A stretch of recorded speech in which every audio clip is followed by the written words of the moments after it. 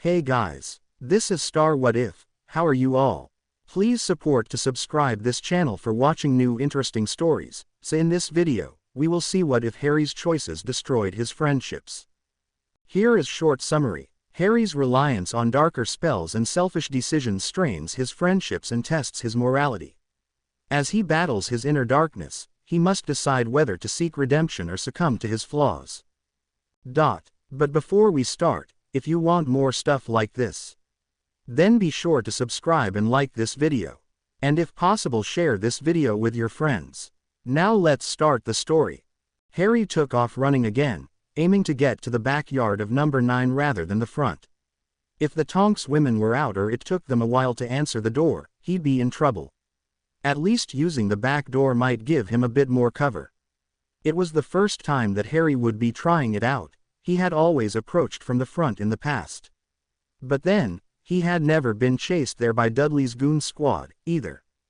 Harry still had a good block or two on Dudley's gang, so he leapt over the fence at the end of the road Tonks' house was located on.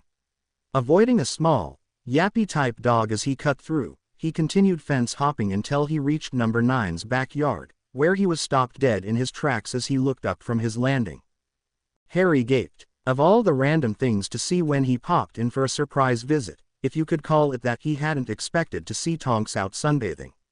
She had on a very blue bikini to match her equally blue hair and a pair of large, silly-looking sunglasses. "Harry," said the girl, staring at him. "The hell are you doing here?" "Blue. Oh, right, Tonks, we need to get inside. I've got a dozen angry idiots chasing me," Harry said, his motor functions recovering from seeing Tonks in a bikini. "They're right behind me, too." "What? Damn it, Harry," Tonks said, quickly getting to her feet and rushing towards the door. "You always have to make a flashy entrance, don't ya?" "That's me," Harry said, grinning as he followed her. Once the two were inside and Tonks had locked the door behind them, Harry slumped to the ground. "Oh man, don't wanna do that again. Want some water?" asked Tonks, taking off the sunglasses she had on. "Very much," Harry said, leaning his head back on the door. He cracked an eye open and watched Tonks walk across the room. "Nice view," commented Boris. "Incredibly," agreed Harry, a tired giggle of sorts escaping him. "Oi, what are you got?" Tonks said, looking over her shoulder and noticing the snake coiled around Harry's neck. Mind explaining?" Harry smiled over at Tonks and slowly got back to his feet. "Tonks, meet Boris. Boris, this is Tonks." Boris uncoiled himself partially, extending his head out a ways so that Tonks could get a better look at him. "A pleasure, I'm sure. Thank you for saving us." "Boris," Tonks repeated. "What did he say?" "Thanks for saving us. That goes double for me," Harry said, stepping in and keying the girl on the cheek. Tonks blushed, pushing a tall glass of water out. Yes, I'm queen of the safe houses. Lemme go change, will ya? I didn't expect anyone to jump in on me relaxing." "Ah, do you have to?" Harry said, taking a long drink.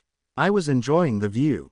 Tonks rolled her eyes. "Men. Hey, it was a compliment," Harry said, grinning. "You really do look good in that." "Yes, I'm sure I do," Tonks muttered.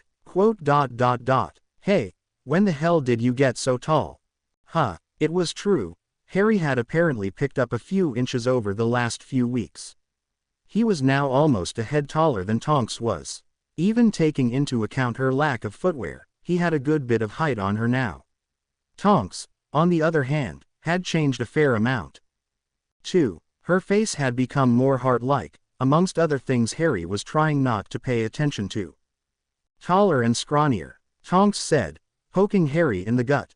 "Gay. Hey, stop that, I'm not scrawny," Harry said, pouting. "I've been eating better this year than I ever have over there." "Oh, hey, that reminds me, is your mum around?" "Nope, she's at work." "Why?" "Sirius decided to spend some time with me at the Dursleys," Harry said. "What?" Tonks cried. "What the hell?" "I know, that was my reaction. But it was great. He showed up in dog form, transformed in front of the Dursleys, and threatened them. Uncle Vernon called the police, but Sirius was back in dog form by the time they got there. He got fined quite a bit for pranking the police, Harry said, walking over to the kitchen table and sitting down. Oh, I wish I could have been there for that, Tonks said, sighing wistfully. Anyway, I'm going to go change into something more decent. Ah, quiet, you've had your eye full for the day, Tonks said, rolling her eyes as she padded out of the room. The day went from awful to really good in a very short time. Harry commented to Boris as he brought the glass of water up to his lips again. He grinned like an idiot, then gulped down the remaining liquid in one go. So it would seem, Boris replied, curling back up around Harry's neck. I take it she hasn't always looked like that. She's grown a bit, let's just put it that way. I guess both of us had growth spurts over the last month or so. But, yeah, wow, Harry said, trailing off. Humans, mumbled the snake. Ooh, Tonks had returned wearing jeans and a dark tank top, pulling her still blue hair back into a ponytail. From there, the two had moved into the living room and Harry gave the girl a retelling of his summer so far. He knew he would be telling it to Andromeda later that night, but it was still so amusing to him that he didn't mind. Harry then sat and told Tonks what he'd like to get done at Hogwarts that year. First thing was finding a bigger, better place to call their hideout. The nest wasn't big to begin with, but they really did need a larger place. Especially since Harry was planning on learning a lot more spells, most of which he had read about and felt ready to start trying out. A place that, should the need arise, could provide them a secondary place to sleep. Somewhere not around the other students. Once, he caught Tonks looking at him strangely. When he called her out, she just shook her head and explained, sorry. You just look so different. It's not just the height you've picked up. Your eyes look different. I haven't been fiddling with my powers much, Harry said, frowning. Not what I meant. They look, well, I dunno how to describe it. They aren't sunken, but... Tonks trailed off. I honestly haven't noticed, Harry said, brow creased. And you really do seem scrawnier for some reason. I know you said you were feeding yourself better this summer and all, but still. Maybe I'm just used to you showing up on the verge of death. Tonks said, Man, that doesn't sound right. We've been through a lot, I guess. I don't think I ever apologized for showing up so often in some kind of danger. Harry said, smirking slightly. Sorry, I'm not trying to make you worry or anything. I worry anyway, Tonks said. Yeah, I know, murmured Harry, leaning his head back on the couch and closing his eyes. After that, he had fallen asleep for a while. It was dark when he woke up next. Tonks was still lounging around next to him, only now she had on some pajamas. He let out a groan as he moved his head, causing the girl to jump slightly. Sorry, he said, rolling his head in a slow circle. Damn, don't let me sleep like that again. Next killing me. Sorry, but you looked like you needed it, Tonks said. Probably did. Entirely not the point, Harry said, stretching. What time is it? 9:15, replied Tonks. Your mum back yet? Nah, she's having to work late tonight. I told her you'd popped in, but figured it was best to not mention anything about Sirius over the fire. Tonks explained. Good thinking. I doubt the Ministry suspects you guys, as his relatives, have anything to do with him. Best to keep it that way, Harry said. Got anything to eat? I seem to have missed a meal here. You'll have to sustain on the same junk food I do unless you want to cook. Tonks said, grinning. I've been in a lazy mood all day. Please note that I haven't minded that one bit, Harry said, getting to his feet. As he did, his lower back let out an angry crack, which caused him to hiss. Ooh, geez, that didn't sound good. You okay? Tonks asked, hopping up as well. I could do with a chiropractor, but otherwise, yeah. Just peachy, Harry muttered, rubbing his back. Look, Tonks, I think I should get back to number 4. I don't think I have to worry about the Dursleys. I've snuck in after dark in the past. Aunt Petunia is the only one who might be awake at this hour. Ah, you aren't gonna stay over? Tonks asked, pouting a little. As nice as it would be to stay here, all my stuff's still over there. And I need to make sure none of those idiots gets to it," Harry said, slipping his hands in his pockets. "I guess that's true. You gonna be okay?" "Good as I ever am," Harry said. "Oh, don't say that," Tonks said, swatting Harry on the arm. "OWW, right, I'll be perfectly fine, Nimmy. Don't worry, if all else fails, I have Boris around. Plus they think Sirius could still be lurking about. And if both of those fail, I'll just start shifting my hair and eye color around in front of them and tell them I can make the effects happen to them if they try any smart stuff," Harry said, heading for the front door with Tonks right behind him. "Well, all right, don't worry, though, Mum and I should be ready to spring our surprise on you soon. Sorry we haven't done anything yet. Mum had to go through Dumbledore about this and he's all but insisting you stay there as long as possible. Give us a bit longer." "All right," Tonks said. "No problem. Like I said, I've been having an easier time there this year, so immediate escape isn't a high priority. It'd be nice, of course, but there's nothing life-threatening happening, goon chases aside." Harry chuckled. "It was good seeing you again, though." "Yeah, you been all right?" asked Harry. "Bored out of my mind, missing you, worried about you, scared you'll show up just one step removed from being a corpse again, you know, the usual," Tonks said, glancing down. Harry sighed. "I really wish I could live somewhere else. I know the blood ward's keeping number 4 are special and stuff, but, still. Couldn't we just ward your house or something? I wouldn't say no to spending my summers here." "Seconded," Tonks said. "And how do you know the blood wards are all special and strong? What do you actually know about them?"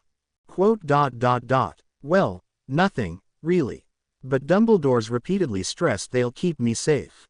I dunno, in case one of Voldemort's incarnations gathers followers or something," Harry said. "You might look into researching blood magic this year or something. See if the old man's really tellin' the truth," Tonks said. "Bitter at him?" asked Harry, grinning. "Incredibly," grumped Tonks. Then, poking Harry in the chest, she said, "You come visit more often." "Why don't you visit me more often?" Harry asked, still grinning. "You and your mum should come by for a spot OT or something. Just out of the blue. The Dursleys won't dare deny you access if your mum's around and has her wand on her." "Ooh, that sounds like a plan," Tonks said, a gleam in her eye. "I'll wait up for Mum and run some ideas by her, see if any work out." "It's a plan, then," Harry said. "See you soon, I hope." "The sooner the better," Tonks said, nodding. "Have fun sneaking back in." "Are you kidding? I'm practically a ninja with all the sneaking I can do. Blame Leon for that one," Harry said, laughing as he tugged open the door and stepped out into the cool night. "See ya. Bye." It seemed like one of the ideas Tonks ran by her mother clicked or something, as the very next day, around noon, the two women stopped by number 4. It had started out as an average day. Harry hadn't gotten much sleep the night before for some reason, so he was in a bit of a foul mood. He had learned ages ago to keep his emotions securely locked down while around his relatives. But now that he had Boris, he was feeling a bit more daring. He still made the meals as usual, though he banged the pots and pans around a bit more than normal. When Vernon had yelled at him for it, a dark glare from both Harry and Boris quickly made the man back down. An hour or so before lunch, Hedwig had pecked at Harry's window. After a brief, and quite odd, confrontation between Snake and Owl, Harry managed to get the note that Tonks had sent him. Boris seemed to think that Hedwig was going to be his doom, and Hedwig seemed to think that Harry had gotten her a treat. It had taken a good 5 minutes of rapid moving and talking to get the two animals to see eye to eye. In her note, which was hastily scrawled, she told Harry to make extra food for lunch. Anything was fine, because she and her mother would be stopping in. This immensely lifted Harry's spirits. He wasn't sure if their plan to get him out was going to be a part of this little visit, but the visit itself was sure to be hilarious, so he didn't much care. A little before noon, Harry went about cooking again. It was a simple meal by his standards, revolving mostly around pasta. He didn't want to make anything particularly large. Vernon had been known to lob steaks at Harry's head in the past. He had briefly considered one of the Dursleys grabbing a handful of spaghetti and slinging it in the faces of the Tonks women, but he knew that Andromeda would hex their fingers off if they tried. The smell, as it tended to do, rounded up the Dursleys on its own. They took their usual spots at the table, having no idea what was about to happen. The first indication that something was up came with the amount of food Harry was preparing. An extra large salad and far more pasta than usual, which didn't go unnoticed by Petunia. "What on earth are you doing, boy?" she snapped, glaring at him as he set the salad down on the table and turned to go back to the stove. "How much are you planning on eating?" "No more than us," Vernon snarled quietly, "or he'll be compensating us. Visitors are coming," Harry replied matter-of-factly, stirring the pasta slowly. "I beg your pardon," Petunia said, turning in her seat to stare at Harry. "And just who do you think will be stopping by?" "Friend of mine," Harry said. "And who gave you permission to do this, exactly?" growled Vernon. "Oh, do shut up," Harry said, sighing lazily. "Stuff your fat gob with lettuce if that's all you're going to go on about." "What did you say to me?" Vernon roared, slamming his hands on the table as he got to his feet. Turning, Harry glared venomously at the man and hissed out, "I told you to shut your fat mouth, you bloody hippo. Now sit back down or this fork is going to find itself lodged in a place that's going to be very embarrassing to explain to the doctors." Of course, the sudden switch to Parseltongue caused the Dursleys to go pale. Vernon was the first to recover, and he was just about to storm around the table at Harry when the doorbell rang. Dudley, who had apparently either forgotten about Harry mentioning that his friend was coming by, that or he just hadn't been paying attention, was quick to leave the room to answer its call. Of course, a moment later and the boy let out an appropriately pig-like squeal, charging back into the kitchen and bolting to the far side of it. Moments later, Tonks popped her head in. Spotting Harry, she stepped in properly. Harry goggled at her. In all the time he had been friends with the girl, he had never seen her wear a dress. Hogwarts uniforms clearly didn't count. But there she was, in a pale blue sundress, complete with matching shoes. Her hair, which of course matched the rest of her outfit, was in a ponytail that still reached the center of her back. Her eyes, a deep blue, seemed to twinkle when she looked to Harry. "Watch her. Your cousin seemed scared of me for some reason, so I thought I'd follow him in." "How's lunch comin' along?" Tonks asked, walking over to where Harry was standing. "First off, since when do you own a dress? Second, you look beautiful. Third, is your mum around?" Harry replied, ticking off points on the hand he wasn't holding his stirring fork in. "To answer in order, I've always had a few, thank you, and yes," Tonks said, smiling. "Boy," roared Vernon, "I won't have your people in my house." "Didn't I tell you to shut up, you bloody hippo?" Harry asked, sighing in a rather tired manner. "Oh, that's right, you couldn't understand me. Well, I told you to shut up, in any case. Tonks, could you go wave your mum in? Lunch'll be ready here in a minute." "Sure thing," Tonks said, bouncing back over to the kitchen door and disappearing for a few seconds. When she returned, Andromeda was with her. The older Tonks had on a very smart, black business suit. Her dark hair was pulled up in a rather McGonagall-esque bun, and she had on a pair of square-framed glasses. Harry almost snorted. He had no idea what the woman was planning, but it was bound to be amusing. Even when she went into work, she didn't dress like that. Tonks bounced back over to help Harry plate up and serve the remaining food, whispering to him, "I almost busted a gut seeing her like that. You did better than me holding it in." "Why is she dressed like that?" asked Harry in an equally quiet voice. "You'll see," Tonks said, winking. Andromeda was quick to pull her wand and, in a few flicks, expanded the dinner table and added 2 chairs to it. The Dursleys all made various noises and groans at the sight of magic being performed in front of them. Harry thought they must have been frightened enough to not yell or anything. After everyone was seated, Harry finally made the proper introductions. "Aunt Petunia, Uncle Vernon, this is my friend Tonks and her mother, Andromeda." Petunia made an upturned nose sniff at their names, while Vernon simply glared down at his plate. Dudley, who had cautiously made his way back to the table, was too busy stuffing his face to really pay any attention. I don't know if he's ever told you this, Andromeda began, her voice dry and pitched down a tone. It did wonders to make her seem no nonsense. But I work with the magical version of what amounts to Child Protective Services. In other words, I ensure children are well taken care of in their homes and that there is no abuse taking place. At this, the elder Dursleys' eyes snapped up, staring at Andromeda for a moment before turning and glaring at Harry, who was eating his pasta extra hard so that he didn't accidentally crack up and ruin the whole thing. This was going to be good. Now see here, Vernon said, his voice forcefully calm. We've done nothing wrong to the boy. That's not what I've seen, said Andromeda, adjusting her glasses. I've seen his upper body. In fact, just a few years ago, he turned up on our doorstep very near death. He was beaten so badly. And you think we have something to do with it? Snapped Petunia. Unless some unknown party met with Harry between your house and mine. And it isn't the first time I've seen him injured.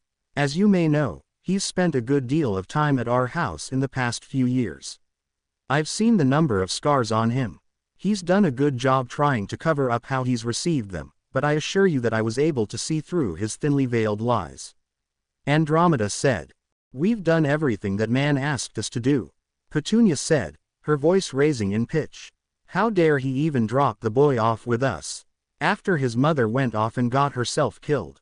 Boris, Harry said, in clear English, raising his head to stare into his aunt's eyes. The miniature inland taipan slithered out from one of Harry's sleeves, raising its head to look up at Petunia. Petunia shrieked, shoving herself away from the table faster than Harry thought was possible. Dudley fell over backwards in his chairs. Vernon got to his feet as well, though in a far more civilized manner than his wife. The snake slowly crossed the table, letting out a low hiss. Call that thing off, boy, roared the man, turning purple. I told you to shut up, Harry roared back, finally getting to his feet as well. Or do you want to die too? Harry, Andromeda said, placing a hand on his arm. No, they aren't going to talk about my mother like that, Harry growled. They have no right to talk about her. I know that, dear. But calm down, we're getting you out of here. Don't you worry, Andromeda said, her voice back to its usual tones. Looks like my plan didn't work out as smoothly as I had hoped. It isn't your fault these people are heartless, Harry murmured. With a nod, Boris had turned and slithered back up Harry's arm. You know, Aunt Petunia, for as much as you call me a freak and inhuman, you sure don't act like one yourself. Being glad your only sister is dead. That's disgusting. Don't you speak to me like that, Petunia shrieked, pointing a bony finger at Harry. I'll speak to you however I bloody feel, you insensitive cow. Harry spat. Vernon was about to say something, his face now a bright red, when Harry turned on him. And if you start one more time, I'll let Boris loose and won't call him back. Be glad I'm not willing to be expelled. Otherwise, all three of you would have died a long, long time ago. Harry then turned and stormed out of the kitchen, hissing quietly to Boris as he did. That went well, said the snake. Shut up. Now, no need to be snarky with me. Yes, well, being snarky's about the only thing I can do at this point. Harry growled. I can't very well rip off their mouths or anything, now can I? As much as your cousin and uncle could do with such an operation, I don't think your ministry would be very happy, no. Replied Boris. Exactly. Sometimes I wonder why Voldemort killed Mum and Dad rather than them. Harry said, climbing the stairs quickly. How can there be any kind of justice in the world where good people like my parents had to die while those people get to live? The world is a very cruel and unfair place, Harry, hissed the snake. But you mustn't get like this. You don't want to become so lost in your hatred that you lose sight of your goals. When the hell did you get philosophical? Harry asked, slamming his bedroom door behind him and flopping backwards onto his bed. As a snake, one tends to have lots of time to think. Came the answer. Sounds like a much more pleasant life than what I've got, Harry said. Guess I really screwed up their plan. And I made myself look like a damn idiot in front of them. Some hero of the wizarding world I am, huh? Even heroes are allowed to slip up now and then, else they wouldn't be human. Sometimes I wonder if trying to distance myself from humanity would be a good idea. Go off and be a hermit in some sketchy mountain somewhere. Fire curses at random hikers and stuff. Harry said. As amusing a mental image as that is, I don't think the solitary life would be your thing. You need your friends. You need her, said Boris. I know, Harry said, sighing. I know I do. Damn it all. Why is it that every time there's some plan to do something, I have to go and screw it up? Because your relatives are barely human themselves, hissed the snake. With all of the faults you seem to put on yourself, you are far more human than they could ever be. You, at least, are honest with your emotions. Emotional outbursts aren't fitting of a Ravenclaw, Harry muttered. You have yet to explain to me what a Ravenclaw is, you know, said Boris in what seemed to be a dry voice. Oh, shut up, Harry mumbled. Harry, that one wasn't Boris. Harry sighed. Come on in, Tonks. The girl opened the door, blinking around at Harry's room. Geez. Yeah, I live the high life, Harry muttered. Sorry about that outburst down there, by the way. S'alright. How are you feeling? Tonks asked, sitting on the edge of the bed next to him. Rotten. Mum's downstairs giving your relatives a severe dressing down, Tonks said, smiling faintly. You'd probably get a kick out of it. When I left, she had backed the lot of them into a corner and was threatening to hex off, well, bits and pieces of them, so to speak, if they didn't start treating you like a living person. Yeah, that'll work, Harry muttered. Come on, you're spending the rest of the summer with us. We were up late arguing with the old man through the fire, Tonks said, hopping to her feet. Dumbledore. Yup, I gave him a right earful last night, too, Tonks said. Made what you did downstairs seem like a pleasant conversation. And your mum didn't stop you? Harry asked, eyebrows raised. Stop me, she joined in a couple times, Tonks said, grinning.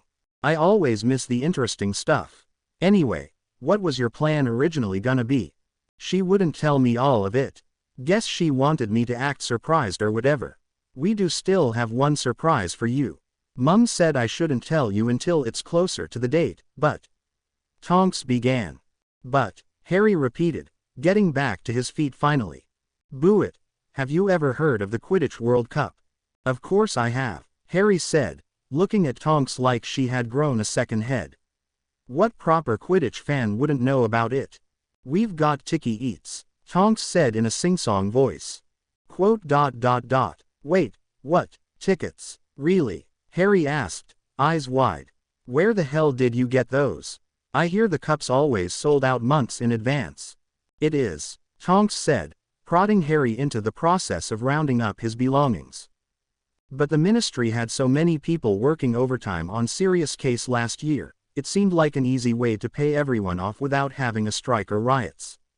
See, everyone was supposed to get overtime pay and stuff, but since Sirius got away, that dolt Fudge felt like no one pulled their weight.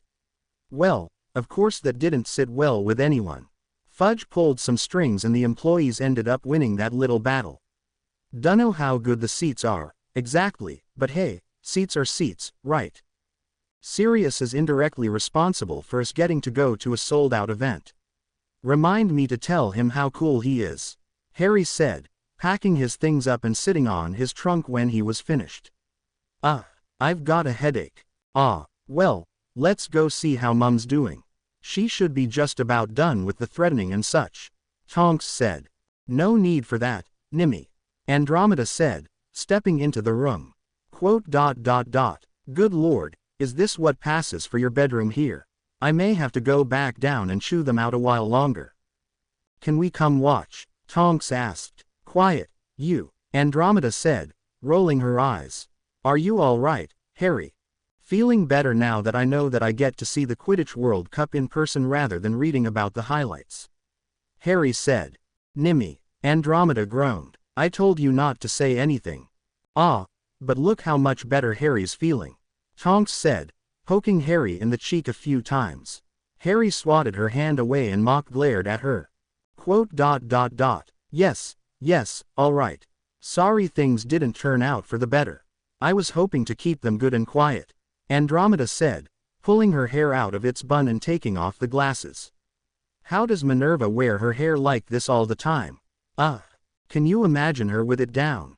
Tonks asked. I can't. Personally, I think she has really short hair and just got a cinnamon bun attached via sticking charm to her head. She wasn't able to null the spell, so she transfigured it to look like hair. That's the most ridiculous thing I've ever heard, and I want to figure out a way to see if it's real. Harry stated. Anyway, Andromeda interrupted. Hop off your trunk and I'll shrink it down. Dunno if Nimmy said anything about it, but you're staying with us the rest of the summer. The World Cup's on the 25th, so you've got some time to unwind. Sounds wonderful, Harry said, getting up once more. As the three made their way out of number 4, the Dursleys never showed up during their departure. Harry suddenly remembered something. Hey, Andromeda. Yes, dear, you've gotta hear what's been happening this year. Not sure if Tonks told you or not, but Sirius showed up. What? Harry grinned. And, for the entire trip back to number 9, Harry once more told the story of what he had been up to that summer. Harry jerked his head sharply to the right, causing his neck to let out a series of painful-sounding cracks. He smiled and slowly rolled his head to the back, then straightened it up again, opening his eyes to see both Tonks women before him, wincing. Geez, Harry, doesn't that hurt? Asked the younger of the two. Not at all, Harry replied. Feels very good, actually. That can't possibly be good, nonetheless, Andromeda said, rubbing at her own neck slowly. The trio were sitting at the kitchen table at number 9, having just finished a lovely breakfast. Harry and Tonks had been having their post-food inhalation stretches and such.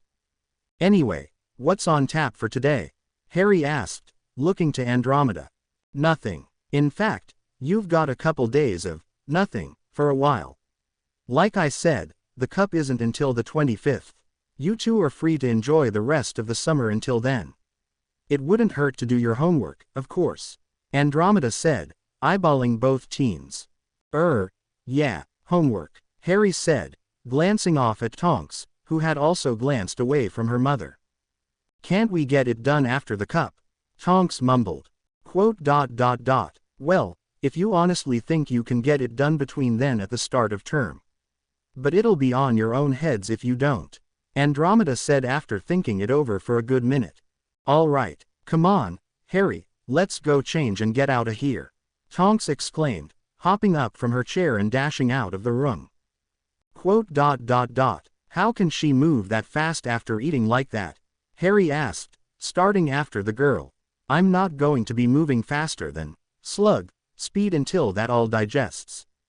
She's always been that way, Andromeda said, getting to her feet and spelling the dirty dishes clean once more before floating them back to their proper places. Go on, she'll drag you outside in your pajamas if you aren't hurry. Blah, Harry muttered, leaving the table as well. Exiting the kitchen, Harry slowly plodded his way upstairs. It was a good thing Tonks liked to match her hair and eyes with her wardrobe, else he'd never even reach the staircase before she'd come bounding out, ready to go. Once in his room, Harry picked out a pair of jeans, looser than he'd normally choose to account for his currently expanded stomach, and a simple, blue shirt. After changing, he walked over to the bed and tugged the covers back from the pillows. Boris lay, curled up, on one of them. All right, Harry hissed, gently tapping the snake. Time to get out and experience the day. The day can bugger off, muttered the snake sleepily. Go way, Harry snorted. Great, possibly the only displaced, miniature inland taipan, and it has to be cheeky. Up and at 'em, Boris. If we run into Dudley and his gang, I promise you can eat Piers. Though I'll warn you now, he's not much of a meal. Boris opened his eyes lazily and turned to look up at Harry. With something that vaguely resembled a scowl, the snake uncoiled and waited for Harry to lower his arm. Once he had, the snake spiraled up it and under his sleeve. From somewhere, the snake hissed, I can't unhinge my jaws enough for the scrawniest of that gang your cousin has. How many rats do I have left? Just the one. I can think of another. I wish you could get your fangs on, though. Harry said. It's really eerie when you do that, came a voice from the doorway. Harry spun around to see Tonks leaning against it, eyebrow raised. She had on a pair of white jeans and an extremely pale blue tank top. Her eyes were slightly darker than the shirt, but her hair was just as white as the jeans, worn short with fairly long bangs. "Have you no decency, woman?" Harry asked, mock glaring at the girl. "I could have been changing."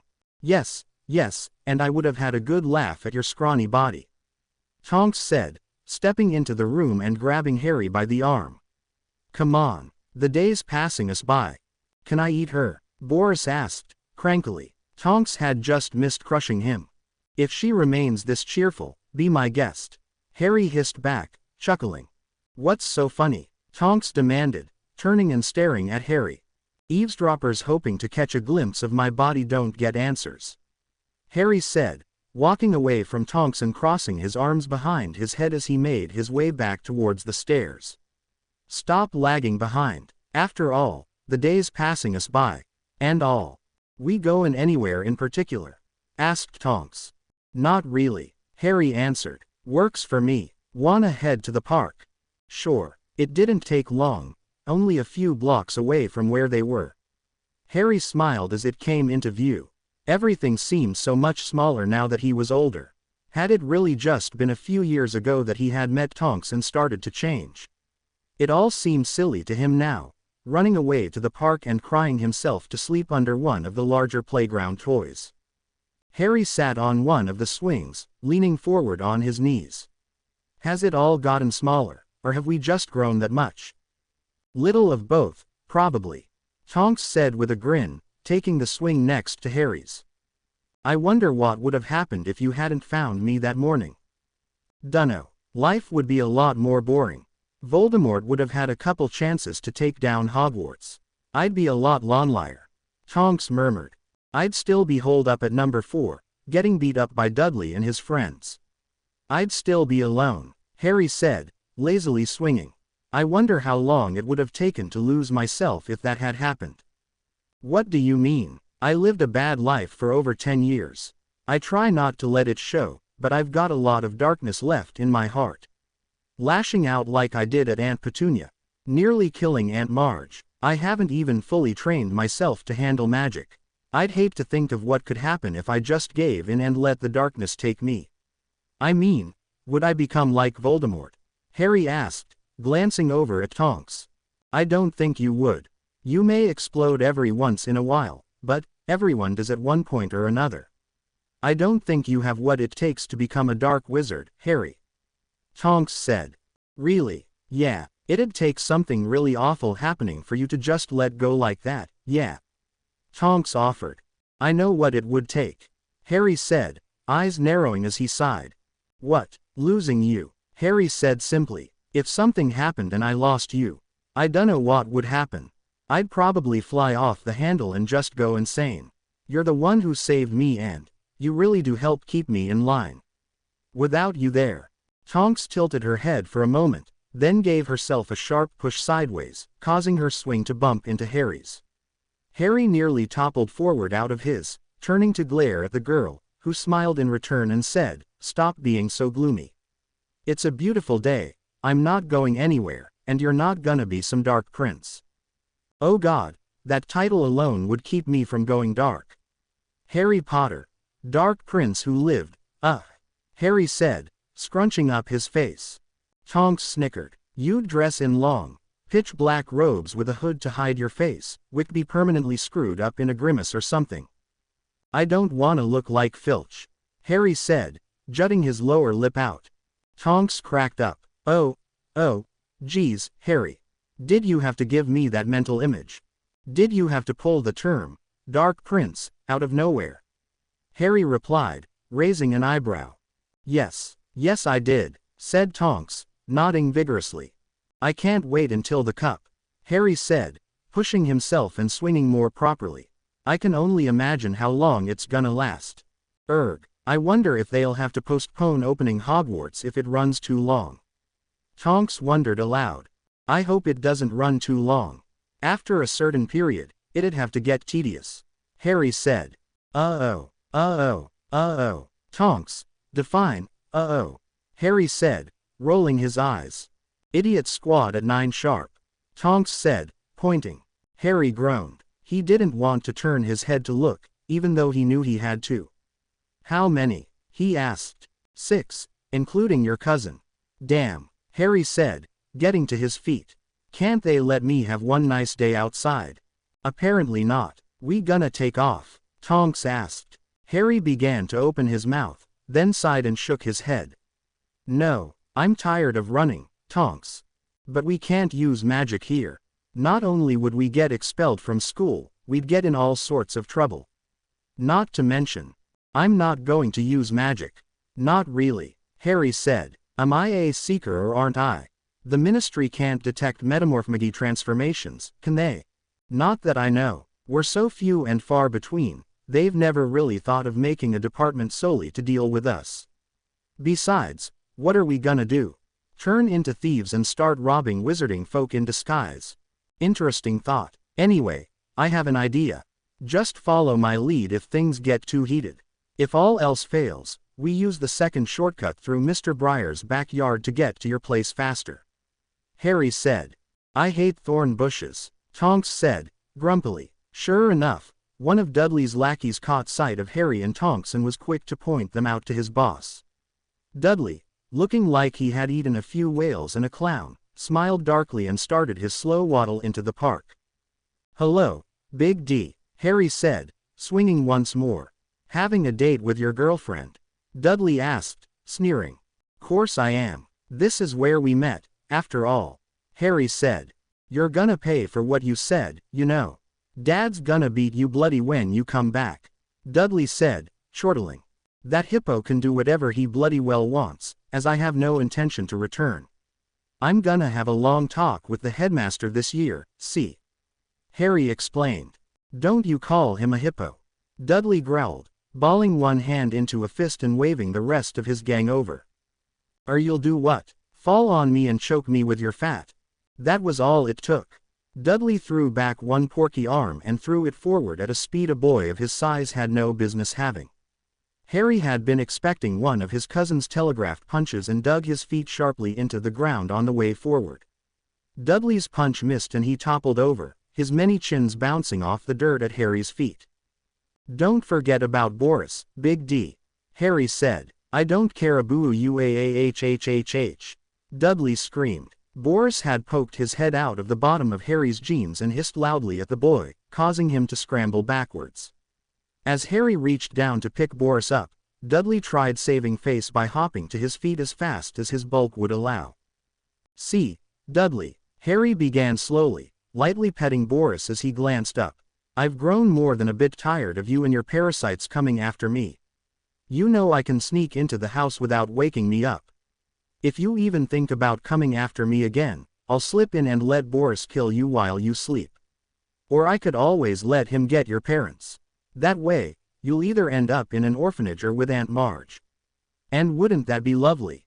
You wouldn't dare, Dudley growled. You don't have the balls. Oh, Harry smiled and, using his powers, made his eyes quickly jump from their usual emerald green color to a bright, searing red. Half of the gang currently with Dudley yelped, one of them took off running, and the rest hid behind Dudley. Dudley himself looked like he wanted to go running after the one who escaped, but had to act tough in front of the rest of them. Yeah, Tubby, stop bugging me and Harry, Tonks piped in, stepping up beside Harry and sending her own eyes through a rainbow of colors, all in rapid-fire succession.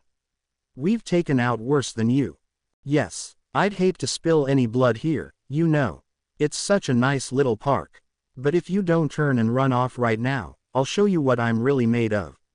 Harry said, his voice growling out the words. And just to add a bit of added threat to them, he shifted to Parseltongue and spat, no matter what I say right now, you're going to squeal and flee, aren't you? Despite not understanding a word of what Harry had said at the end, the gang did indeed do just that. Dudley was first to yell and take off running.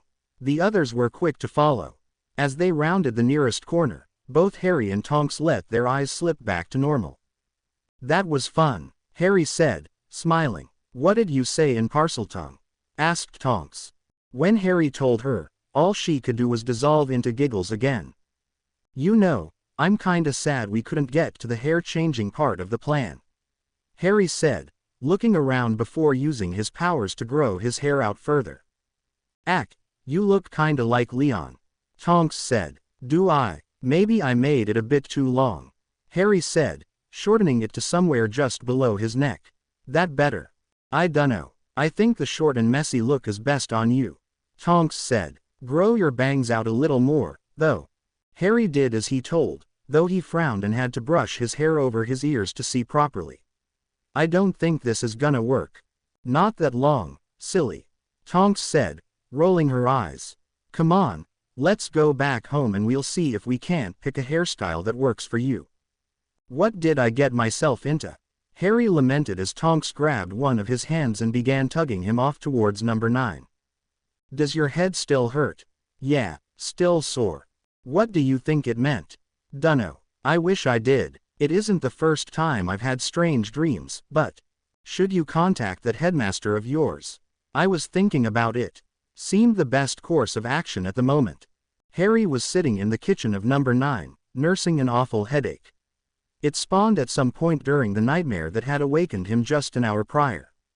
He had gone downstairs to get something to drink in hopes of it somehow helping.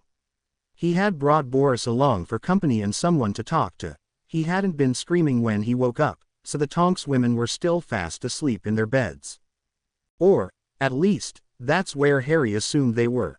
"Don't I keep telling you how strange that is?" came a half-yawning voice from the doorway. "Sorry," Harry said, in English this time, smiling as he looked over. "I didn't wake you up, I hope." "Nah," Tonks said, padding into the room and heading for the fridge. "Woke up and my stomach was grumbling. Need cake." Harry chuckled. "What are you doing up? You don't look so hot," Tonks said, peeking over the fridge door.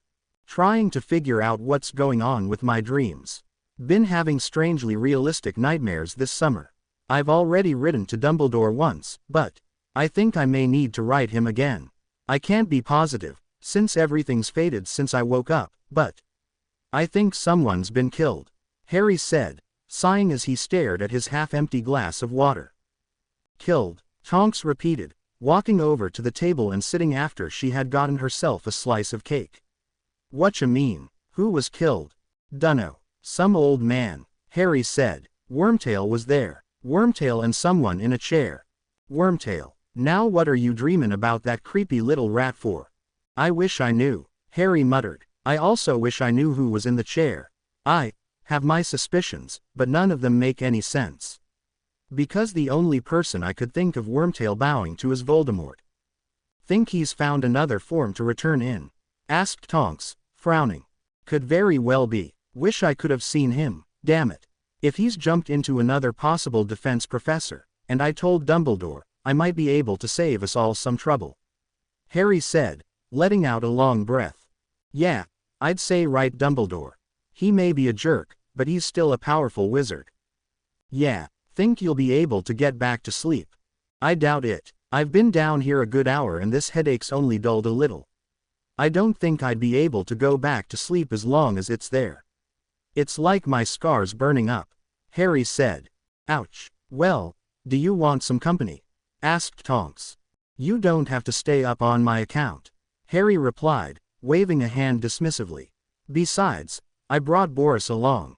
"Yeah, well, I'm still hanging around, till I get sleepy again, at least," Tonks said. "Not good leaving you with your thoughts."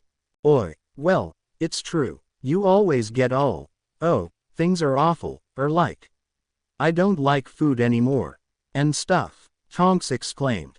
"I have never said either of those," Harry protested, glaring at the girl. "Want some cake?" offered Tonks. "Nah, see, what? Hey, that doesn't prove anything." "I've never said that," Harry argued, scowling. "You may as well have," Tonks said in a sing-song voice, grinning. "Oh Lord, I may have to retreat to my room just to escape you. I can't deal with Tonks' madness at 3 in the morning," Harry said, shaking his head slowly. "Tonks' madness. Tonks' madness. I take offense to that," said the girl. "So do something about it," replied Harry in a dry voice. A minute later and Harry was on the ground, laughing like an idiot as Tonks, who had pinned him down, was tickling him mercilessly. "You asked for it," she cried. I can't believe you're keeping your hair grown longer, hissed Boris an hour later, when Harry was back in his room. He had just finished his letter to Dumbledore and had sent Hedwig off into the night. She's very persuasive, Harry said, shrugging as he sat on the edge of the bed. His hair was now down to his shoulders again, with his bangs just short enough that Harry could see well. When Harry complained that Tonks wanted him to have a mullet, she told him he was supposed to grow it out on the sides, too. Feeling better now, much, though that dream still worries me, Harry said, sighing. I dunno, something about it stood out too much. Dunno how to explain it any better than that. It is strange, Boris said, curled up on a pillow. But try not to think about it again. Your headmaster is sure to know something, surely. I hope so, Harry said, flopping back and staring up at the ceiling. Hey, Boris. Yes, I know this is an odd question, especially given that you're a snake and we're fairly new as far as knowing each other goes, but... Harry began, pausing to think about what he wanted to say. It's about Tonks. Do you think that, I dunno, the two of us, maybe. Are you asking if I think she would be a good choice as your mate? Asked the snake. Well, that kinda depends on what form of mate you're using. Harry said, glancing aside. There's a couple and, the form is entirely dependent on what you feel it should be. Said Boris. Do you care about her? Of course. Does she care about you? I think she does. She hasty ***ed me a couple times. Nothing serious or anything, but, yeah. Harry said. I don't see the problem, then. It's just, I seem to be a magnet for trouble. I don't know why. I don't want to be, but I seem to have a thing for saving people. It would be nice if no more dangers found their way to Hogwarts. I could finish my schooling in peace, and then Tonks and I could. Tonks and you could, what? Harry sighed. I dunno. Seems silly to think that far into the future. Every year at that school seems to age me at least 3 times as much as I should. It takes a lot out of me, the stuff that happens. You know those stories I told you about, yeah. Each of those has forced me to leave more and more of my childhood behind. I know I should be looking forward to becoming an adult, but I don't want to do it before it's time, you know. I want to enjoy what's left of my childhood. It was nice just swinging in the park earlier. Perhaps you'll luck out this year. Boris said. I wish I could believe that. But between the track record and these weird dreams I've been having, I just have this feeling that something dark is going to happen. I don't like the feeling one little bit, either. But back to the point. I don't want Tonks to keep getting tangled up in these stupid adventures I seem to keep having. I don't want her getting hurt. Or worse. I meant what I said earlier. If I lost Tonks, I dunno if I could keep on the so-called light side of things. Harry explained. Would you kill? Asked the snake. I already have, Harry replied, darkly. A man possessed, a basilisk, and a memory. The man counts, even if he was little more than a husk for Voldemort. But you don't remember killing him. I blacked out before it happened. But my hands were doing a number on his face. It was sizzling pretty badly. Harry said. I see. Have you actually seen a real person die, then? Not technically, Harry muttered. There always seems to be some way around that. But, if someone killed Tonks, yes, I would kill. I would kill without any hesitation. She means everything to me. Losing her means losing myself, Boris. The darkness would win. You don't think you would eventually move on? That a time would exist when the grieving would stop? Would you be able to love again?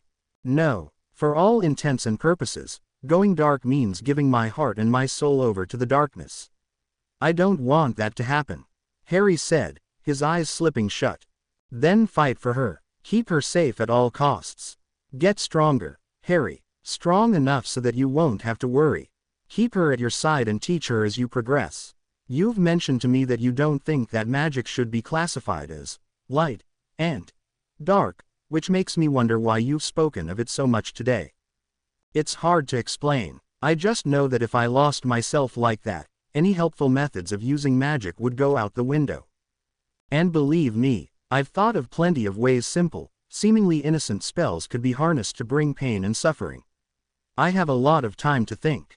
And I haven't had much reason to think of happy things lately. I'm glad I'm out of number 4 and all, but I know I'll have to return. I know that Voldemort will probably come after me again somehow. I just hope I can stay on the narrow ledge that I seem to have been put on. Sometimes it's hard, Harry said. Choices often are, agreed the snake, but that is what separates you from the so-called bad guys, Harry. You worry about these things.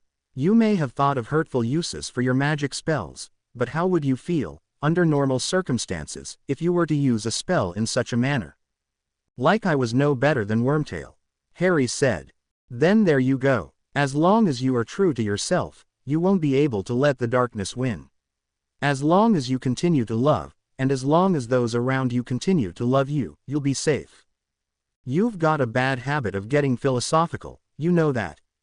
You started it, Boris pointed out. What? I did not, Harry exclaimed. Did so, did not, did so, did and damn it, has Tonks been teaching you how to argue? Harry grumbled, switching back to English.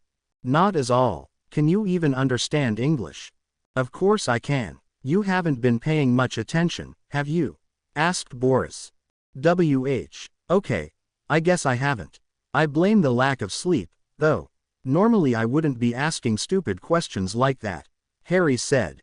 So try and get more rest. Is your headache gone now? Yeah. Are you sleepy? Kinda. At the very least, hissed Boris, moving from one pillow to another as Harry spun a quarter turn so his head could rest on one. As well, close your eyes as we talk. Even if you don't drift off, it's better than staring at the ceiling all night. I guess you're right, Harry said. I think I'm gonna try and get back to sleep though, if that's all right with you. We can talk when I wake up. If that is what you wish. Boris replied. Good night, Harry. Night. And, thanks. You're quite welcome. Harry stared out the window of his room. It was night out. It would continue being night out for upwards of 3 hours, 17 minutes, and somewhere in the neighborhood of 15 seconds. You're far too restless, commented Boris, curled up on a pillow across the room. Something just doesn't feel right, Harry said, leaning his forehead against the glass. What do you mean? I've just got this bad feeling something's going to happen at the cup. Harry explained. No real evidence of it, but my instinct is telling me to be cautious. Instinct? Huh.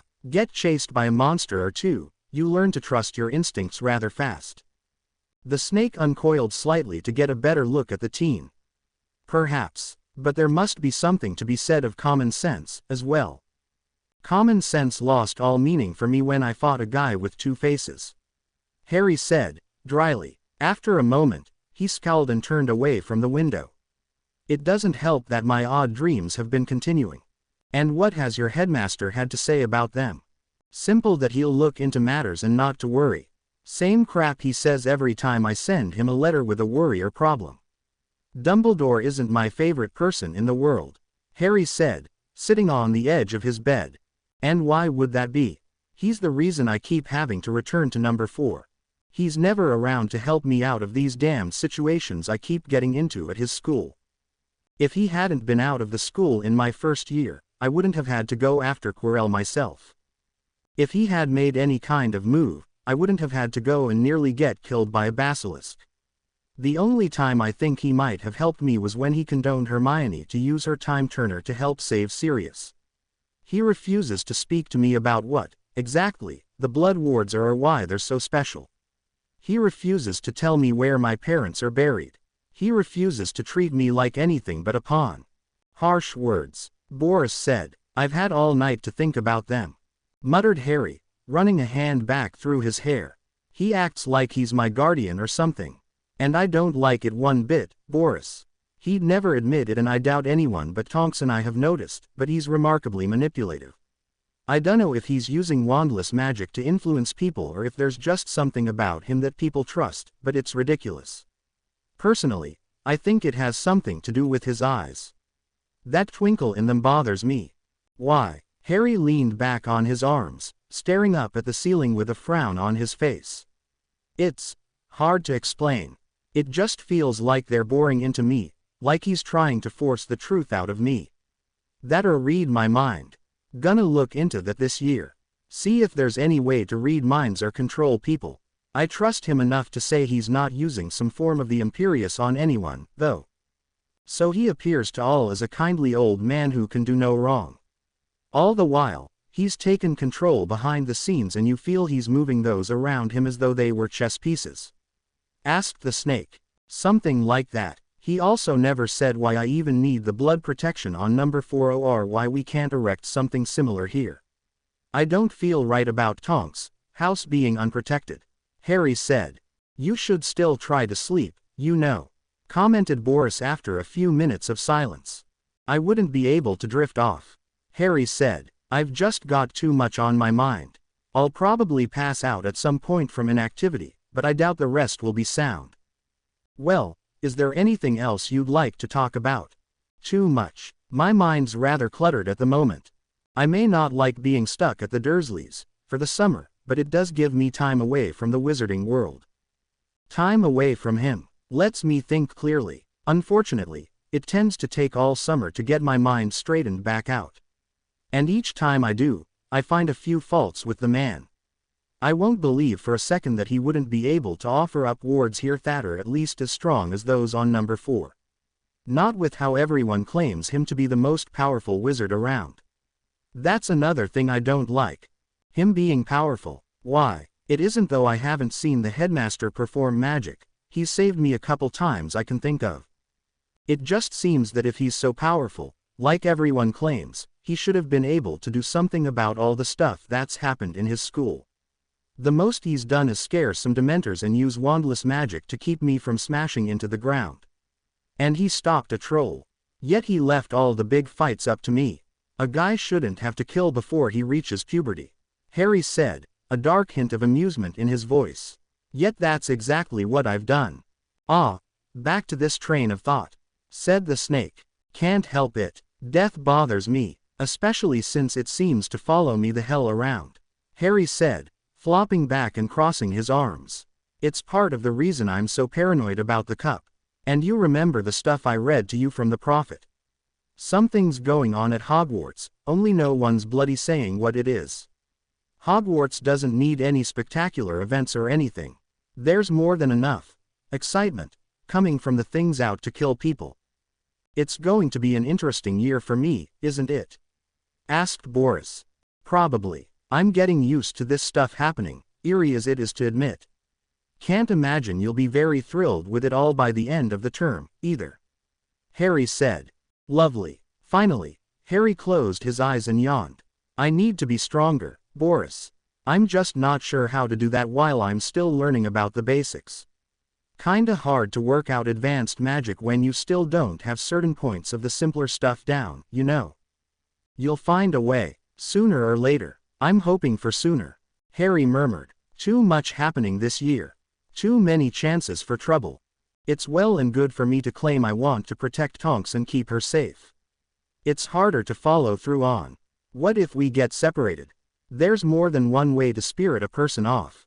It bugs me that Voldemort didn't reappear last year. It really does. Trelawney's damn prediction keeps coming back to me. It feels like pieces are fitting together in a twisted sort of puzzle, only I'm not allowed to watch. I just have to guess what's gone where. I don't like it. Few would, Harry. Few would, said Boris. He coiled back up on the pillow, watching Harry until the boy had drifted off into another restless sleep. Let us hope the puzzle doesn't get finished before you're ready to see the picture it forms. Harry felt his way forward, being unable to properly see in the dark yet. He wasn't sure where he was, but he knew it felt familiar for some reason. The familiarity was outweighed, however, by the creeping dread. This place was too silent, too still. There were no people moving around. There were no cars driving along the streets. The mere sounds of nocturnal animals and insects was not present. Not even the wind would blow to help Harry try and establish some sense of direction in this place. The only beacon in the darkness rose above the rest of the buildings, at the end of a long street. A small mansion of sorts with a light coming from a lone, upstairs window. It almost seemed to phase in and out of reality. Harry was having a hard time keeping track of it despite the fact that his eyes never left the spot once he had locked onto it. There was a vile fog in the air, which seemed almost supernatural in and of wasn't being helpful, in any case. And the distinct feeling of cold, like he got when Dementors drew near, had been coursing through his veins ever since he awoke in this dismal, dark location. The hair on the back of his neck rose when the silence was violently broken. A siren, somewhere behind him, had started to go off. Loud and seemingly unending, it tore through the darkness like a knife. The window once more became visible and, feeling as though death itself was coming for him, he took off running. The street was half destroyed, as though heavy objects had smashed into it and then subsequently been removed. Harry did his best to keep himself from tripping.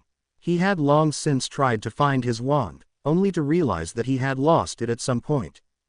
Chills were running down his spine now as he collided abruptly with the large, iron gate in front of the mansion. For once, it seemed as though luck was on his side, as one half of it was open. After passing through, the siren in the distance was cut off. The noise didn't wind down slowly, it had simply stopped dead. There was nothing natural about this place in Harry's mind. Something had cleared the town out. Something had removed all traces of life. The question was what, and if no one was around, why was the light upstairs on? One of the two doors leading into the building was open. But unlike the gate he had previously been through, this passage forward made Harry once more fill with dread. Though there was no wind to push it, the door blew back and forth slowly, as if rocked by some unseen hand. Carefully making his way inside, Harry was met with an even stranger sight. The mansion, though it looked new from the outside, looked as if it should have been condemned and destroyed ages ago. Everything was black with dirt and rust, along with the unmistakable splatter marks that could only be made by blood. Harry briefly pondered his options. He could either take his chances back outside, in the fog, cold, and darkness, or continue pushing forward into the rusted, blood-soaked abode. Neither was particularly pleasant. It didn't take him long to find the room with the light coming from it. He had made sure to glance up as he ran between gate and door. He was having trouble navigating the place, however, as his feet kept piercing the ground beneath him. Near the top of the stairs, he had nearly snapped his ankle as his foot suddenly pushed through a step rather than come to rest on top of it. A foul odor was emanating from the room, and Harry could very faintly hear a voice. Though quiet, it was very high-pitched and scratchy, as though the speaker hadn't talked in years. Harry felt he should remember this voice, as it certainly felt as if he had heard it before, though he wasn't able to recall where. Harry reached out and took hold of the old, crusted-over doorknob and twisted it, pushing it open. Light flooded Harry's eyes, causing him to gasp aloud and clamp his eyes shut. Slowly, so as to allow them to adjust, Harry let them open once more. He immediately wished he hadn't. Boris. Eyes snapped open as Harry let out a strangled scream. The boy's eyes then opened as wide as they could and, before the snake could ask what was wrong, Harry had bolted out of bed, slammed open his door, and ran out. The Tonks women had been awakened by the scream. It wouldn't have surprised Andromeda if everyone around them had been, as well. The two had met out in the hall, immediately turning to face the bathroom, where the sounds of violent retching could be heard. Tonks made a face, looking to her mother. Andromeda nodded and motioned for her daughter to wait in Harry's room. "Harry," asked the woman, stepping into the doorway. "What's wrong? Are you sick?" When Harry's head rose from its position over the toilet, the look he gave her made her blood run cold. His pupils were smaller than Andromeda had ever seen on a person, and that included both victims and attackers back in Voldemort's reign.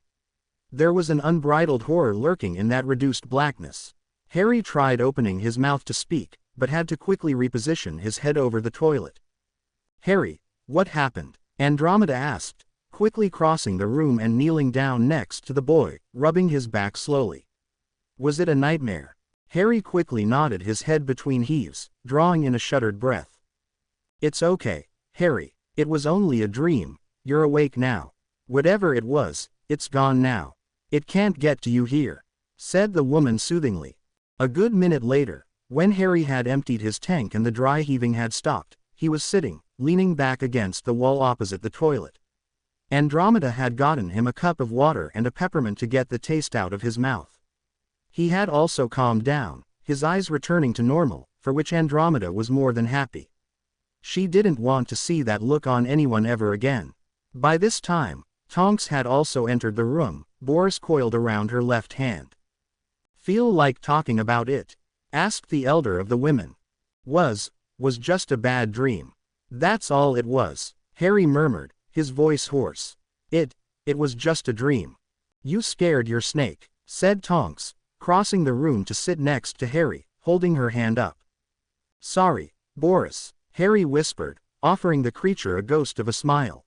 "What happened?" asked the snake. "1 minute you're sleeping peacefully, then you jackknife out of bed." Harry let out a weak laugh. Then, seeing the confused looks on the women, he explained what Boris had said.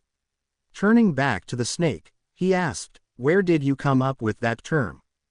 "You'd be surprised," replied Boris. After a few minutes, the headache Harry had gained was ebbing away. He had been able to replay the events in his mind without getting sick again, though he saw no need to induce vomiting on the women with what he had seen.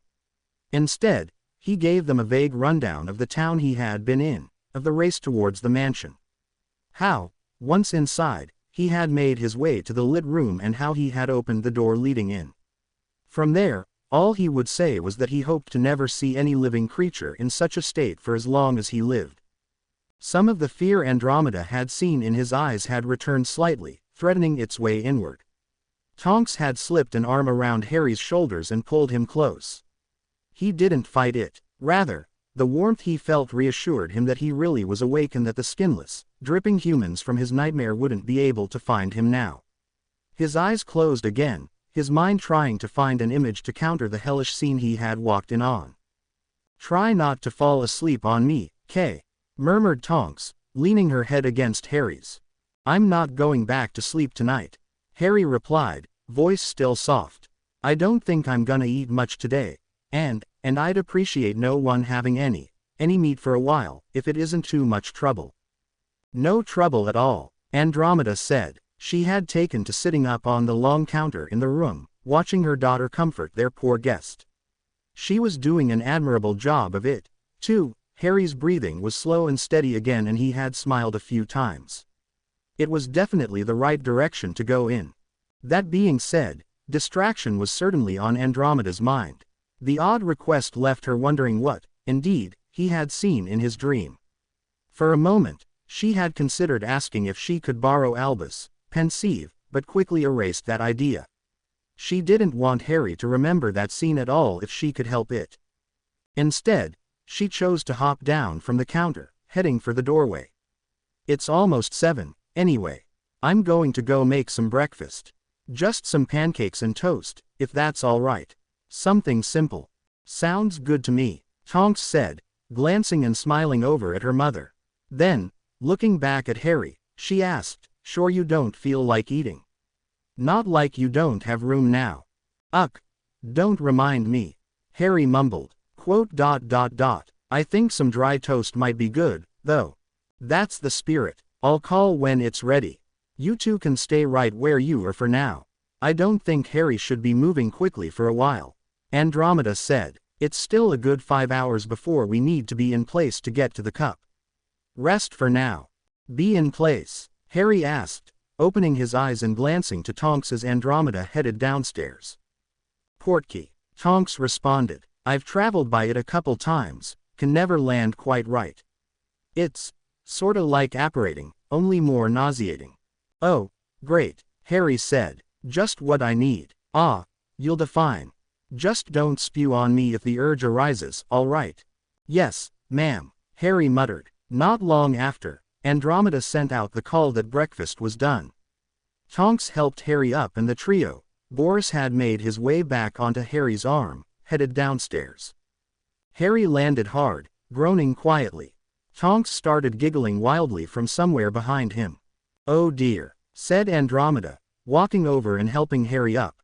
"I probably should have warned you better." "Yeah," Harry muttered, getting back to his feet and coughing some dirt up. After that, he brushed the front of his clothes off, scowling. Traveling by Portkeys, Harry decided, was not his favorite method of getting around. They had left shortly after breakfast, which Harry was again regretting having. Travel via Portkey was also rather nauseating. After he was through cleaning himself up again, Harry took a look around. The area was caked in a thick fog, which he vaguely wondered had something to do with security. It just didn't feel natural. From what he could see, however, there were literally hundreds of tents set up all over the area, which seemed to be some awful mix of swamp and forest. Oi oi, don't tell me we're camping out, Harry said, making a face. Yup, don't worry though, Tonks said. They're all magically expanded. One's big enough for all of us and then some. Andromeda added, come on, you two. The check-in wizard should be around somewhere. For the next 20 minutes, the three walked around the perimeter of the campgrounds, apparently searching for a middle-aged man in a beret. During the walk, Harry had time to catch glimpses of what could only be normal wizarding families. Children running around playing with toy wands, parents sitting on old logs, talking with others. It was painfully obvious that the wizarding community was blind when it came to Muggle clothing, though. After the fourth time Harry saw a male wizard wearing a sundress, he had to stop looking about. Honestly, what's wrong with people? He asked aloud. Are they just completely stupid, or what? It's not like Muggle clothing is that much different than wizarding stuff. Sure, wizards have a lot more robe-like clothing, so I can understand the occasional guy in a dress. But still, a problem some of us have wondered about for years. Andromeda dryly commented, you've gotta watch out for the old folks in bikinis. Old folks in bikinis, Harry repeated, his voice a bit higher pitched. Oh God, my stomach can't take any more disgusting images today. You could always just keep your eyes me, Tonks suggested, grinning. I am gorgeous, after all. Yes, Nimmy, you're adorable, Harry replied, his mind still doing somersaults in regards to the thought of old people in skimpy swimwear. He was smacked on the arm a moment later, which brought him out of his waking nightmare. Ouch. Serves you right, Tonks said, huffing. Unless you really do think I am adorable, in which case, I'm sorry and will treat you to ice cream later. Ice cream. I could do with something cold. Bloody hot here, Harry said. I can conjure up some ice water for you lot, if you want. Andromeda said, should have said something sooner. Would you? Boris is making contented noises, so he's fine, but I'm just shy of melting. Harry said, oh, he made it through the trip. I thought you were gonna leave him behind. Tonks said, where is he? Never you mind, Harry said, tugging at the collar of his shirt. Anyway, yeah, he made it. I tried convincing him to stay at your place, but he wanted to come along in the off chance I need extra protection. Ah, there he is. Andromeda finally said, about time. Hindrit, hey, oh, damn it all, you two stay here. Bilford Hindrit's half-deaf and won't do anything about it. I'll be right back. The wacky hijinks have already started, Harry noted, watching Andromeda run over to a gray-haired wizard in a toga. Worried? Asked Tonks, nudging the boy with her elbow. More than I'd care to admit, Harry said, eyes narrowing as he once more glanced around. We're in an unknown location, there are countless people here, and the security seems to be non-existent. There are very few ministry officials around, judging by how long we had to walk to find somebody to help us. What's stopping something from happening? Common sense. I dunno. The fact that everyone here just wants to see the cup. Not good enough for me, Harry stated, hands slipping into his pockets. Not nearly good enough. At least half the Auror divisions need to be stationed here. With this many people, if something happens, it'll be a riot. No one is prepared for something like that. People would be running everywhere in a panic, not knowing what to do. Why are you so paranoid, anyway? Asked Tonks. When have I ever been wrong? Harry asked, quietly. If you've missed it, I've got quite a bad track record of calling things before they happen. I've gotten into a habit of attracting dangerous people and creatures. Look, I'm sure the ministry has taken precautions. Tonks said, placing a hand on Harry's shoulder. If this place isn't warded like mad, it'd surprise me. Do you really think so? Harry asked. I don't believe that bumbling twit of a minister we have would bother. He's in the same mindset as everyone else, thinking nothing could possibly happen. Alrighty. Then, what are you going to do if something happens? Let's say that riot really does break out. What are you gonna do? Asked Tonks. Keep a close eye on my wand, Harry said. I've got Boris camped out near it. In that kind of craze, there's no telling what might happen. I'm not losing my wand. It would make me an easy target. If people are being disarmed or having their wands stolen, it's all the same. Only if someone actually takes it somehow, they could frame you for just about anything, couldn't they? The wand doesn't track who is casting the spell, merely that the spell was cast. Second, I would stay put. Preferably somewhere easily defendable. I'm hoping those tents are more sturdy than they look. Barring that, I'd say the stadium, I have to assume there is one, would be the best place to be. Third, which ties directly into the second point, is to be somewhere that I'd be able to observe what's happening so I'd know what to do from there. If the stadium is the safe spot, that would probably be best. With all these people, it'd have to seat a good many people, so the chances of there being high ground is pretty good. If it's anything like the pitch at Hogwarts, the stands are gonna be up high so that people can observe the game better. Once learning what's happening and, with any luck, who's behind it, the fourth point comes as finding a way out. Obviously, we can't jury-rig a portkey up. From what you told me this morning, the Ministry frowns on people making their own. Highly illegal, Tonks said, nodding. Right, so that's out. The two of us can't apparate yet, so that's out. Your mother could probably apparate, but I doubt she'd be able to tote both of us along with her. And this is all providing that there aren't anti-apparition wards placed. Knowing the idiocy of the Ministry of Magic, it wouldn't surprise me if that was the only type of warding this place got. Okay, so then what? We don't know how far these supposed wards extend. We couldn't just run and run until we get to a point where we think they might have ended. In a place like this, I seriously doubt there's any place to flow, either. Meaning that if anything happens, we're all screwed. We'd have to fight back, because there'd be no proper escape routes. You've thought this out pretty hard, Tonks said, eyebrows raised. Of course I have, Harry said, turning to look into her eyes. Someone has to. I'm not gonna let you get hurt because Fudge thinks nothing bad could possibly happen. Tonks blinked. Wait, you thought that whole big-ass speech up about what we should do just because you want to keep me safe? You, your mum, Boris, myself, Harry said, shrugging lightly. Anyone else I can save. I seem to have a thing for saving people now, too. So I've noticed. Anything else? Not off the top of my head, Harry replied. I'm sure I could expand the speech by a good bit if I thought about it long enough, though. I've got just about every possible thing covered, I think. Humans attacking, creatures attacking, vampires attacking, bombs, guns, small artillery, large artillery. I wonder if I could Accio a tank. Quote. You sure you're feeling all right? Asked Tonks, cocking an eyebrow. Yes, just fine. Why do you ask? Harry said, blinking. You've thought way too much into this. Yeah, well, what else was I gonna do? Anyway, trust me, if anything happens, I'm sure I can deal with it. Don't be too confident, Boris hissed from somewhere around Harry's left arm. You never know what things lurk in the dark parts of the planet. And what would you know about the dark parts of the planet? Replied Harry in English. You've been acting funny today, you know that. He received a simple, meaningless hiss in response. What's up with him? Asked Tonks. No idea. He seems agitated about something, though. Has ever since we arrived. Bloody won't stay still, Harry said, making a face as he glared at his shirt. I've just assumed it's meant that he's as tense as I am, though.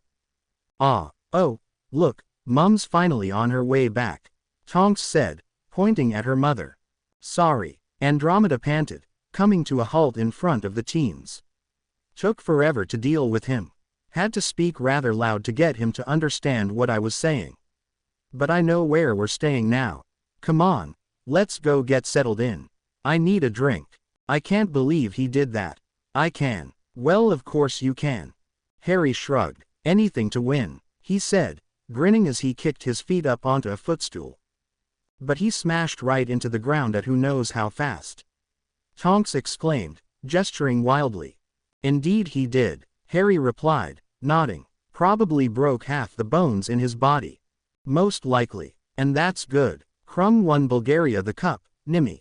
How he did it is completely irrelevant. He knew that he was way too low to pull out of that dive. But the other guy had spotted the snitch first, didn't he? Krum beat him to it, that's all. Sure, he'll probably be stuck gulping down half a bottle of Skelligro or something, but he's gonna be a hero for months to come. Harry explained. They had just gotten back in from watching the World Cup. Bulgaria had won it, 390 to 340. Because Viktor Krum, Bulgaria's star seeker, had made a downright kamikaze move at the last minute, Ireland had suffered a crushing defeat.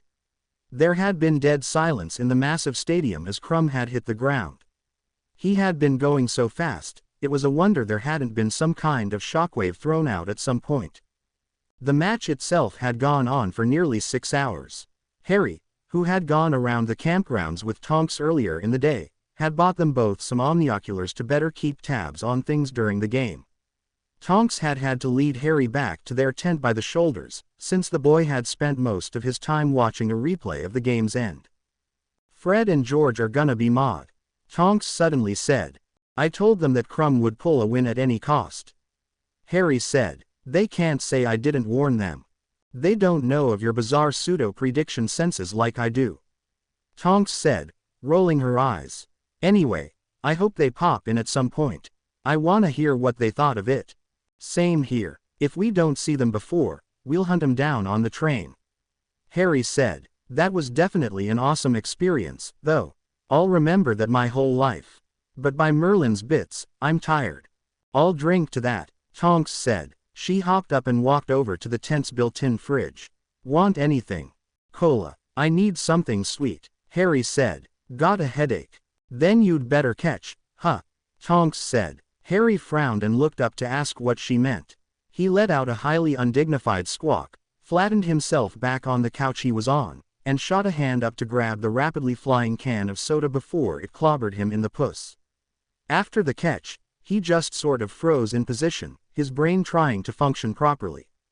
What in the 12 goblin hells was that for? He finally sputtered. A test of your reflexes. Tonks said, looking amused. I knew you'd catch it. Wasn't the can you should worry about me catching. Harry said, setting the drink down on a nearby table and getting to his feet. You better hope you've got more energy than I do, woman. Oh no, the boy who lived is going to chase me about. Whatever shall I do? Tonks asked, throwing herself into a particularly silly pose and batting her eyelashes. Settle down, Harry. Mum'll be back any time. Best not to let her see you chasing me around. Might give her the wrong impression. Wrong impression, Harry repeated. Quote. Oi, my head hurts. That's your brain trying to comprehend its own stupidity. Tonks replied flatly, walking over and sitting in a conveniently placed, and very squishy, chair. You're asking for it, you know that, right? Harry asked, sitting back down and grabbing his can of soda off the table. If you knew what was good for you, you'd stow BWWAAAAHGH. Tonks dissolved into giggles, watching as Harry fought in vain to keep the rest of his can of soda from erupting onto his face. She knew he would catch the dumb thing. She was just banking on it getting shaken up enough between when she grabbed it and when Harry opened it. You realize I hate you, Harry muttered, getting up and walking into the bathroom to grab a towel. Ooh, I'm so scared, Tonks replied, giggling some more. When Andromeda returned, she had been sidetracked by a friend she hadn't seen since her Hogwarts days en route back to the tent. It was to find her daughter and Harry curled up on the couch, reading a book. She wasn't entirely sure where they had found it. The tent certainly didn't come with anything fancy like a library, when there it was. We're fine. Harry's wearing a bathrobe because his shirt is covered in soda and he wasn't able to find another one. We bought the book earlier, and it's close to midnight. Tonks said, her voice quite dry. She hadn't bothered looking up from the book. Quote. I need to change my questioning tactics. The older woman muttered, shaking her head slowly. Right. So why was Harry's shirt covered in soda? Wench threw a can at me and then distracted me so I wouldn't remember when I opened it. Harry muttered. He got a slug on the arm for calling Tonks such a name. It's folded up in the bathroom. I figured it'd be best for me not to walk around shirtless. Unfortunately, the only decent thing I could find was this thing. I told him that he'd better hope nothing happens tonight, Tonks said, turning to her mother and grinning. Else the papers would dub him boy who bathed or something. The only person to save the day in a hideous, fuzzy, pink bathrobe. Found in a tent, at the Quidditch World Cup. Harry snapped the book, A History of Ireland and Bulgaria's Teams, shut, turning to glare at the girl next to him. Go to sleep, Garfield. Oi, don't call me Garfield. Then lose the tiger-striped hair, Harry said, and go to sleep, anyway. Why? Because I'm trying to unwind and you're still strangely hyper. Why is that, anyway? Tonks shrugged. Just still running off the excitement of the day, I suppose. You two can do what you want, Andromeda said, finally getting a chance to speak after watching the teens, back and forth. I'm turning in, though. Don't be too loud, alright. When are we heading out tomorrow? Asked Harry. Oh, just whenever. The ministry folks assigned to clean up duty, poor saps, won't arrive until somewhere around the time school begins for you two. Andromeda said, though I expect to be out of here long before then. How are we going? I mean, is the ministry providing more portkeys or something? Tonks asked. The anti-apparition wards will come down in the morning, Andromeda said. I'll just have you two side along with me. You'll get a feel for what to expect when you take your apparition tests in a few years. What's it feel like? Asked Harry. Very unpleasant, Andromeda said after a moment of thought. Kind of feels like you're being squished through a tiny tube. Harry made a face. And no one's tried do something about it. Find a better way of getting around. What can I say? Wizards are lazy at times. It works, it isn't too difficult, and it gets you to where you need to be in an instant. Andromeda said, stretching as she got up and made her way back towards where the bedrooms were. Don't stay up too long, you lot. Yes, Mum, Tonks said. Good night, Harry called after her. Then, once they heard the door close, he turned to Tonks and asked, she does realize this thing only has 2 bedrooms, doesn't she? Don't think she has a clue. Tonks replied, shaking her head. Oh well, you take the bed, I'm fine right here. Harry said. What? No, you can come and share the thing with me, we'd both fit. Tonks said. Yeah, I'm sure we would. And if your mother sees us sleeping in the same bed. Right, probably wouldn't look good. Tonks said, scowling. Right, I mean, if we were out here and just sorta nodded off together, that's one thing. Harry said. Nice to see you have no objections with the actual act of falling asleep next to me. Tonks said, poking Harry in the arm a few times. The boy sputtered briefly, turning red. That isn't. Oh, shut up, Nimmy. Oi. In the end, their argument about who would take the bed was resolved in the simplest way possible, a furious session of rock, paper, scissors. Harry had, of course, won the game. Partly due to the fact that it wasn't the first time he had challenged Tonks to it, partly because he knew she always threw scissors first for some reason. 1 rock later and he was smirking victoriously. Harry had drifted off thinking about what a good day it had been. The team he was cheering for won. The game itself was absolutely amazing. Real Quidditch was a lot faster than what he was used to at school, and he had gotten to spend some quality time with Tonks. Certainly, the prospect of being curled up next to her was a nice one, but he knew better than that. They were starting to get a bit old for supposedly coincidental things like that to happen. He didn't reckon Andromeda would be very happy if he knew they had just up and turned in together. And besides, the couch really was nice. It was very soft, yet firm in all the right places. And the pillows at the ends were puffy enough so that his head wasn't at an unnatural angle when he was resting. You've been pretty quiet today, Harry hissed softly. I'm worn out, Boris replied. Harry chuckled. Worn out? You've slept most of the day. I was poking my head out of your collar to watch the game. Boris replied. If that is the game you've claimed to play at your school, you'd do full well to remember not to bring me along. The games at Hogwarts run at a much slower pace. I dunno what brooms they were even on, but they were a good deal faster than my firebolt. Wonder if they were test models or something. Harry pondered aloud. Yes, well, be that as it may. Boris hissed. Try and pawn me off to Tonks before you go out to play. If she'll let you, I will. Just remember, you can't crawl around in her shirt like you can with mine. You'll have to pick her arm or her neck and keep there. Harry said, in a tone that distinctly felt as though he were a father addressing his son. Who do you think you're talking down to? I'll have you know. Boris began, sounding irritated. I know. Lighten up, Harry said, grinning. You really have seemed tense today. I've been feeling something strange for the past few hours. Boris replied. Strange how? Not sure. Perhaps it's simply the energy of all of these wizards and witches in one place. I am unaccustomed to being around so many people. Boris stated. Well, Hogwarts isn't nearly this packed, so no worries there. Harry said. Still, I'm not one to take a possible warning lightly. You don't think something bad is gonna happen, do you? I think, Boris began.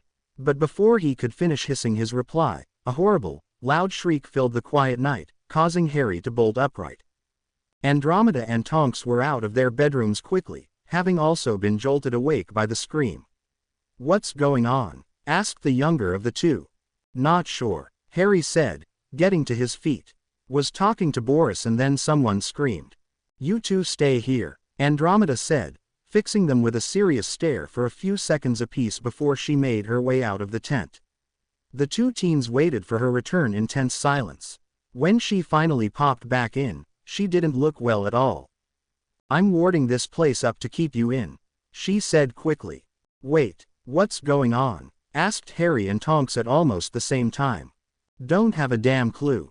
But the dark mark is flying and there are creatures loose all over the place. Stay in and don't move until I get back, Andromeda said, leaving the tent once more. Does she know who she's dealing with? Harry wondered aloud. Apparently not, Tonks said. Got your wand? Yeah, you. Of course. Good. You don't think you should actually stay put? Asked Boris. Are you kidding? Harry responded. I've killed an already dead guy twice, fought a snake that makes you look punier than usual, and managed to fight off a platoon of soul-beeping shadow things. Whatever's out there, I'm sure I can handle. Not the point, Boris exclaimed as Harry and Tonks poked their heads out of the tent. The scene wasn't anything like what they were expecting. Andromeda must have done something to drown out the noise, because it was a regular horror show outside.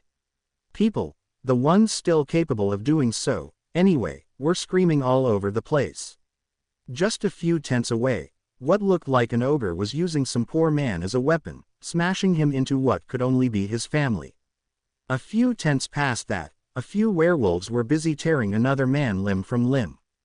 Shit, Harry swore in little more than a whisper. I hate being right all the damn time. My mum's out there, Tonks squeaked, her voice quite high-pitched.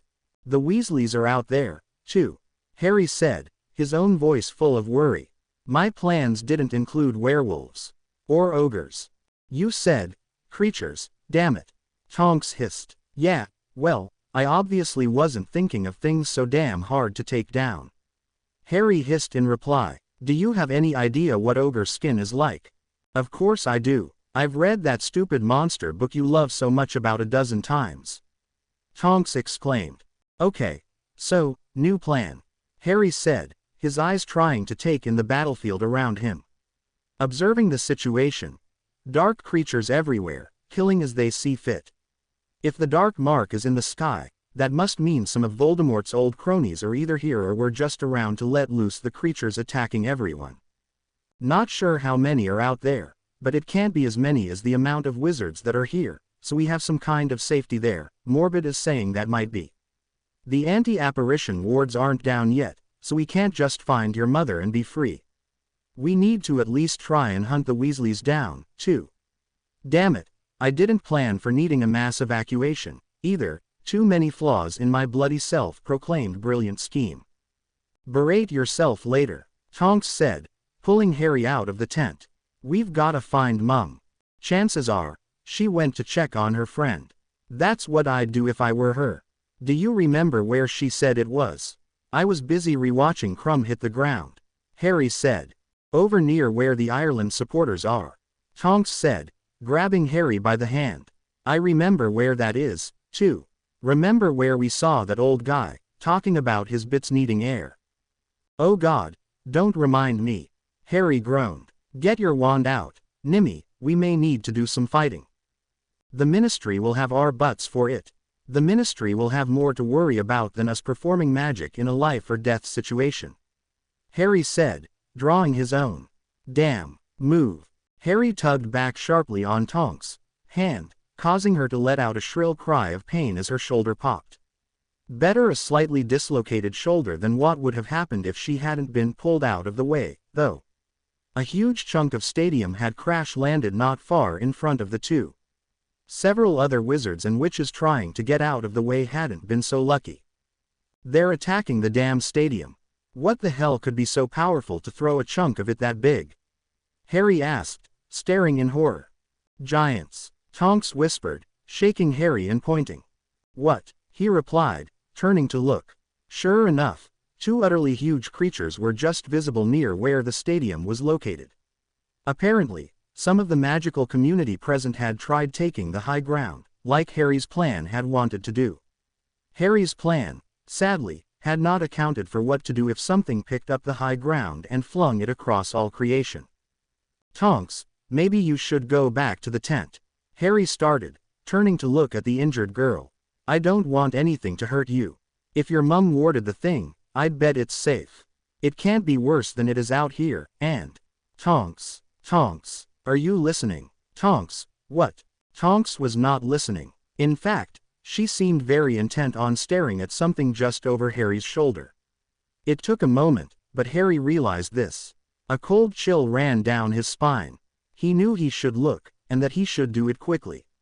But there was still a part of him screaming out that if he didn't look and didn't see it, it might not really be there. Am I? Tonks tried saying, her voice barely audible. Oh God, don't let it be that. Harry thought, his heart rate increasing as he slowly turned around, looking over his shoulder the whole way. He beeped in a fierce breath through his teeth when he caught sight of what was making Tonks so spooked. A minotaur, no less than 10 feet tall, and carrying monstrous axes in each hand, was stomping ever closer. Though plenty of other witches and wizards were running around it, some of whom even tried toppling the creature with spells as they passed by, it seemed intent on coming straight for them. Boris was hissing wildly from his left arm, but he couldn't focus on anything the snake was saying. His brain had been thrown into overdrive, trying to work out how he was going to deal with something that seemed like it would take no greater joy than to cleave him in half. Racking his brain, he finally decided to go down the only road he saw open to him. Quickly turning back to Tonks, he cried out, "Run!" He had barely started to run, however, when one of Boris' wild hisses caught him. He spun around and immediately felt as though he had been punched right in the stomach. Tonks, apparently having been too stunned at such a menacing beast coming for her, hadn't started to run when he had. And he, in his panicked state of mind, hadn't thought to look beside him. Harry clutched his wand tightly and broke in a dead run back the way he came. The Minotaur had dropped one of its large axes. After all, it had something new to hold now. As he ran, Harry noticed a number of things. His senses seemed to be heightened, if only for that one moment in time. There had been a surge of magical energy from the sky the moment he had bolted back towards Tonks. Then a series of cracking noises sounded all over the place, as if someone had set off fireworks. Moments later, a second series of cracking noises filled the air. The anti-apparition wards going down, the Aurors arriving, and those uninjured fleeing. Unfortunately, Harry wasn't able to gauge just how many Aurors had arrived. He had a bad feeling that the giants alone were gonna pose a problem. The good part there was that the giants were still dismantling the stadium. The Aurors needed to drop the smaller creatures first. Spiral, hissed Boris suddenly, about the time that Harry got within swinging range of the Minotaur's axe. As he threw himself to one side to avoid being cleaved, Harry hissed back, "Spiral." "With a jab at the center," replied the snake. "Spell." "Yes. What's it do?" Boris' reply was lost as Tonks let out a scream. The Minotaur's grip on her had tightened. "What's it do?" Harry yelled, trying to figure out what to do. If he tried to attack, the damned monster might crush Tonks. But he couldn't just sit around dodging all night. He let out a frustrated yell. "Tell him, Conicio." A large bolt flew out of the tip of Harry's wand and into the Minotaur's left eye. The creature let out an unearthly wail, dropping its remaining axe and bringing a hand to its eye, pawing at the sizzling bolt. Tonks was squirming around wildly in its other hand, which had loosened somewhat. "Harry, help me." Boris started hissing quickly, making sure he was heard this time. Harry paused in the snake's instructions and cried out, "I can't do something like that. What if it misses? I've never even attempted something like that before." "You can and you will or she's going to die," hissed the snake. "I don't think you have any other options, unless you wish to try throwing jelly legs jinxes at it and hope it trips to death." "We're gonna have a long talk later, Boris," Harry growled, dashing at the Minotaur again. As he approached, he concentrated on what Boris had told him. Arm back, spiral motion with a sharp jab at the center, fueled by hatred, strengthened by desire. "Nvidia Eximo," he roared, shoving his wand's tip into the center of the Minotaur's chest. For the briefest of moments, absolutely nothing happened. There was a short clicking sound followed by an incredibly loud howl as the spell activated. Harry was shot through the air backwards by the kick of the thing, smashing into a tree and collapsing to the ground. At the same time, a massive spray of blood was erupting from the Minotaur's torso, both in front and in back. The spell had blasted a gaping hole in the beast's upper body and had created spiderweb trails of deep cuts in all directions from the impact site out. Tonks, half-coated in Minotaur blood, managed to pry herself free from the creature's grasp before its legs buckled and it toppled over backwards. As soon as she hit the ground, she took off running towards Harry, sliding on the ground when she got near him. Harry, he's fine," hissed Boris quietly, knowing full well the girl wouldn't be able to understand. "He's fine." But Tonks wasn't paying attention to the weak attempts at comfort the snake was giving. There was a large pool of blood forming under Harry's head, coming from around his left temple, which had struck the tree the hardest. She didn't want to shake him to try waking him up, in case there were more serious injuries, but she also wasn't thinking too clearly. Boris watched from around Harry's neck. As the sounds of oars killing dark creatures filled the air, and as more apparated in to increase their ranks, Tonks' energy finally gave way. She slumped over against the tree, one of her hands still tightly clutching one of Harry's. "He's fine," hissed the snake once more. "For now." Harry sighed. He knew this place. He had been here a couple of times before. Oh, it was never for very long, but the fact remained, he knew this place. He had worked out that he arrived there whenever he had been seriously injured and was out like a light in the real world. He didn't have a name for the place and, as far as he knew, it had no name to give him. It changed in different ways every time he appeared, which he still didn't quite. For all he knew, it was simply his addled brain trying to jumpstart itself again or something. He hadn't done any research into the matter. This time, the large, open field had an equally large lake at the center of it. More trees had sprung up since the last time Harry had been here. Strangely, the branches on them had started to twist into unnatural positions. That was different. Before, the trees may as well have been painted onto the scenery. The trunks were tall and straight, as were the branches. "Must mean I really screwed myself up this time," Harry said aloud to himself. He walked over to the lake, gazing into its crystal clear waters. "Wish I could remember what I did this time, though." Sitting down, Harry looked around once more. A small series of hills had popped up in the distance. With a mirthless laugh, Harry wondered if they would eventually turn into mountains if he managed to hurt himself enough. He was in no hurry to make return visits to the place, so he hoped never to find out.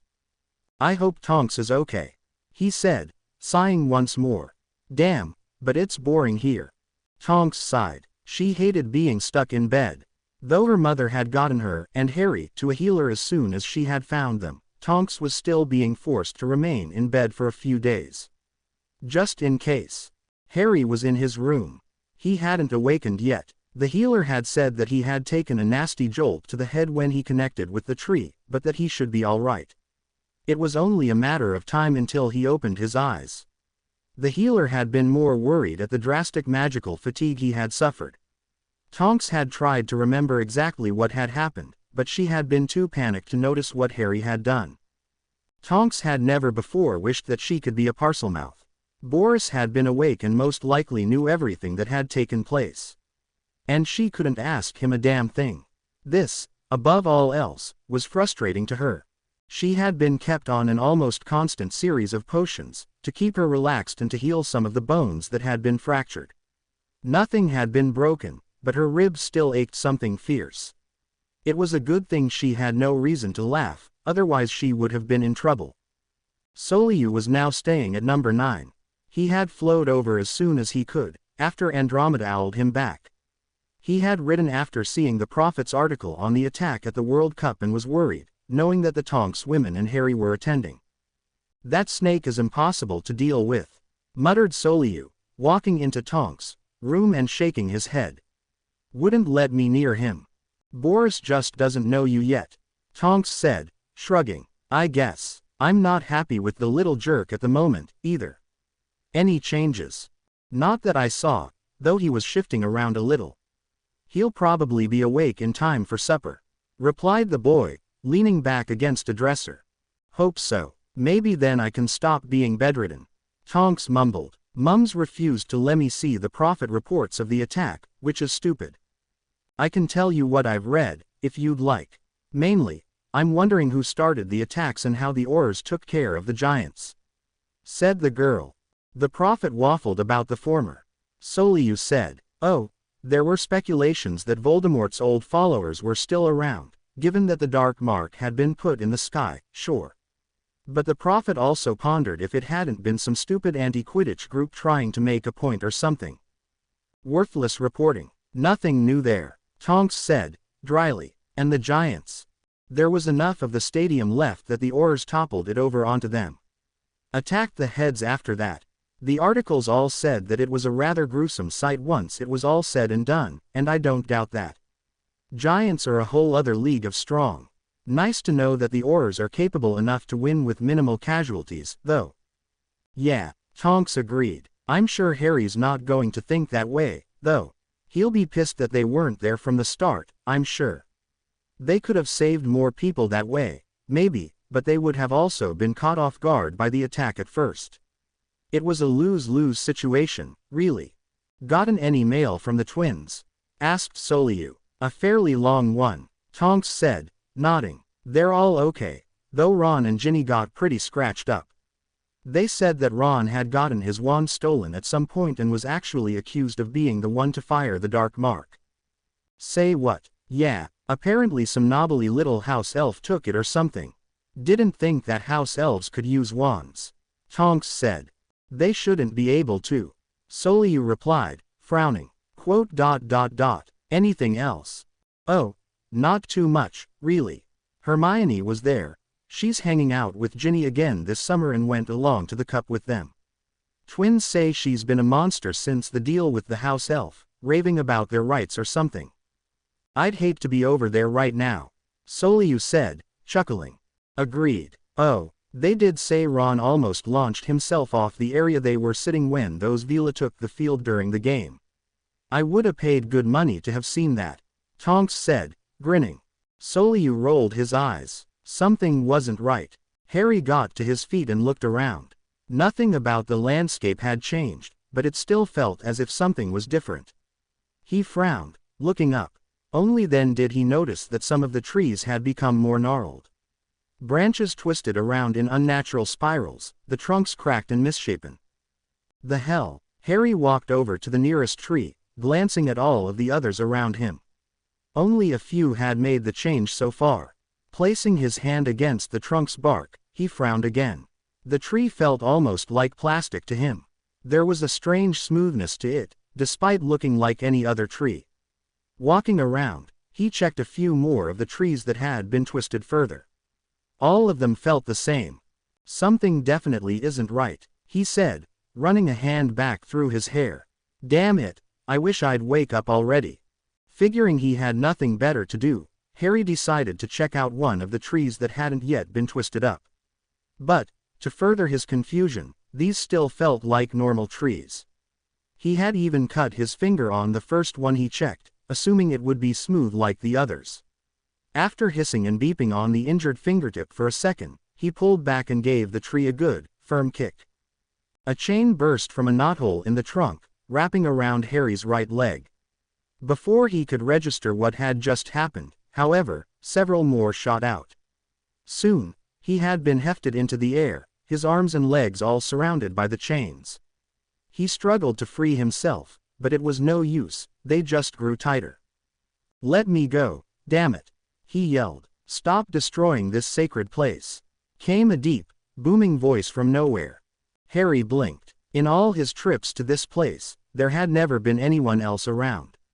After a minute, realizing the voice wasn't going to continue, Harry asked, "What do you mean?" "I haven't done anything to this place. You are the reason it is becoming warped," replied the voice. "What? Makes sense, damn it. Who are you? For that matter, where are you? And what do you care if the trees get all gnarled?" Harry received no reply. In fact, the world around him was starting to dissolve into a white haze. No, I can't wake up now," he cried, thrashing about in the chains. "Damn it. You're awake. Very astute, Boris," Harry replied, scowling. "Chipper, aren't we? Hasn't been a good week," Harry said, sitting up. He groaned quietly as he did so, the whole of his right side aching terribly. "Geez, what happened? Last thing I remember is that Minotaur grabbing Tonks and then..." He paused, turning to stare down at the mini Taipan, who was on the pillow next to him. "And then you told me to use whatever the hell knocked me out. You've got some explaining to do. Why did you know about it? What the hell was it?" "Settle down, boy," hissed the snake, a sigh in his voice. "I can tell you what you want, but it would be better for us both if I didn't." Meaning that I screwed up, Harry. I should have never told you about that spell. I'm still unsure why I did. Perhaps it was the panic you were feeling. Perhaps I feared for my own life. And perhaps I saw something else there, something deeper. Darker. But to get into that is to get into my past, something I'm not comfortable telling someone your age," Boris said. "Someone my age," Harry repeated. "Should I remind you of all the crap I've been through in the last few years alone? What you've done and what my former master did are two entirely different things," hissed Boris in what could only be described as a savage manner. "He did things most wizards, especially wizards your age, should never hear about. Think about what that spell did to that Minotaur. I know you were conscious long enough to ensure Tonk's safety. Think about what you did to it. Now envision and realize that that spell was created to use on other humans. SLA**SS, to be precise. SLA**SS who did not follow their master's commands. What kind of carnage do you think something like that would have on mere flesh?" Harry sat in silence for a few minutes before he replied. "What was it?" "NVIDIA Eximo is a spell bound to hatred and fueled by anger. The desire to kill. It unleashes all of these things, in an outward spiral, at the point of impact on the target. The movement mimics a sort of whirlpool, only in reverse. I have seen many natural disasters in my life, as had my former master. He was inspired by tornadoes and hurricanes. The swirling motion and the devastation left in their wake. He wanted to harness that fury. If you had used that spell on a human, there would be very little left. And it wasn't the most deadly thing he created. What? Look, I've studied a lot of dark magic, supposed dark magic, I should say, and I've seen a good number of spells. A good portion animated. I know what can be done to a human's body, Boris," Harry said. "Do you really?" asked the snake. "No, I don't think you quite do. While my former master was a dreadfully powerful man, he was also always trying to further his own position in the public's eye. He tried, and succeeded on numerous occasions, to make spells that also benefited your race. Of course, he only did so for his own purposes, but the fact remains that he didn't simply create a handful of death-bringing spells. How many of his spells do you remember?" Too many. And more than you'll ever be told of, I assure you. Hissed Boris. The fact that you know of the Nvidia Eximo is damage enough. You must promise me, Harry, promise that you will never use that spell on anything human. I figured you'd ask, Harry said, and I agree, on one condition. If someone's life, be it my own or someone else's, is in danger. Only if you see no other alternatives. It will be a last resort and nothing more, Harry said, nodding. Very well, I won't press you for more information on your old master. But I would like to hear of the spells he made. Of course, I doubt you would ever tell me of the more dangerous ones, but if he truly did make useful spells. Harry started, grinning crookedly. We will see, said Boris. We will see. Now, would you care to hear about what's happened since you blacked out? I wouldn't mind hearing, Harry said. First, Tonks is fine. A few crushed ribs, but that's about it. You did good. Someone else arrived recently. Smell was odd on that one.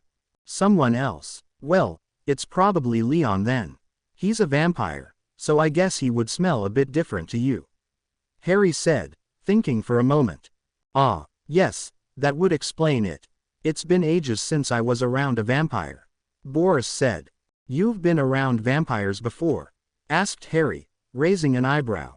Yeah, you're definitely telling me about your past sometime. Yes, some other day. When you're older. Anyway, Tonks is just fine. You, on the other hand, ended up laying in a pool of your own blood. Know any spells to keep me from kicking my own butt? Harry asked, rubbing the back of his neck.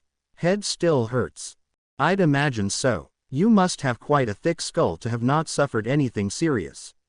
Not with the way you bounced. Boris said. How long have I been out?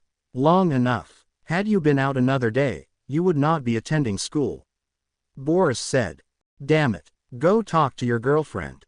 Boris finally said. According to this Leon person, she's been going stir crazy.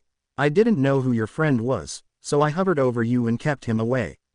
If you see him, apologize for me. Not my girlfriend, Harry muttered, making a face as he got to his feet. He wobbled slightly. URF. Not got my land legs back yet. Harry eventually got dressed. He wanted to shower, too, as he was feeling a bit on the haggard side, and headed for the door. Want to come along? No thank you. I believe I'll enjoy some uninterrupted sleep, if it's all the same. Hissed Boris. All right, I'll make sure no one wanders in, then. Night, Boris. Harry crept down the hall and peeked into Tonks' room. She was sitting up in bed, talking to Soliu about the Quidditch match at the cup. The vampire's eyes darted quickly from Tonks to Harry and then back again. Harry figured his friend surely had picked up on the fact that he was approaching. Harry tiptoed into the room and over to the bed. Since Tonks was looking the other way, she didn't notice him until he leaned in and whispered, "Morning, Nimmy." Tonks shrieked and toppled over to one side. Harry blinked, staring down at her for a moment before cracking up. Tonks glared at Harry, then turned to Soliu and yelled, "You knew he was coming, didn't you?" "Guilty," replied Soliu, smiling slightly. "Ooh, boys," Tonks fumed, sitting back up. Good to see you up and about, Harry. How do you feel? Now there's a mood change. Harry said, I'm a bit wobbly, but otherwise fine. You? Chest hurts still, Tonks said, frowning. Tried not moving around too much, but it hurts a little when I breathe, so I figure it wasn't working out too well. Well, we certainly had a fun outing, didn't we? Harry asked, sitting on the edge of the bed. Hey, Leon, when do you get here? Not long ago, replied the boy. After I saw the article printed in the Prophet, I asked her mother if I could come over. Ah, what are those idiots reporting saying about the event? Harry asked. Soliu launched into another recap of the newspaper's reportings. As he spoke, Harry scowled. A scowl that only got more pronounced as the vampire went along. Honestly, are all their reporters blind and stupid? Harry asked, once Soliu had finished. Could be, Tonks said. Oi, Leon, would you do me a favor? Go call Mum at work and tell her Harry's awake and feeling okay. Soliu nodded. I'm going to get something to drink while I'm down there. Either of you want anything? Ice water, Harry said. Throat's sore. Nodding again, Soliu left the room. Harry turned to Tonks and grinned. Your own personal manservant. I hope you haven't been asking him to do everything for you, Nimmy. Don't call me Nimmy, you blockhead. Tonks grumbled. Blockhead, you sure you didn't hit your head too? Harry asked, quickly dodging a swat from Tonks. Oh, hush, she said, sticking her tongue out. And no, I haven't been running Leon ragged. You should be thankful, he's kept an eye on you. Which has helped me recover since I haven't been spazzing out about wanting to keep awake 24/7 to keep an eye on you. Yes, I'll thank him later for that. Are you really okay? Like I said, I'm just kinda sore. Tonks said. I've had a long talk with my snake about that spell. Harry muttered darkly, still not feeling back to normal, but I'll get by. How long until school, anyway? Day after tomorrow, Tonks said. Cutting it close this year. Harry said, sighing. I'm glad you're alright. I kind of freaked out when I saw that thing had a hold of you. I noticed. What the hell spell was that? You'd rather not know. I'd get a lecture from you and your mum. In short, it was just a really destructive spell fueled by negative emotions, though. Harry said, shrugging. And you managed to pull it off in one try. I'm the hero, remember? And that lets you make the impossible possible. Usually, Harry said, chuckling. I don't see you complaining.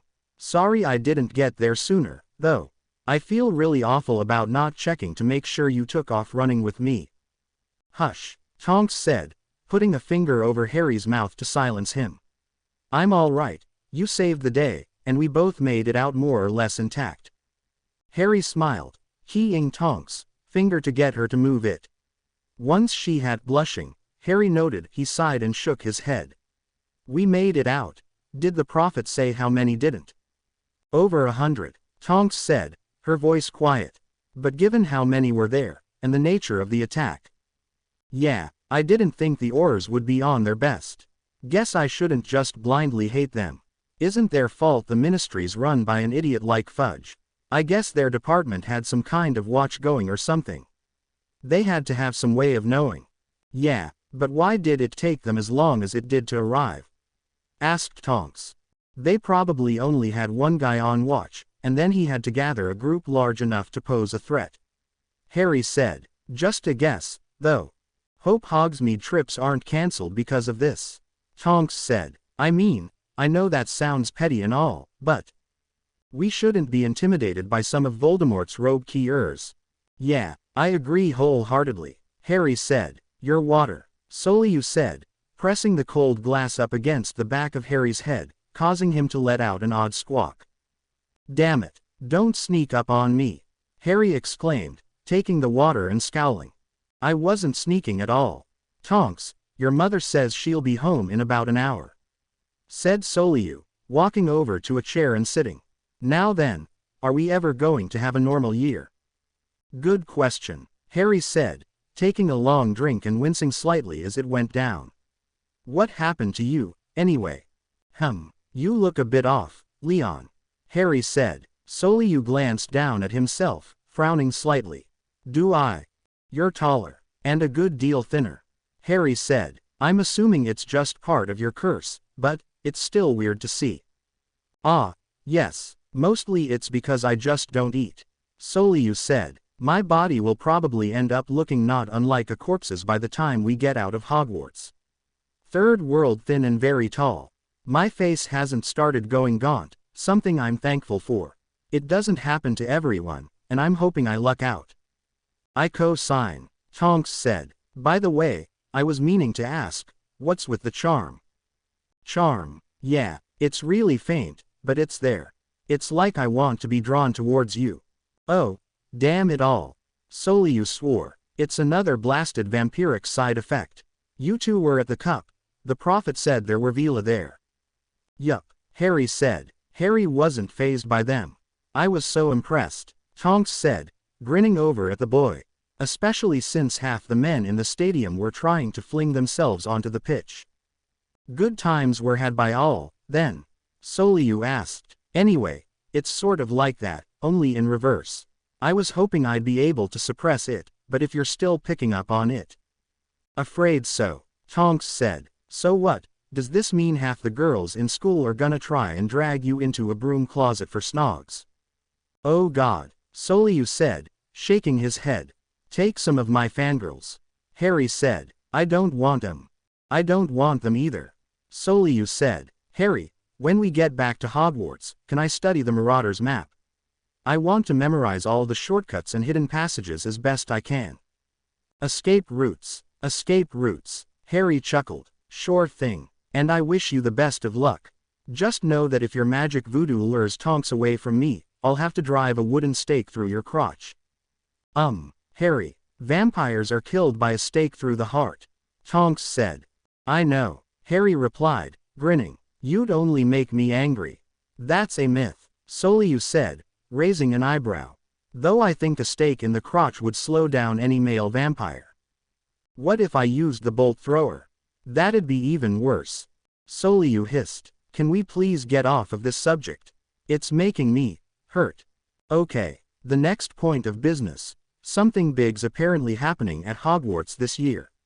I don't like surprises, Harry said. Yeah, what's Dumbledore playing at? Asked Tonks. After the mess at the Cup, he still wants to hold some big event. He's mad. Well, Dumbledore's probably capable of defending Hogwarts on his own from a good variety of attacks, but yes, I do think it's a bad idea. Soliu said, crossing his legs and frowning. I wonder what it could be. Knowing him, it'll involve half of Wizarding Britain and will scream, sabotage me. Harry mumbled, rubbing at his temples gingerly. One of them was really aching. He put it off to that tree he plowed into. Probably, Tonks said. So what are our plans? Avoid it at all costs if at all possible. Harry said, quote, ... which means I've just jinxed it and I'm gonna be at the center of things. Again. Don't jump to conclusions, Soliu said. Let's not worry too much yet. We'll have plenty of time for that when we're at Hogwarts. Okay, then on to the next point. Harry began. A new place to call our hideout. The nest has gotten a bit small. It's time for the ravens to find a new home. Think the map could help us out there? Asked Tonks. Probably. I'll wander around for a while the first week back, see what I can find. Harry said. The trio were quiet then, each pondering different things about the upcoming year. Harry just couldn't shake the feeling that something bad was going to happen. Worse than the previous years. The attack on the Quidditch World Cup felt like some kind of omen to him. If the Death Eaters really had been involved, then it set even less well with Harry. As the side of his head let out a particularly sharp jab of pain, he thought back to what he had seen of the Invidia Eximo's damage. He had blacked out the moment Tonks had gotten free, but it had been enough. Despite his thoughts that magic neither fell into supposed light or dark categories, Harry couldn't readily think of a good reason to use such force on another human. The fact that Boris had claimed that it wasn't even the worst thing his former master had concocted didn't set well with him, either. What could be worse than getting mutilated like that? What bothered Harry more than that was that he was genuinely interested in knowing the answer. He craved knowledge about the magical world, especially the rarer aspects of it, but did he really want to have the knowledge Boris held? Did he really want to have access to something that devastating? If Tonks was in danger again, and he had no other choice, he knew what he would do. He knew he would have to live with what he had done, as well. But if it came down to Tonks living or dying, he knew the answer. He would kill to keep her safe, certainly. He would kill to keep anyone he knew and cared about safe. He had killed in the past, though those were certainly a different type of killing, he supposed. A memory, a basilisk, and a man who was as good as dead anyway. And it was Quirrell's own fault, anyway. Harry hadn't even been able to control that. And now a Minotaur was added to the list of things that had died because of him. Whatever Boris was hiding, he would find out. One way or another. All underage magic was ignored because of the attack. Harry leaned over in his chair at the table, trying to get a look at the latest edition of The Prophet. Andromeda had been reading through it that morning and, when asked why Harry hadn't gotten any warnings from the Ministry for using his wand, had replied that the Ministry was overlooking all spells used. It had been a life or death situation and, In the face of dozens of legal woes from the friends and families of those injured or killed, the ministry felt it best to let anything else slide. I don't get why it'd matter who used magic, Tonks said. I mean, it was pretty much only wizards there, right? There were muggles there, Nimmy. Andromeda said, turning a page in the paper. Not many, and I still don't quite get why we had to have them there. It was a pretty feeble cover story, if you ask me. We're really cutting it close this year, Harry said, sighing. Diagon Alley today, Hogwarts tomorrow. I hope the alley won't be too crowded with last-minute shoppers. Diagon Alley's under our watch, Andromeda said, folding the prophet and setting it on the edge of the table. As she reached for a slice of toast, she added, has been since the attack. Ministry feels that being paranoid is better than not being there at all. So, folks, Soliu said, glancing up from his cup of coffee. What kind of fraud, dark wizard, or dark creature will be put into the defense position this year? Hey, don't knock on Professor Lupin, Tonks said around a mouth of egg. I'm a dark creature too, you know. Soliu replied, smiling faintly. Oh yeah, Tonks said, blinking. Kinda forget every so often. I don't even want to think about it. Harry chimed in. I'm too hung up on what's going to take place to worry about the defense professor. I've handled them for 2.5 years now. One more won't be a problem. 2.5? Asked Soliu. Yeah, well, Lupin was only a problem in the last bit of the year, wasn't he? Harry replied, trying to coax Boris out of his shirt sleeve. True, said Soliu, taking a sip of his drink.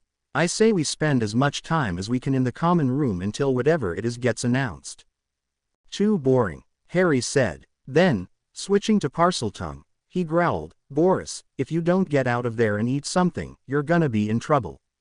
I'm not hungry, replied the snake. You haveto be hungry, Harry hissed back. You haven't eaten since that one rat.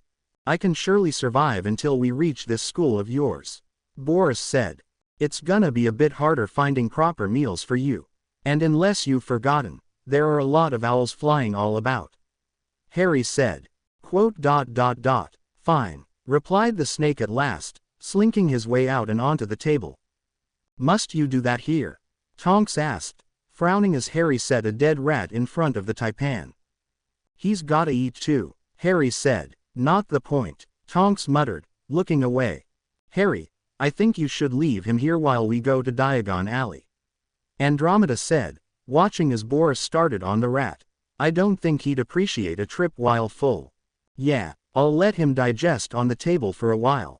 I don't think he's gonna be up to moving afterwards, Harry agreed. Since the oars are lingering about, Andromeda began, getting up from the table and taking the dishes to the sink. Let's not dally about once we're there. I've got a list of things you'll need, and I've already gotten a route planned. Frog marching us through our supply buying. Why even take us? Tonks mumbled, crossing her arms. I heard that, said the girl's mother. You'll have a bit of time to go anywhere else you'd like. I'm just saying that you shouldn't loiter around and take too much time anywhere. Fudge has made half the oars jumpy. I saw MacGuffin blast a hole in a wall the other day because he thought a paper airplane was something flying at his head. Is there anyone competent at the ministry? Harry wondered aloud. Then, realizing what he had said, quickly added, present company excluded, of course. Andromeda chuckled. Of course. And no, I'm sad to say that there are very few intelligent people working at the ministry these days. Fudge is the reason, of course. He'd wilt in a light breeze. It's hard to have a strong team when the leader isn't worth his salt. But still, a few good people are hanging on to hope. Myself, Arthur Weasley, Crouch, well, not so much Crouch. He's been in a mood ever since the World Cup. Wasn't it his house elf they accused of throwing the dark mark up? Asked Tonks. Heard about that, huh? Fred and George told us. Ron's wand was used, apparently. Ron was probably too busy trying to fling himself at Avila to notice, Harry said. Andromeda nodded. Yes, it was his elf. Sacked her on the spot and has been in a foul mood ever since. No one's dared to attempt to talk to him. Crouch was never very approachable before, mind, but these days. I wonder why a house elf would do something like that. Soliu pondered aloud. The twins told us she spent most of the time all curled up. Afraid of heights, Harry said. Dunno why Crouch made her stay up there. He didn't even ever show up. Anyway, I don't want to put too much thought into it. The school year hasn't even started yet and I'm going to have enough to worry about. I don't want to try and solve a mystery at this point. Agreed, Tonks exclaimed, getting out of her chair and stretching. Gonna go up and change. We'd better too, Harry said, nodding over at Soliu.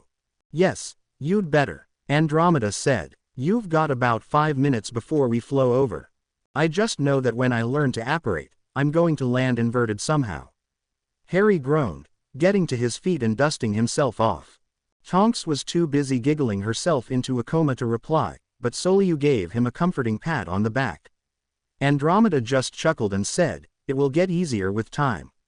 You've only traveled this way a handful of times, Harry." "Be that as it may," began Harry, scowling, "I'm getting a bit tired of plowing into the ground every time we go somewhere." "Okay, guys, I'm going to give you your time first. That way we won't scatter when we're carrying a bunch of stuff. After we leave Gringotts, you three go buy anything you want to grab, then meet back up with me outside the bank." "Got it," Andromeda said, leading the teens out of the leaky cauldron, waving a thanks to Tom as she did so, and into Diagon Alley. Aye, ma'am," Tonks said, saluting her mother. Harry snorted. "If I were younger, I would bop the both of you." Andromeda said, "But as I'm not, Leon." Soliu smiled and swatted his friends on their arms. After they had collected their gold from Gringotts, Andromeda waved the trio on. "Just remember, half an hour. Don't make me come and collect you. And for the love of all that's holy, don't harass the Aurors. They're stressed enough." "Mum," Tonks exclaimed, sighing. "We aren't children. We know better than to pick fights with them." Yes, half an hour, dear," Andromeda said, sitting on the steps leading up to the bank. "Well, where to?" Tonks asked, turning to her friends. "I actually want to at least look into Twilfit and Tattings," Harry said. "I want something nice to wear, you know. Besides, we're required to get dress robes for some reason. Don't like the sound of that, by the way, and I figure we might as well at least browse the place." "Are you kidding? People like Malfoy probably shop there.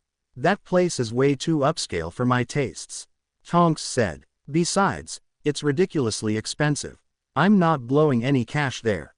"Indeed, too snooty for my likes," Soliu agreed. "You two do know I would buy you any robes you'd like in there, right? What the hell am I gonna do with a small fortune? I mean, there's more than enough in there to pay through the end of my schooling plus the rest of my life. And that's with splurging regularly," Harry said. "Then get us nice things for Christmas or something," Tonks said, grinning. "That way it wouldn't feel so odd." Harry smirked. "I'm going to recall this moment if you try telling me what I get you is too nice, then. Don't go and spend half your gold on gifts for me," Tonks said, jabbing Harry in the arm with a finger. "Oh, I won't, but I will rethink what I was gonna buy you," Harry said. "And what might that be?" "Not telling, of course." Once they had arrived in the clothing shop, they were immediately greeted by a tall, thin man with an extremely high-pitched voice. He had heavily greased hair and looked to be the picture of a key asterisk up. "And how many I help why?" he began, before opening his eyes and catching sight of Harry's scar. "Crap," Harry thought, "he's not gonna let me go now. Note to self, buy a damned hat. And an honor it is to be able to serve the one and only Harry Potter." Crooned the man. "Is there anything in particular I could help you find, sir?" "Well, I kind of need a set of dress robes, I guess," Harry said, mentally cringing as he slightly slipped back into his old mindset. At least he wasn't stuttering. "Ah, yes, big event this year, but I'm sure you've already heard. Right this way, Mr. Potter," said the man, straightening up and walking across the shop. All right, I'll be right back, guys," Harry said, making a face once the assistant had vanished around a rack of robes. "Have fun," Tonks said in a sing-song voice. Harry sighed, trailing after the man, whose name was apparently Xeris, or Xeres, or something to that effect. He never would spell it, and Harry kept hearing it come out differently each time the man said it. Despite Harry's pleas for the man to hurry, the trio were in the shop for at least 15 minutes before they could escape. Harry didn't go away empty-handed, though. He had gotten a set of deep blue dress robes with pale blue trim. And a ring. The robes had been Xeris's doing. The ring had been his own. He had been paying for his robes when he saw it, amidst a ton of other rings displayed under the glass counter, a ring with the mark of Ouroboros on it. He had put it on his right ring finger before they had even left the store. "I think Boris will get a kick out of it, if nothing else," Harry said, smiling down at it. "It's very pretty, but you know you'll get teased about wearing a ring, right?" Tonks said. "Malfoy's old man wears a good deal of them. He can't say a damn thing against it," Harry replied, "and I'm really sorry for not being able to get away from that Ponce sooner." "No harm done," Tonks said. "We can grab our robes after we meet back up with Mum. So where do you want to go next?" "Gamble and Japes," Harry said, grinning. "Even if we don't catch Fred and George, and I doubt we will, seeing as how we're last-minute shopping, we can still look around. Maybe get some new ideas. I wonder if they're updating the list." "They'd better be," Tonks said. "We didn't give it to them so they could slack off." Soliu merely rolled his eyes as he followed the two. He didn't mind, really. It was a change of pace, being out and about with friends. Despite this, however, he felt a bit odd. Probably due to the fact that some strange girl had been following them. He didn't recognize her, though she appeared to be around his age. He figured she either didn't know that he knew she was following them or else she didn't care. She wasn't being very sneaky about it. "Either of you know why some girl is trailing us?" Soliu asked in a hushed voice. "Don't look. Has hair nearly as long as mine, but blonde. Has sunglasses on, so I can't tell the eye color." Harry blinked, glancing aside at Tonks. "Doesn't sound like anyone I know." "Nimmy." "Nah, replied the girl. "You sure she's following us?" "Has been ever since we left Twilfit and Tattings. I don't know if she doesn't realize we know she's been on us since then or not." Soliu murmured. "Should we confront her?" asked Tonks. "I don't see why not," Harry said. "Not like she could do anything to us. Diagon Alley's not that populated. Ours would be on her in a heartbeat if she tried anything." "Agreed," Soliu said, coming to a stop.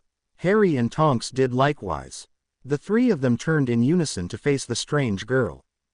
Harry raised an eyebrow. She was a bit shorter than he was, but that's about all he could tell of her, dark blonde hair aside. She was indeed wearing sunglasses, a pair so dark that Harry doubted one could see her eyes even if they were up close, and had a very tomboyish air about her. She had on dark jeans and an off-white blouse on. She came to a stop just in front of the trio. "Care to tell us why you've been following us?" Harry asked. The girl turned her head and gave Harry the once-over. She then turned and looked at Soliu. "Not particularly," she replied in a thick accent that sounded Russian to Harry. "Care to stop it, then?" replied Harry, voice dry. "Not particularly," retorted the girl, removing her sunglasses. Her eyes were about as gray as Malfoy's were, though they were a bit lighter. "Right, this is getting us nowhere," Tonks chimed in. "Either cut it out or we'll sick the oars on you for being suspicious." The girl raised her eyebrows, finally looking to Tonks. After a moment, she smirked, slipping the sunglasses back on. "Very well, it isn't as though I will not be seeing you again soon enough," she said, and, before she turned to leave, she stepped up to Soliu and practically growled, "And you had better watch your back." Soliu blinked as the girl walked off. "That was interesting. You sure you don't know her, Leon?" Tonks asked. "Seemed like she knew you." "I've never met her before in my life," Soliu said, frowning. "I think I'd remember eyes like those." "Creeped you out too?" asked Harry. "Quite. So, do we continue on, or go back to Mum?" Tonks asked. "I say we go back to your mother," Harry said. "Tell her about the girl. Just in case." "What do you think she meant?"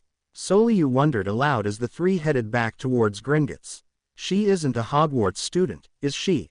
Don't think she is, Harry said. To be fair, I try not to spend my time studying the students. Especially the female ones. I have enough fangirls as is. I don't need anything, I've got eyes for them. A transfer, maybe, asked Soliu. Possibly. Still doesn't make sense that she'd threaten you, though. Especially if you two don't know each other. Harry replied. Very odd, this situation. No sense worrying about it. Tonks said. I say we try and forget about it and enjoy the rest of our day, even if most of it will be routine shopping. Harry sighed as he flopped down. Ah, the Express. Couldn't they do something with this thing once in a while? So very red.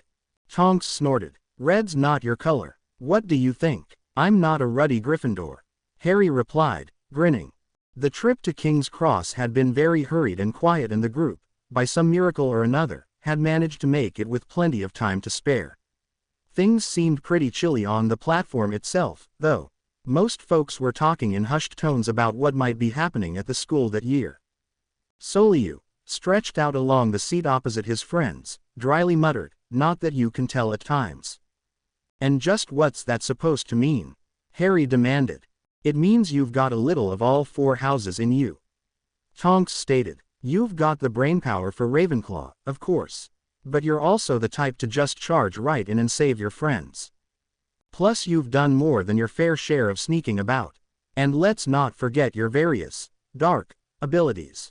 Soliu added, looking at Harry's left sleeve, where he knew Boris was lurking.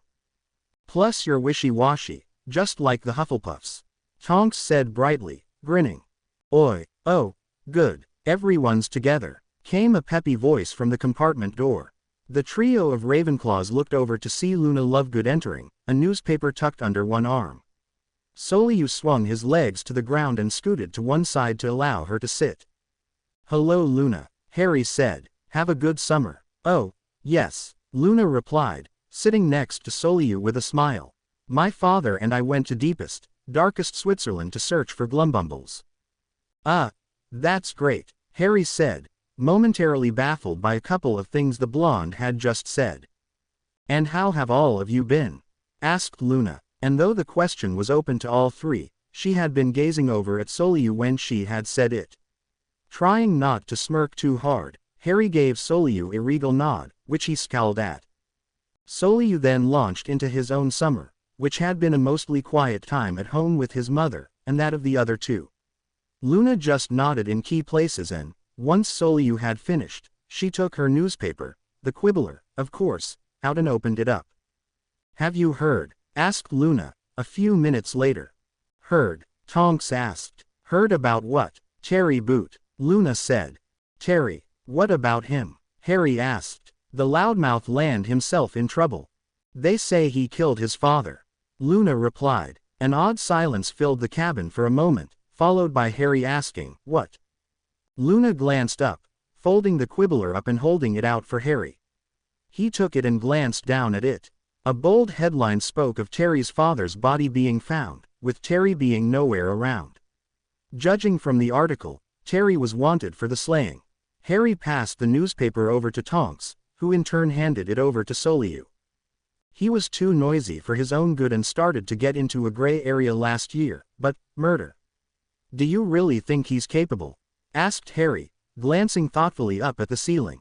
I doubt it, Tonks said. Even if he did, he'd be the type to sit at the scene of the crime just so he could blab about what a grand, a glorious battle it had been.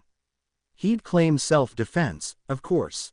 Of course, Harry agreed. Luna, Leon, I think he could, Soliu said, handing the newspaper back to Luna. I think anyone could murder if the circumstances were right. Or wrong, as the case may be. I think he could, as well, Luna said, her voice a bit quieter than Harry was used to hearing it. She had hidden herself behind the paper again, but the odd look that had passed over Soliu's face filled in the details of why. Of course Luna would believe he was capable of terrible things. Anyone who had been treated like that would be more than a little biased. On the upside, we don't have to worry about him, Harry said cheerfully, trying to lighten the mood up a bit. Unless he decides to come and kill you, too, Luna said, her voice back to its normal, slightly bizarre tone. Yeah, unless he decides to come and kill me. Not that he could, as I believe I've proven I'm more than a match for the little weasel. Harry said. Did someone say weasel? Came a pair of voices from the doorway. Harry slapped his forehead and groaned. Fred laughed. Now, Harry, no need to hit yourself. Yeah, George agreed. We can smack you if you'd like. And a good day to you too. Harry replied dryly. We have come to deliver greetings, news, and a warning. Fred exclaimed, holding his arms out wide. As the greetings should be well and done with, George continued, let us move on to the news. First, we know what's going to happen at Hogwarts this year. And it means that, sooner or later, you will know yet another one of us. Tell us, Tonks said, practically bouncing in her seat. It's been driving Harry batty. Fred wagged a finger. We said we knew. We did not say that we would tell. Wah, ooh, you two. Tonks growled, glaring at them as Harry chuckled. Another one of you. Soliu asked. How many are there? Well, we have a couple of older brothers. Charlie's off dealing with dragons in Romania. And Bill, well, he's a cursebreaker. George said, smirking. Clearly, the twins were rather proud of both of them. And Percy, well, Percy's a ponce who's been going into the ministry with Dad whenever he can. We think he's trying to figure out how to firmly attach himself to the minister's backside, but... Fred continued, rolling his eyes. Tonks snorted. Okay, what else do you have? Harry asked. What's second? Second, George began. Second is that we know who the new defense professor's gonna be. Overheard Dad talking to him one morning. Not gonna tell us that either, are ya? Asked Tonks. Give the girl a prize. Fred exclaimed. Right in one, little Dora. George said, grinning as the girl bristled. But rest assured, it's gonna be brilliant. Yeah, Dumbledore's hooked a good one this time. Shouldn't have any problems with him. Well, aside from the ones he's known for, anyway. Fred chuckled. No one calls me Dora. Ick. Tonks muttered darkly. Anything else? Asked Harry. Nope. So on to the warning. Avoid Hermione like the plague. George said, face suddenly getting as serious as Harry had ever seen it been. What? Why? Because she's been on about house elf rights since the damn cup, that's why. Fred said, honestly, the girl is losing it. Right, so if she approaches you and tries chatting you up about the subject, find a way out. George said. Oh look at this, someone already rounded up the filth for us. Said a drawling voice from just outside the compartment. We love you too, Malfoy. Tonks called out. Harry, George asked, turning to the boy and raising an eyebrow. We can handle him, Harry replied, grinning. You two go have fun. As you wish, Fred said. The twins slipped out, shoving forcefully past Malfoy and his band of unmerry Slytherins. One side, you little milksop, lest we send you back to the toilet. That was the greatest prank they ever did to him. Harry remembered aloud, a wistful grin on his face. Yes, very amusing, replied Draco Malfoy, eyes narrowed. Watch her, cousin o' mine. Tonks said cheerfully. Saw matter. Goyle wouldn't let you snog him. Draco sputtered, turning slightly green. Somewhere out in the hall, Crabbe laughed as Goyle made similar noises. Then both let out tremendous groans as Pansy Parkinson shoved her way past them. Draco, why must you spend all of our precious time seeking out him? You sought me out a bit on your own last year, if you'll recall. Harry said, eyeballing the girl.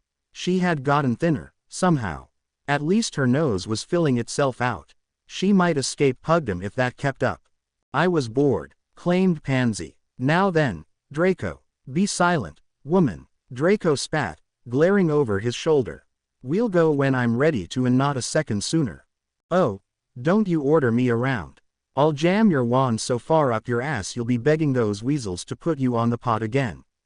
Pansy snapped, getting up in Draco's face. The blonde clearly wasn't expecting such a backlash, as his eyes were wide and he quickly glanced at Crabbe and Goyle, who were conveniently not paying attention. Tonks let out a low whistle. She's got you whipped, Malfoy. Shut up, Draco growled, putting a hand on Pansy's shoulder and forcefully shoving her. And you had better learn to keep your foul mouth closed, too. Don't forget, my father owns both of your parents. Pansy narrowed her eyes at the blonde, but otherwise remained silent, getting to her feet and storming off down the corridor.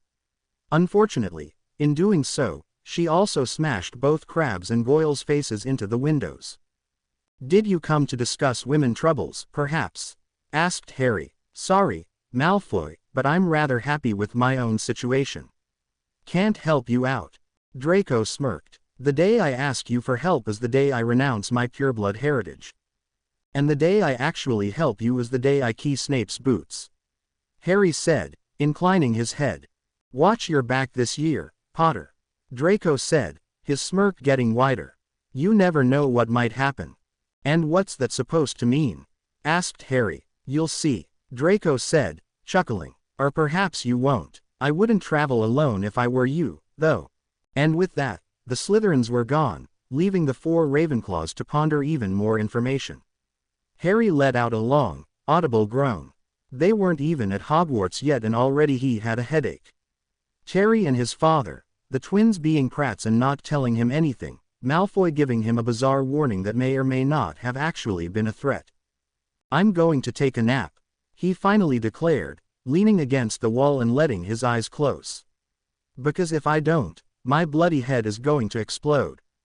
Yeah, it's been an information-packed trip, hasn't it? We need to start writing to people more often. Tonks agreed.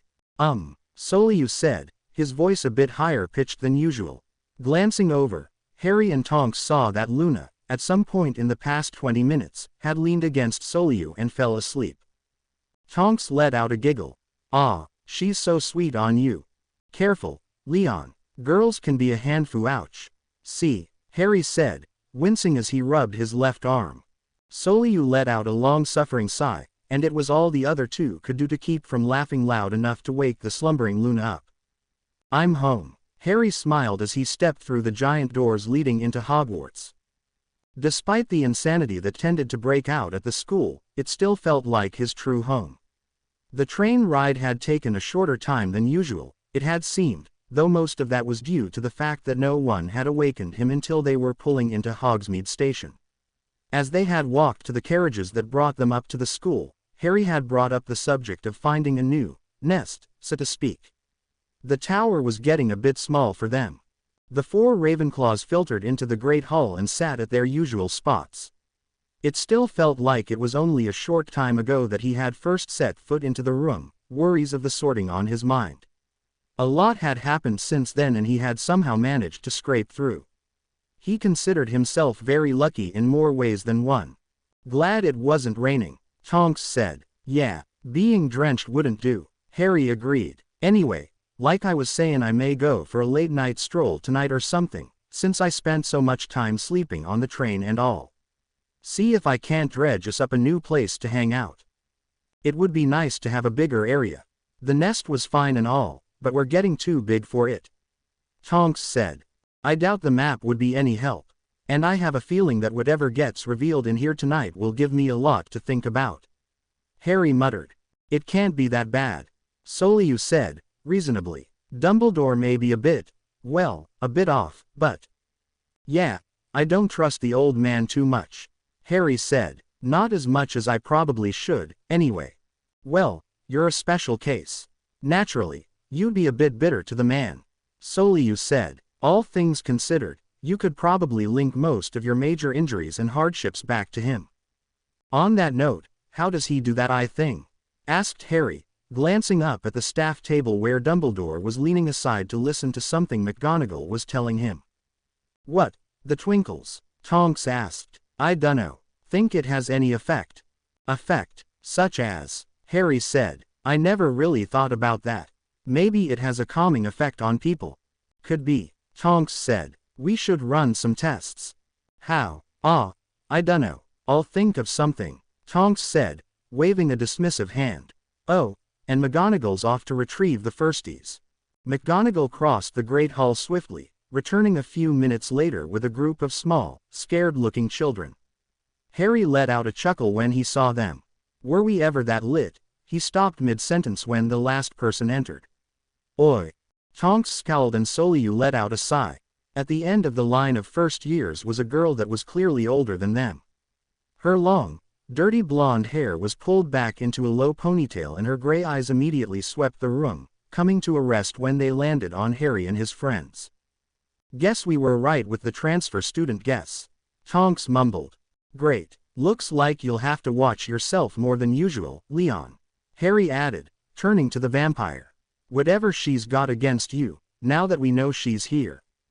Anyone gonna place bets against her not being sorted into Slytherin as fast as Malfoy was? Asked Tonks, glaring at the girl, who offered a smirk in return.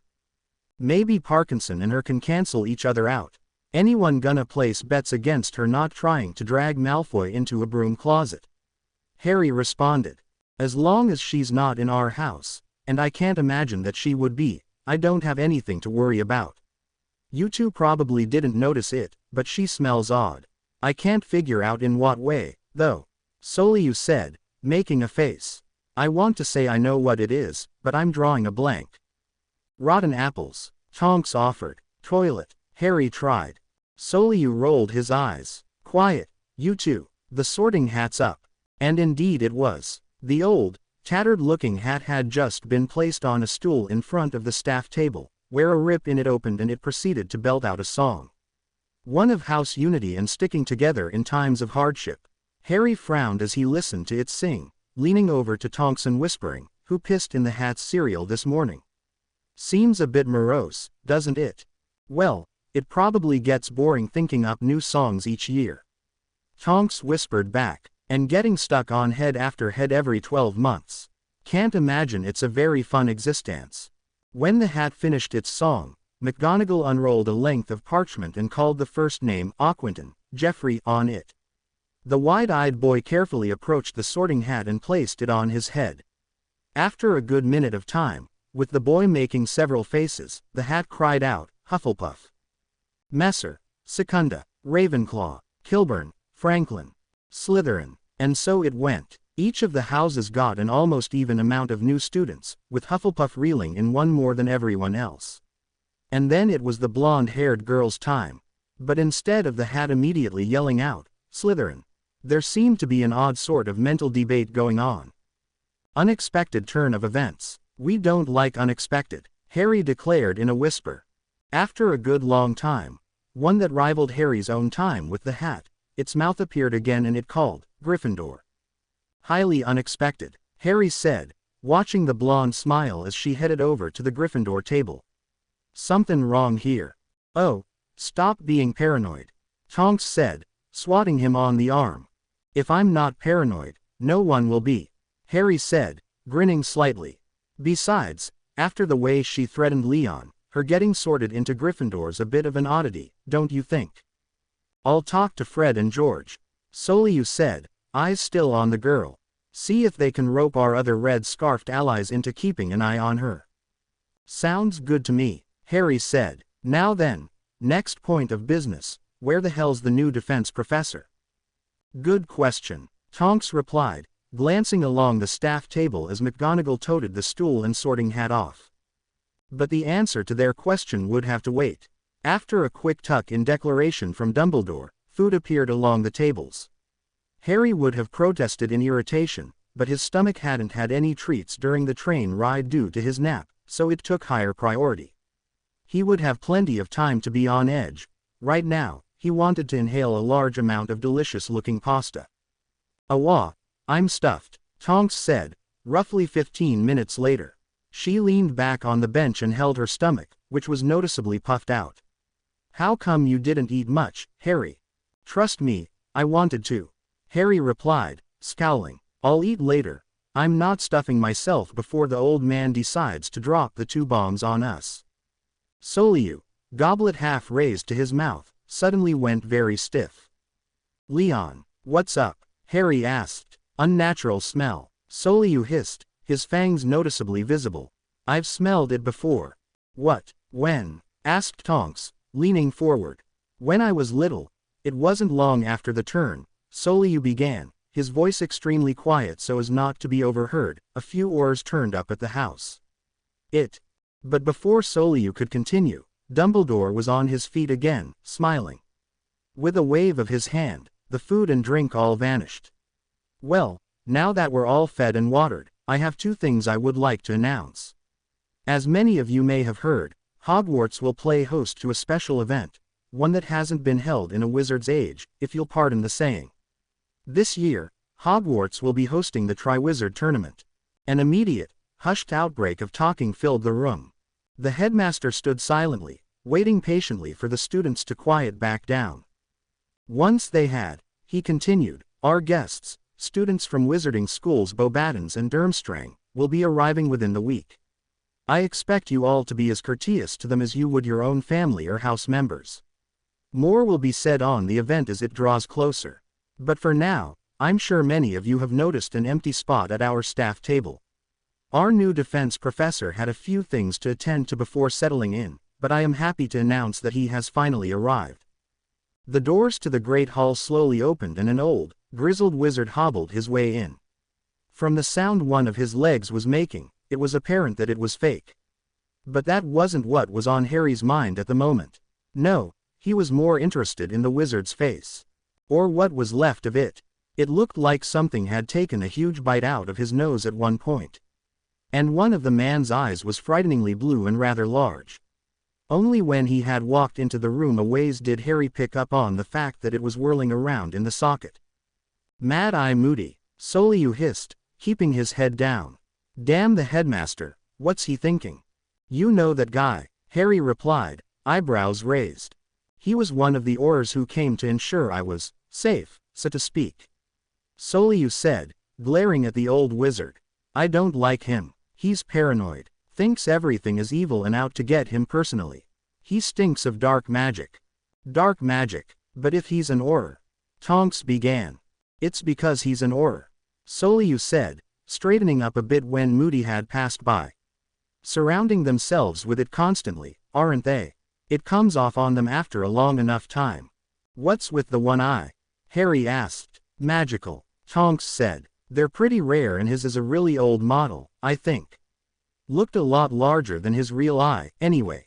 There's been leaps and bounds in the artificial body part department since he got it, I'd reckon. How come I've never heard of that kind of thing? Harry asked.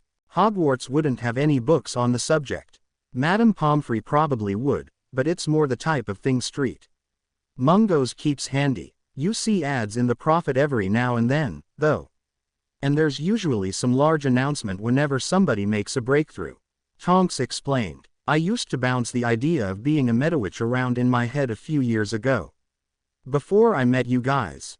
You, a Medowitch. No offense, Nimmy, but, well, alright, I'd rather you be my nurse than that old battle-axe we have now, but that's not the point. Harry said. He earned a light swat for his efforts. Once Moody had made his way to the staff table, slowly inspecting every person at it as he went by them, he nodded to Dumbledore. Dumbledore, in turn, faced the students again and announced, please welcome Alistair Moody, he will be teaching you defense against the dark arts this year. There was a smattering of applause from around the room, save for the Slytherin table. The older students seemed to be downright spooked of the old man. The first years did too, but for entirely different reasons. Harry didn't blame them. Moody looked like he had just gotten out of a manticore attack. From there, Dumbledore made his usual announcements about the Forbidden Forest and Filch's notes on the banning of all things fun. The students were officially free to head back to their houses. As the prefects lead students towards the proper spots, Harry motioned for his group to head for the nest. Either of you know what the Triwizard Tournament is? Harry asked, hands in his pockets. I've only heard vague things about it. Tonks said. It's supposed to be pretty dangerous. Rings no bells to me. Soliu said. I'm more worried about that blasted Auror being on staff. If the hospital wing isn't filled with students who've caused the loon to blast them, it'll be a miracle. I dunno if I've ever seen you like this, Leon. Tonks said, turning to the vampire. You usually get on pretty well with everyone. Yeah, well, he turned me into a damned bat, then a wolf, then laughed and told me that I wouldn't have any friends. I'm not going to go and have afternoon tea with the man. Soliu said, a strange glow in his eyes. He did what? Harry exclaimed. Surely you could've, I dunno, sued the Aurors or something for being treated like that, couldn't you? Dark creature, Soliu stated, eyes narrow again. We have very few rights to speak of. Go Wizarding World, Tonks said in a deadpan cheer. Let's hear it for equal rights. I think I'm going to go cool down, Soliu said, coming to a stop. I don't like being this way, and anger has always built up when I think of Mad-Eye Moody. You gonna be okay? Want us to come with? Harry asked. I'll be fine. Need to go see Poppy anyway. She gets angry if I don't check in at the start of term. Soliu said, turning and raising an arm. If there's any higher power at all, we won't get defense as our first class. He jinxed it, Tonks whispered once Soliu was out of sight. Yeah, you know, it's really weird seeing him mad. Like actually mad and not faking it like he did with Dudley and his gang. Harry said, walking again. Yeah, it's pretty rare. Hope he doesn't try going after Moody, though. Tonks said, making a face. That wouldn't do. I'm not so worried about Leon as I am about that girl. What was her name, anyway? Did you catch it? Harry asked. Tonks closed her eyes and, jabbing a finger into the air, did a remarkable impression of McGonagall. Aethon. Demetra. Demetra. Huh, Harry repeated, hands slipping into his pockets. Damn it, it's the first day back and 3 things are already threatening to drive me insane. 1. I have a bad feeling about that Triwizard Tournament thing. 2. Moody threw my mental warning alarms off on his own. That he gets to Leon so much only makes it worse. And, of course, that girl. Tonks patted Harry on the shoulder as the two slipped through the invisible wall and made their way up the spiral stairway. Poor Harry. 3 puzzles at once. So, oh great detective, anything you wanna watch out for. Pushing open the trapdoor, Harry smiled briefly as he stepped into the Raven's Nest, the furnishings unchanged since they had left a few months back. Flopping down onto the couch, he ran a hand back through his hair. Not really, he said. Too early to start finding pieces to the puzzles. And there's still something bothering me. What? Tonks asked, sitting next to Harry. Dress robes. Surely the Triwizard Tournament wouldn't warrant needing a pair. I know we'll be having guests over, so to speak, but... Tonks frowned. I guess that's true. So 4 things to wonder about, huh? Fitting, isn't it? Harry said, leaning his head back and chuckling. 4th year, 4 problems. I hope this doesn't continue. Providing I make it to 7th year, I don't want to have 7 issues to deal with. Tonks bopped Harry on the arm. Don't talk like that, you know it weirds me out. You'll get by just fine and then, I dunno. I haven't really thought about life after school. There anything you wanna be, job-wise? Harry tilted his head in thought. What did he want to be? Playing Quidditch professionally would definitely be fun, but then again, he had enough raving fans as it was. The thought of even more made him shudder. But what else did he know? Despite reading a good deal, it rarely covered jobs in the wizarding world. He certainly wasn't the type to want to sit around at a desk job. Even as a Ravenclaw, he would be bored silly. I think, he said after a good deal of silence, that I might consider becoming an Auror. Really? Yeah, problem there is that the ministry is filled with idiots. I'd only go down that path if something came along to fix things up. The Aurors at present aren't exactly on top of their game, Harry said. True, Tonks agreed, laying her head over onto Harry's shoulder. I really dunno what I wanna do. Hair stylist, Harry suggested, grinning. Oh, shut up. Laughing, Harry slipped an arm around Tonks, his eyes slipping shut. Quote. 5. 5 problems, Harry murmured, a sigh escaping his lips. Terry. Oh, Terry can go bugger a knothole. I don't want to think about him. Tonks said. Out of sight, out of mind. Something like that. Harry nodded, tilting his head so that it lightly rested atop Tonks. Quote. Oi. Our new hideout. Gonna have enough room for a bed. Tonks let out a sleepy giggle. Our necks are gonna be sore in the morning. Yup, we're probably gonna be late. Yup, you got awfully quiet. Sorry. Harry said, smiling. About to drift off. Oh, hey, I have an idea. What? Harry lazily started hissing. After a moment, a muffled reply came from around the middle of his right sleeve. Nudging Tonks, he slipped back into English and explained, told him to wake me up somehow once it got light out. You sure you wanna do that? Asked Tonks. Boris wouldn't bite me, Harry said. He'll figure out something. If you say so, Tonks mumbled, kicking off her shoes and bringing her legs up onto the couch. Your arm's gonna fall. Sleep. "'S'okay," Harry said. "'Sworth it. Night, Harry. Night. Is this what you wanted? It is your doing. Shut up. Don't like hearing the truth. I said shut up. Or what? Or you'll die, and then you'd be alone. So, you'd go mad, haven't I already?" Harry rubbed the bridge of his nose tiredly, the view of the ruined grounds burned into his eyes. Coiled loosely over his shoulders was Boris, paying more attention to his master than the destruction. The two were up on the highest point of Hogwarts, or at least, what remained of such a place. The rubble had formed a suitable place to sit, though it still bothered Harry that he was basically sitting on the graves of all the former headmasters and headmistresses of the school. It had only ended a few hours before. Now they sat and stared out across what they had done. The snowy ground was tinged pink from all the blood that had been spilled, and the stench was still noticeable even as high up as they were. The Death Eaters and their master were gone, yes, but it had been a high price to pay for it. The spell had gone awry, erupting in all directions, unable to tell friend from foe. It didn't care what it ripped asunder. In the end, it had struck Voldemort and torn him, as well. But Harry had remained the only survivor of the massacre. Numb, he had barely glanced around to find his friends, or what remained of them, anyway, before heading back towards the shattered stone wreck that was once a school. Though clearly on its last legs, the school accommodated Harry as he made his way to the tallest point. What was once barely half the school's tower was now drifting in pieces out in the lake, a surprise Christmas present from the dragons and their riders.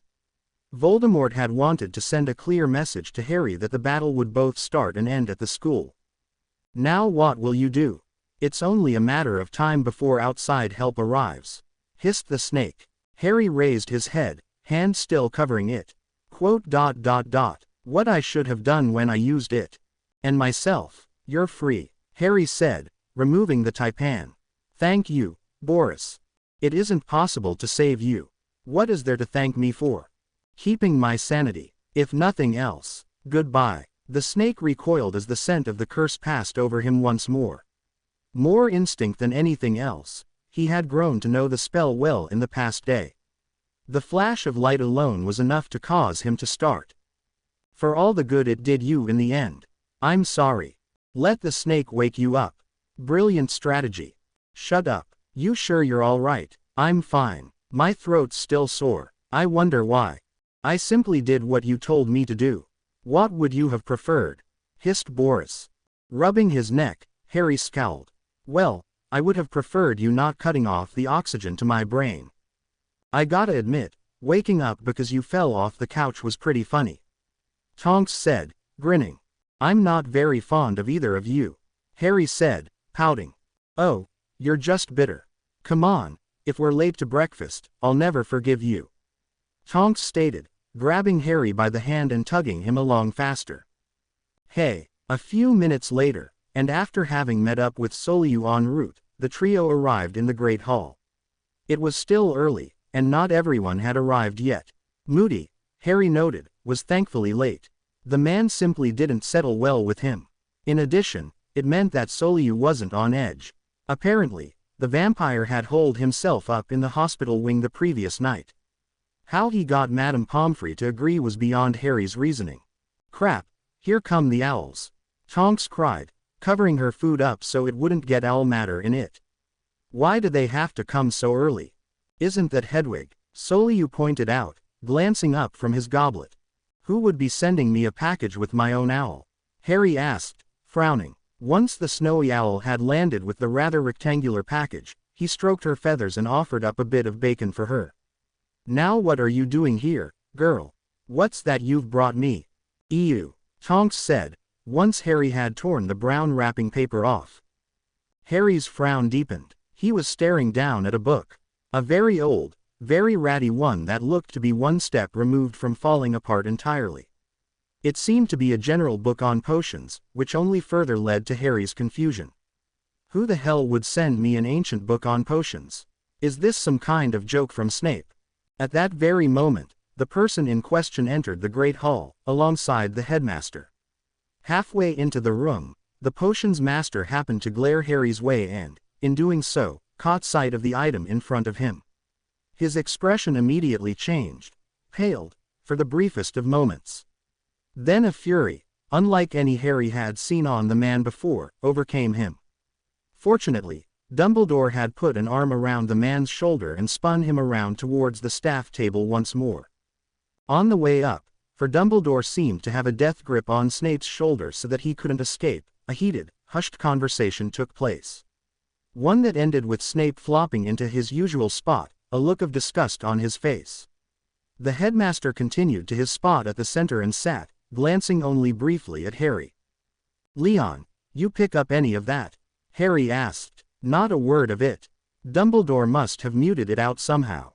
Soliu said, "I would reckon a guess that your new book is apparently Snape's, though, judging by his reaction." Picking the tattered book up, Harry opened it to check. No mention of Snape in here. Just some bloke calling himself the Half-Blood Prince. Could still be him, though, couldn't it? Tonks asked. "Wouldn't surprise me. If it isn't his, it belonged to someone very close to him," Harry said, nodding. "And judging from the headmaster cutting Snape off, he probably sent it to me."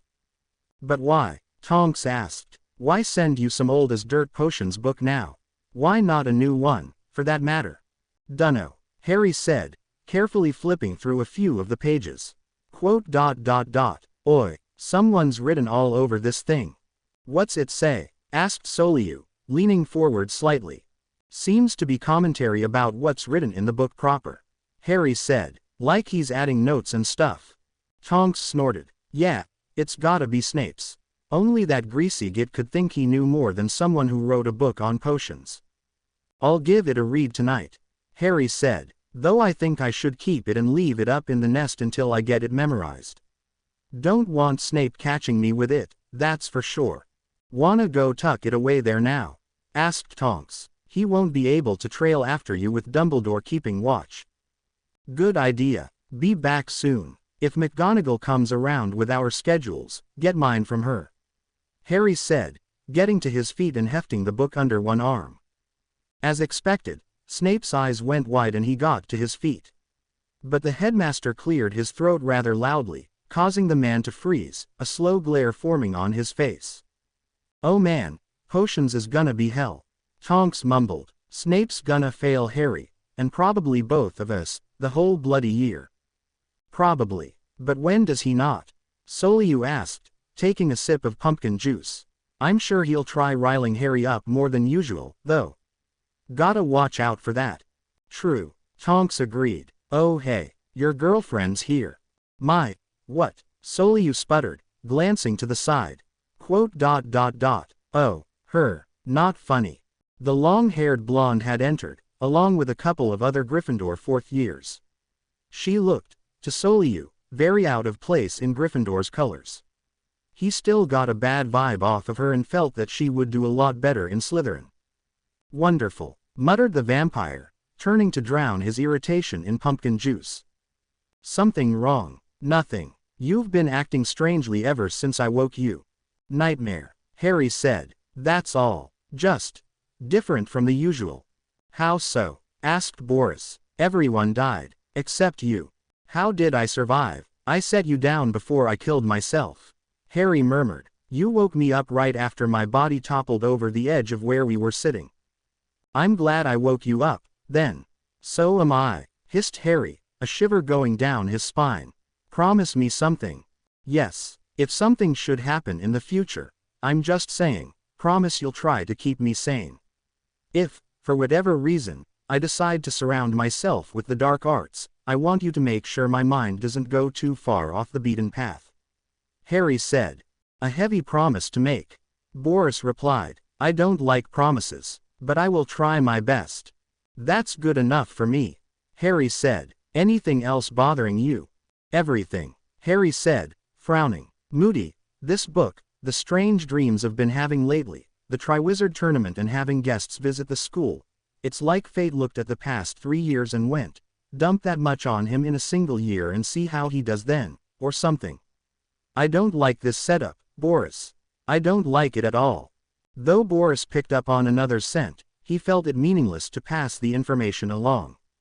His friend was obviously unsettled at the moment. Making him feel as though he were being followed wouldn't be wise. As best he could tell, there was no malicious intent coming from their follower. Harry, you need to relax, you're going to get jumpy.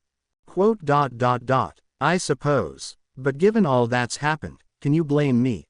Asked Harry. Not as such, no. But even so, it isn't good to be so tightly wound. Not at your age. Stop worrying so much. If you'd like, I could talk about my former master until we return to the Great Hall. Really? Will you? No. Damn. What he did was far too strong for the likes of you. I've told you that. I will, however, tell you of his other accomplishments. Especially as some of them led to rather humorous results. This isn't going to spoil my appetite, is it? It may. Damn. Okay. Tell it anyway. I'm going to go crazy if I don't get a distraction. And, from somewhere behind them, a glare was sent out. All the person could make out was a bunch of back and forth hissing. That was more than a little bothersome. Whatever Potter had left the hall for, it seemed to have him tense. And, at the very least, that might be used to an advantage. It was all a matter of time. What happens now? Asked the dove. We fight, murmured the crow, staring down at the grounds. We fight. We can't fight, replied the dove. They're too strong. What other option do we have? Asked the crow. Lay down and be slaughtered. We'll die either way, said the dove, feathers ruffling. What does it matter what way it happens? I can't believe you, of all people, are talking this way. The crow said, head turned. Oh, and why is that? The crow shifted so that it was fully facing the dove. We got into this mess together, we'll get out of it. I promised you that much. Promises mean very little, said the dove, head lowered. Only if you never intended to keep them. The dove looked up again, a sigh escaping. Off in the distance, another flying creature was approaching. We've got company. So it would seem, agreed the crow. We'll continue this later. Don't take my word so lightly. As long as I'm alive, no one will be killed. The dove gave the crow a strange look before turning and taking flight. The crow watched it dive down and around one of the school's towers. Moments later, the flapping of wings filled its ears once more. Tilting its head up, the crow found itself looking into the newly arrived bat's eyes. I have news. Another bad dream? Asked Tonks. Not so much bad as strange, Harry replied, yawning. No idea what to make of it. The two were heading down from Ravenclaw Tower. Their first defense class was that morning. And, despite Harry's wariness around Mad-Eye Moody, he was interested in seeing what the old man had in store for them. Where's Leon? Harry asked. Dunno. We've got plenty of time. Wanna check the hospital? Sure. Changing courses, the two began their trek down to the hospital wing. Once they arrived, Harry opened the door slightly and peeked inside. No one was inside, though it was clear that someone other than the uppity matron was in her office. Shrugging, Harry let himself in, Tonks slipping in behind him. Man, I hate this place, Harry commented, gazing around. Don't blame ya, Tonks said, sniffing. This place smells sterile. Before they got to Madame Pomfrey's office, its door opened up.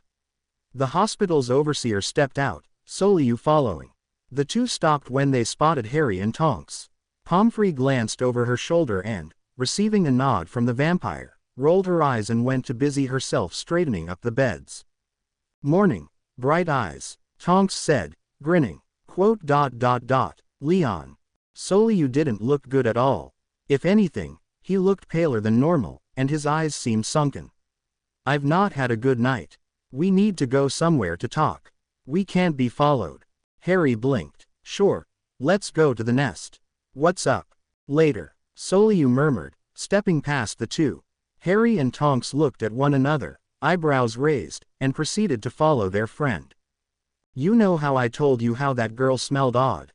Soliu asked, throwing himself down onto the old couch. "Yeah, what about it?" Harry asked. He flopped down into the chair while Tonks hopped up onto its arm. "I went to Poppy to ask about it. We talked for a while before it hit me. I knew what it was. I've only smelled it once before in my life. It was enough to leave an impression on me." Soliu said. "This isn't going to be good news, is it?" Tonks said. "Not at all," Soliu replied, a grim smile forming. "So what was it?" asked Harry. "Holy water," Soliu growled. The other two blinked. Soliu, noticing that they weren't going to comment, continued, "You two do know what it does to vampires, right?" "Burns 'em," Tonks said. "Even I know that, yes. Well, as I said, I've only smelled it once before, but it was enough. I was visiting my grandfather when I was young. I had been cursed for only a short time at that point. Mother and father remained at home. I often went to see my grandparents, but as my grandmother had died not long before that trip, I felt I should spend more time with my grandfather." Soliu began, bringing a hand up to rub the bridge of his nose. "On my last night there, someone broke into the house. Grandfather was still awake. He didn't sleep well after grandmother died. I smelt the blood before I actually knew what was happening. I ran out to see him fighting with a man dressed in gray. I didn't know who it was or what he wanted, but I couldn't let him kill my grandfather. I wasn't old enough to really understand my powers, just that I was dangerous and had a mean bite. I charged at him. He shoved grandfather down and quickly took a bottle from inside his long jacket. He slung the contents out at me. My grandfather barely jerked me to the ground in time to avoid most of it. It was holy water. It got through parts of my pajamas and started eating away at the skin on my left shoulder and the back of my neck. I'm not sure what happened after that. I blacked out from the pain. I had never felt anything that hurt so much. When I woke up, the man was dead and somehow, grandfather had healed me." "Ever find out who the guy was? Was he just some random hero who caught wind that you were a vampire?" asked Harry. "No, we were very quiet about it. I had doubts even grandfather knew until a few days after I arrived. As for the man, yes, I did. He was from Iscariot," Soliu said, eyes narrowing. "Iskafut," Tonks said, frowning. "Iscariot," Soliu repeated. "No surprise you don't know of it. Most don't. That's how they work. They operate out of the Vatican, sent to track down and kill dark creatures. I'm not sure how they caught wind of me being at my grandparents' house, nor do I know how my grandfather managed to kill the guy. He wouldn't tell me, and he died 2 weeks later. So, what, you're worried that girl is working for that group?" Harry asked, brow creasing. "Call me paranoid, but that's what I feel. Her righteous justice might be why she got into Gryffindor, being brave for the sake of who she feels are the good guys, or whatever." Soliu said, "If she's wearing anything to symbolize her religion, it will only further my paranoia." "Wonderful. So there might be a holy warrior in our midst. Just what we need," Tonks said, groaning. "Indeed. I hope it is just paranoia I'm experiencing. I pray so, anyway," Soliu murmured. "But my being here poses a serious risk to my family. I've already spoken with Dumbledore, who's agreed to hide my mother somewhere he swears is secret, and that's helped ease my worry. I can't imagine why Iscariot would send someone here, though. How would they know? Maybe they're just being cautious," Harry suggested. "It isn't exactly secret what's gone on here for the past 3 years. It wouldn't surprise me if they sent a scout to case the area, see if the rumors were true." "Perhaps," Soliu said. Then, letting out an annoyed sigh, he got to his feet. "Come on, I've killed enough of your time. We're going to be late to that bastard's first class." Wincing, Harry watched as Soliu led himself out of the room. Looking up at Tonks, he declared, "You'll tell me if my hair starts going gray like Lupin's, won't you?" "I seriously don't like that man," Harry stated. "Me either," Tonks agreed. "I'm just glad he didn't spill any secrets," Soliu said, grumbling darkly. "Man, I'm not having a good week. They had just finished their first class with Mad-Eye Moody, and the Ravenclaws were left in an odd state because of it. Breaking all sorts of rules, he had decided to show the students all 3 of the unforgivable curses. He had then proceeded to make a point of how Harry had been the only person to ever survive the killing curse. Throughout the whole ordeal, Harry kept feeling as though something was odd about the man, though he had no idea what. Whatever it was, it continued to keep his hackles up. The defense position has to be cursed, Harry muttered. Quirrell had the distinct issue of having Voldemort growing from his head. Lockhart got eaten by the basilisk. And Lupin got outed because of that jackass Snape. We haven't had a single professor last more than a year. And some haven't even made it that long. Odds are against him, in other words. Soliu said. Exactly. Maybe he'll turn out all right.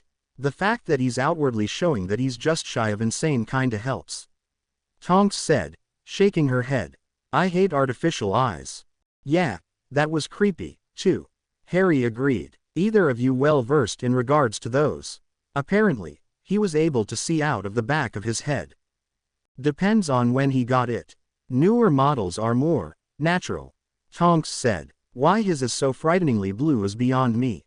Anyway, they're basically like glasses or contacts, just more connected to you. You can get them enchanted all sorts of ways. He's probably got some kind of anchor plate in his head so he can freely spin it like that, though, else he's be causing the inside of his socket severe damage.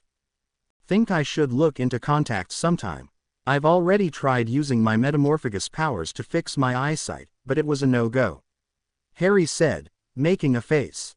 Yeah, you can't fix stuff like that. I wouldn't be surprised if your scar was unable to change, either. Once we get to more advanced uses, I mean. You know, full face and body changes. That kinda stuff. You'll have to find other ways to cover it, I think. Tonks said. Lovely. The rest of the day, thankfully, passed in relative silence. That night, the guests from the other wizarding schools were supposed to be arriving. That alone irritated Harry to no end, and he wasn't shy in vocalizing his annoyance. Fred and George were the only ones who seemed to agree with him on the matter. In fact, they seemed to be planning a song to tell off their guests. According to Fred, they were going to try breaking out in song after dinner was over with. So how does it go? Harry asked. No, it's best to keep this one a surprise. George stated. Things like this are always better when you don't know the joke beforehand. Fred agreed. Right, well, I'm heading on into the Great Hall.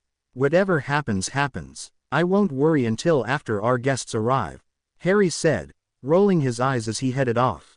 Suit yourself. Fred called after him. So let's recap.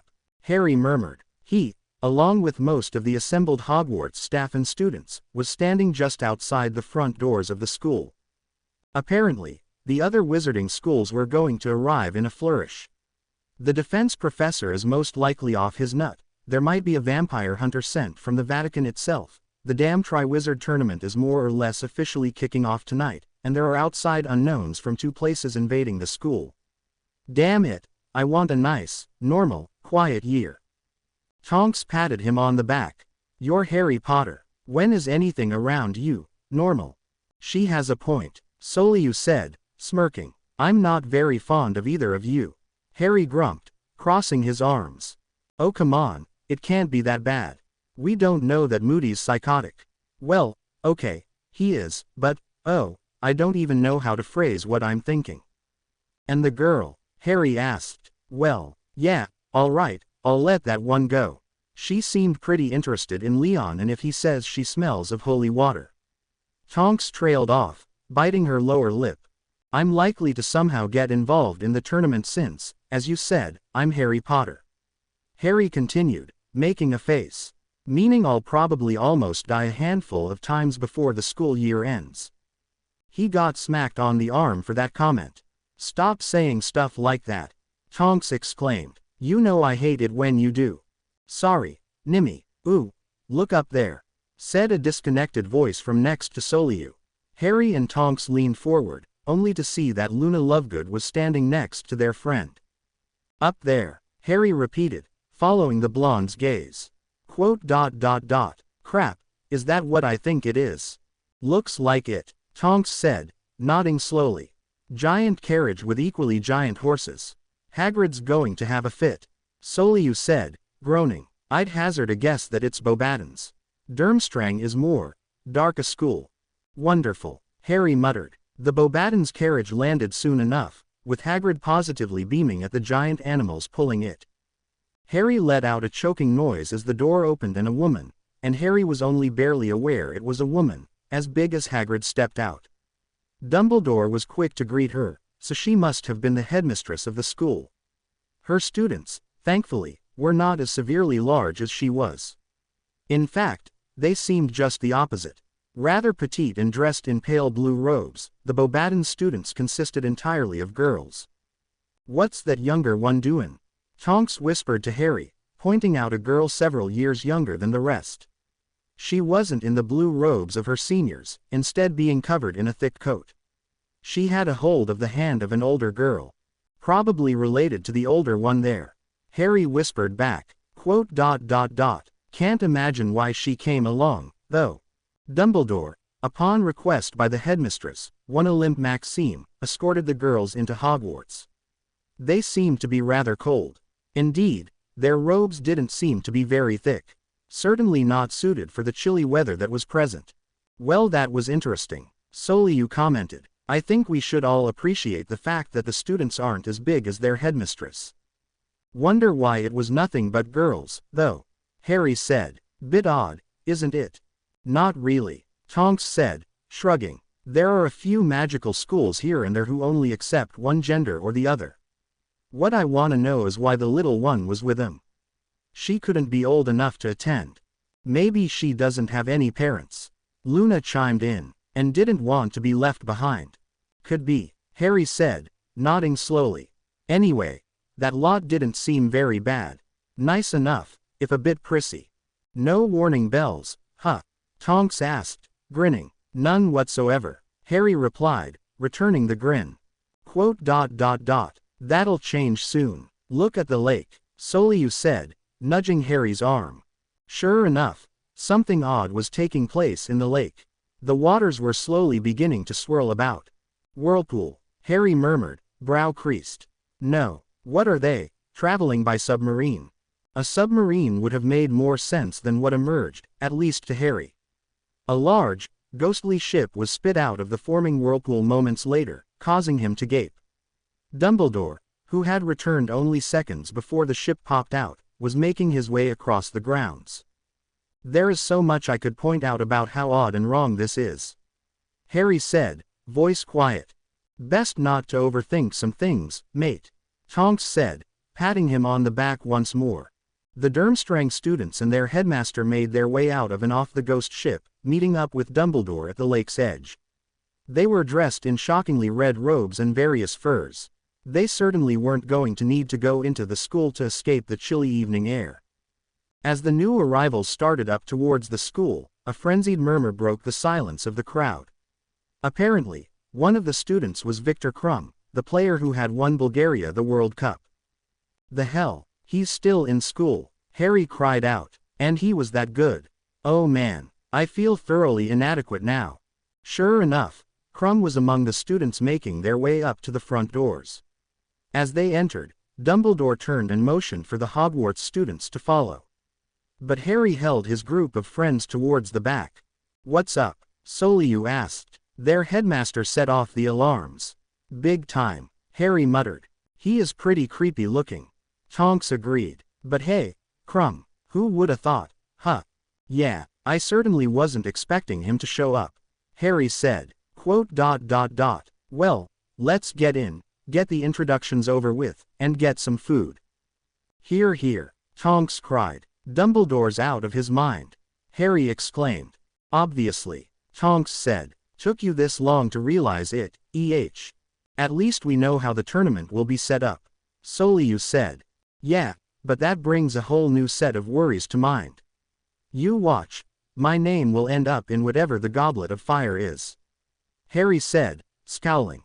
He was leading the group of three. Luna had gone back to Ravenclaw Tower towards the nest. In the end, The Durmstrang students were going to be staying with the Slytherins, which didn't surprise Harry in the least. Malfoy certainly had looked happy about it. The girls from Beauxbatons, on the other hand, were stationed way up in Gryffindor Tower. Tonks grinned, poking Harry in the arm. So, groaning, Harry shook his head slowly. I haven't the slightest idea on how to dance. I can teach you, then. Tonks said, smiling. I took a bunch of lessons when I was younger. No offense, Nimmy, but I can't picture you twirling about in a frilly dress to slow music. Harry said, raising an eyebrow. No offense taken, Tonks said, still smiling. But the offer stands. I'll think about it, Harry said, rolling his eyes. And then, just to direct the conversation away from the newly announced Yule Ball, he added, I noticed the twins didn't burst into their song. Must have been too busy staring at the girls. Soliu said, quote. One smelled odd, Harry. Off. How? Harry asked, jerking his head to look at Soliu. Quote. Familiar, yet not, Soliu said, frowning. I have no idea why. She wasn't a vampire, or a werewolf, only I still sense some familiarity. Annoying me quite a bit, too. Well, great. The one group I think are safe is the one we have a wild card in. I need some damn aspirin, Harry muttered. The group passed through the secret wall and made their way up the spiraling stairway up to their tower. Harry flopped down on one half of the couch, with Tonks taking the other. Soliu walked out and leaned on the railing. I'm finding us a bigger place, Harry said after a few minutes of silence. We're getting too big for this one.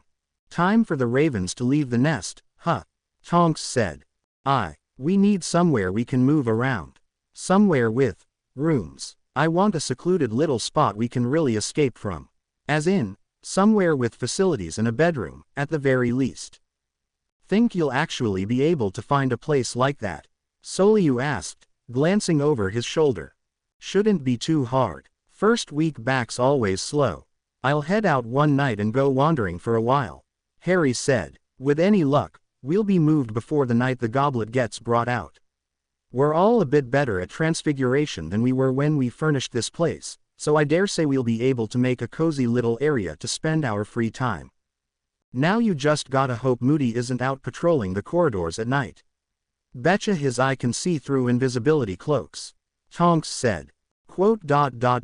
Oh, damn it all, I didn't even think about that, Harry said, flopping his head back. I'll bring the map with me, but I can't imagine it'd help too much.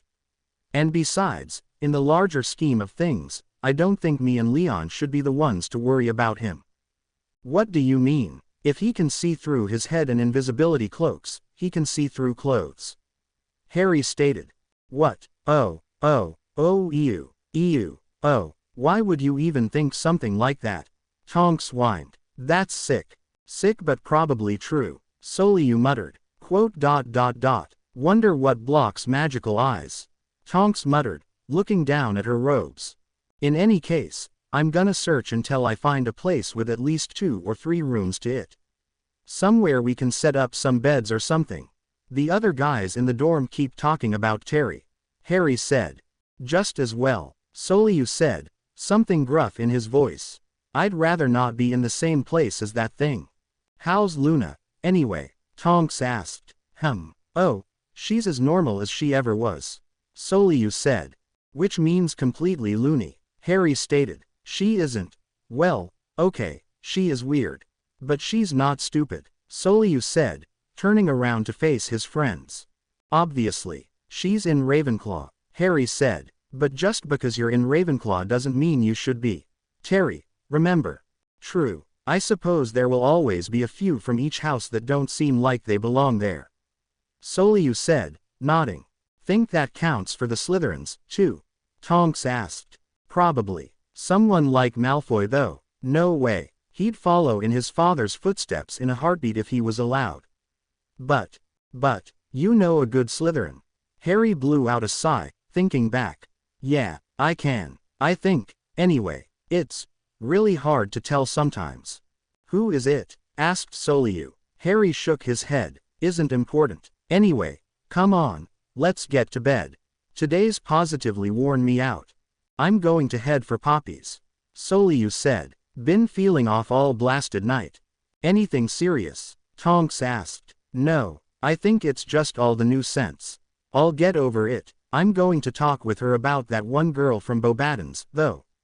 Soliu said, pushing himself away from the railing and heading for the trapdoor. See you two in the morning. Later, Leon. Night. Harry let his eyes slip shut after Soliu left. Tonks scooted over to lean up against him. What's on your mind, Harry? Too much. As usual, Harry said, sighing again. Come on. Get some rest.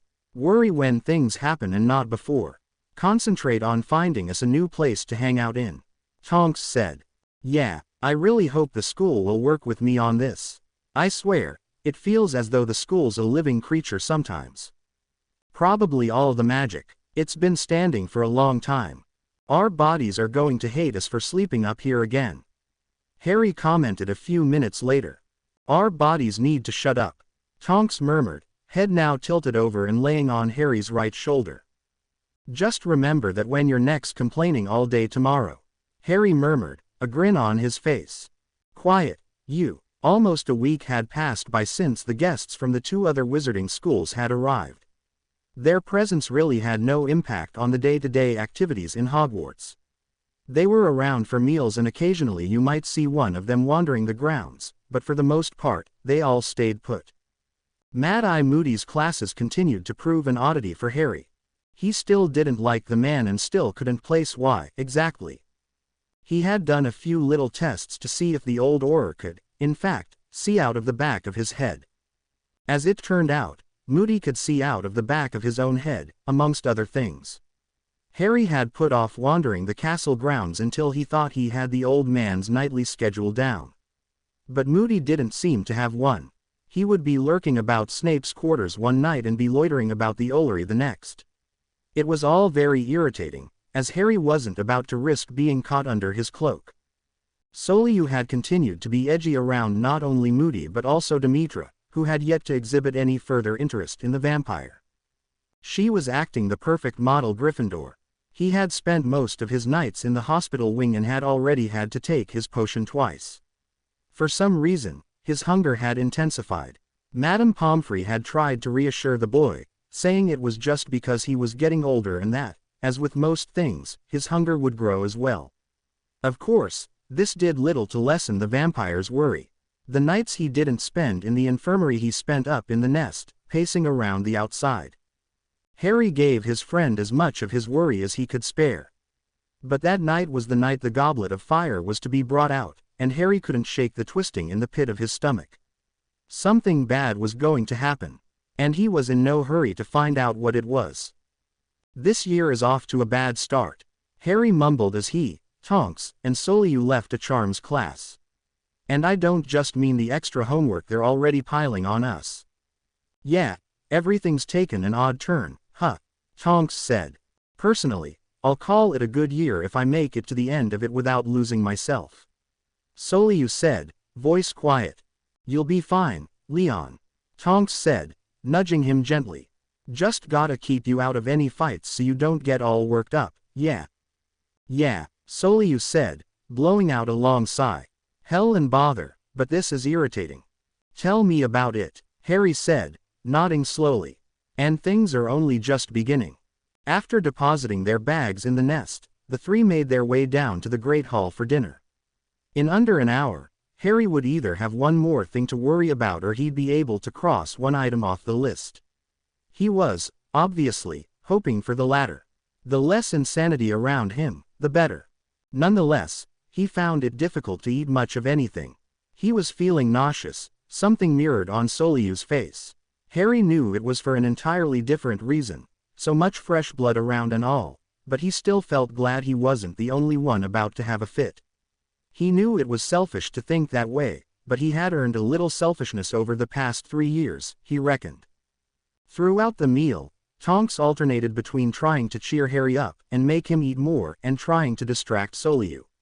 She wasn't doing so well on either front and, eventually, she gave up so she could finish her own meal off.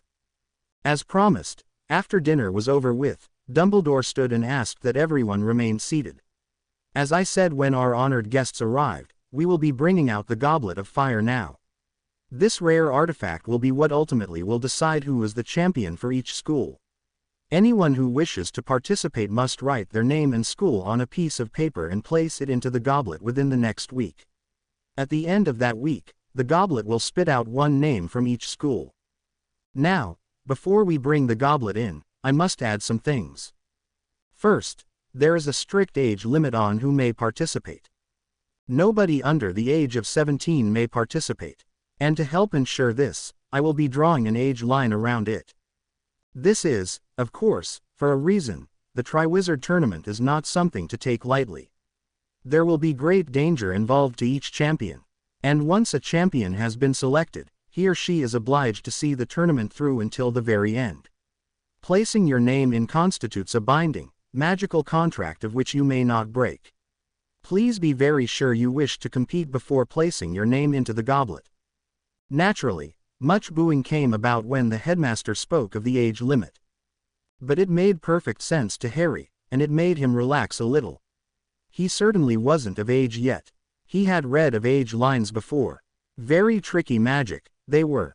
When Dumbledore stopped speaking, McGonagall, who had been absent, walked in floating an ancient wooden chest in behind her. It was absolutely covered in gems of all kinds. She brought the chest up to Dumbledore, who opened it and pulled out the goblet itself. It wasn't as large as Harry was expecting it to be. Dumbledore easily held the object in his hands, though it partially obscured the man. It was wooden as well but, unlike its container, was simple in its design. But the minute Dumbledore placed the goblet down on top of the chest, blue flames sprang to life from within. "And now," said the headmaster, peeking around the goblet, "you would all do well in going back to your common rooms and thinking about who will compete. Remember, you must be sure that you wish to take part in the tournament. You cannot have a change of heart after entering." And that was that. The great hall began to empty out as people headed back to their houses. Harry led his group towards the nest once they managed to break away from the crowd, which was heatedly discussing who should and shouldn't compete. "Well, that's one problem out of your hair," Tonks declared, patting Harry on the back. "Yeah, age lines are practically impossible to get around," Harry said. "Practically," being the key word. Soliu said, not sounding so enthused. "Don't stop worrying just yet. Worry after the champions are chosen." "Oh, don't be such a killjoy," Tonks said, frowning. "No, he's right," Harry said. "I probably just got myself jinxed somehow. Knowing my luck, I'll be the first name the goblet spits out. Somehow. Would you please think positive for once?" Tonks scowled, swatting Harry on the arm. "I'll think positively once I'm sure I'm in the clear. Anyway, I wonder what Fred and George are gonna do now. They kept talking about entering the tournament. But if there's an age line, there's a fat chance of that happening," Harry said, smirking. "Oh, I'm sure they'll try something to get around it," Tonks said, smirking as well. "Anyway, I think I'm gonna risk it tonight and take a walk around the castle," Harry said once the group had reached the nest. "Not like I can be banned from Quidditch or anything if I get caught." "True, I'll probably wait up for you. Or try, at least. No promises," said Tonks. "Leon, what about you?" "I think I'm going to stay up here again tonight. I'm feeling a bit better. Better than I have in a while, anyway. May even take a nap. I do feel pretty tired," Soliu said, stretching. "Be careful out there, though.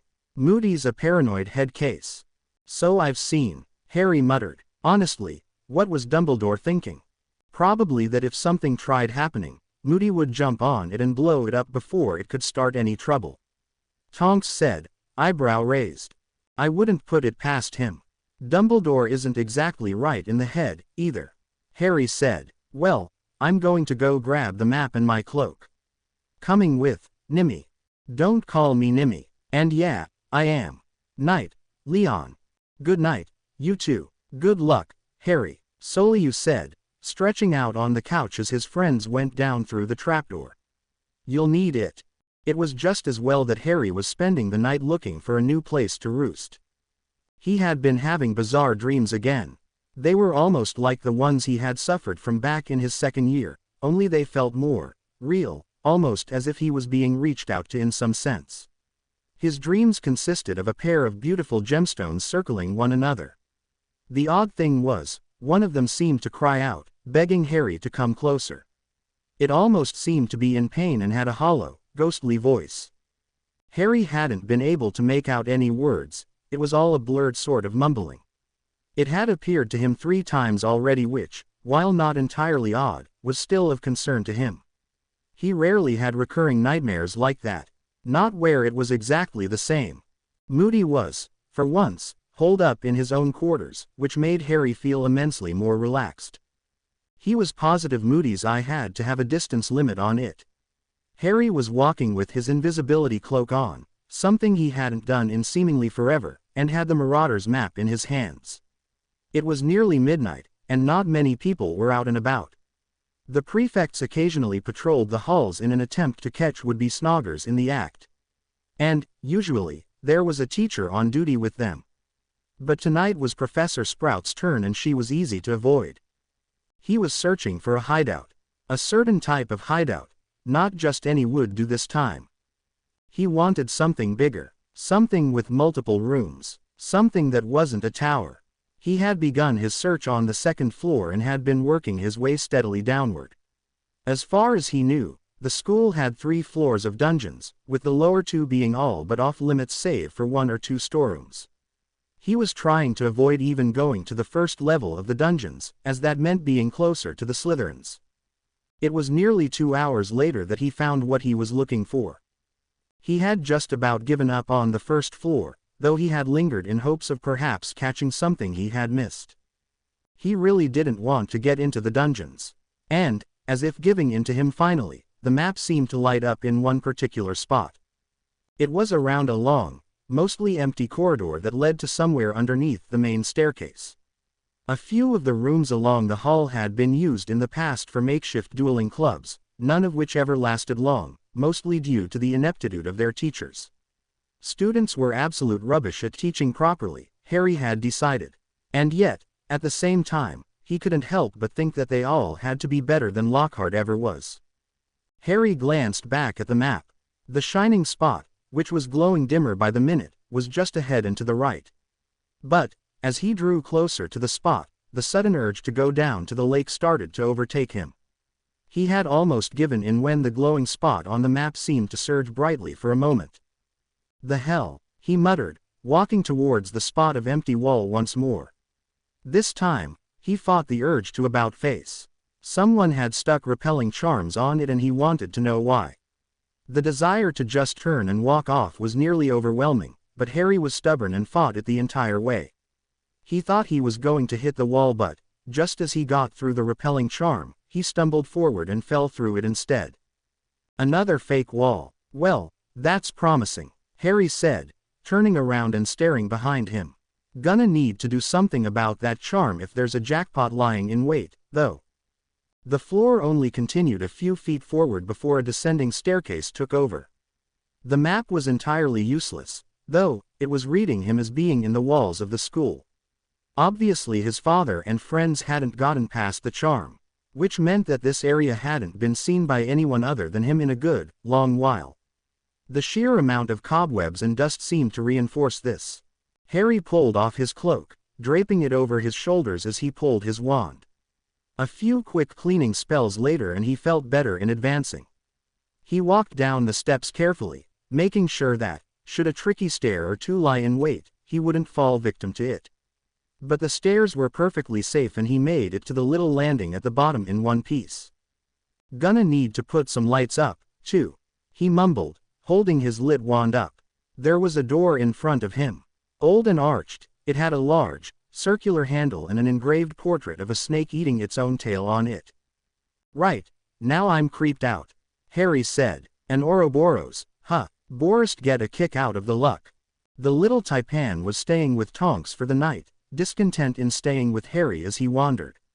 Mostly because Harry had said that he would probably end up in the cold dungeons.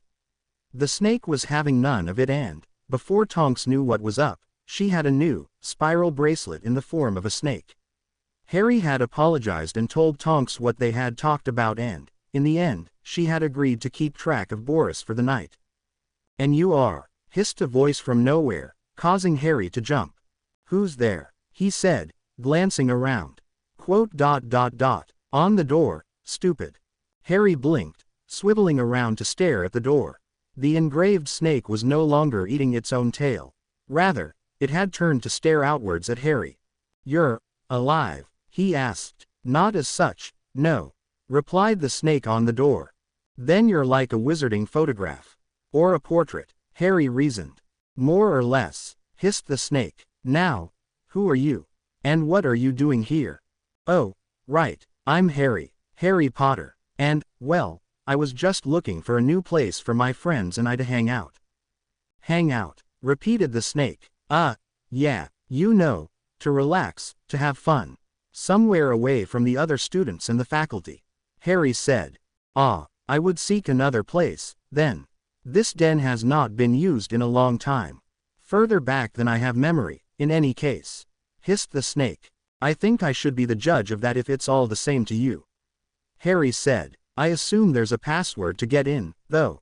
"There is. Are you able to tell me, or am I going to have to guess my way in?" The snake's tongue flickered out before it replied. "I have long since forgotten the password once used to gain entrance. However, if you intend to use this place, you may give me a new one to remember." "Well, okay," Harry said, hoping that he would be able to use whatever was beyond the Ouroboros door. Even though it wasn't alive, he would still feel bad to just leave the snake alone again. "Leviathan," he finally said. "How's that?" "Leviathan," repeated the snake. "As you wish, Harry Potter." That's right, you know my name." "What's yours?" he asked. "I have no name," said the snake. "Oh, well, how about the name of the password, then?" Harry suggested. A moment passed. "Very well. Now then, do you wish to enter?" "Yes, please," Harry said. "Then speak my name." Harry smirked. He seemed to be a magnet for quirky snakes, real or otherwise. "Open, Leviathan." "As you wish." Harry took a step back as the old door opened outward, creaking noisily as it did so. Harry made a mental note to fix the creak as well. He stepped through and let the power to his Lumos spell increase so that he could see around better. The room he entered was more long than wide and had a fireplace at the far end. A busted, dust-coated couch sat in disrepair not far in front of it. 2 doors were in each side wall, 2 forward and near the fireplace, 2 back and near the entrance, all opposite each other. Stepping into the room, Harry smiled. 5 rooms total. That's a good start. The door at the back left led to a painfully out-of-date bathroom.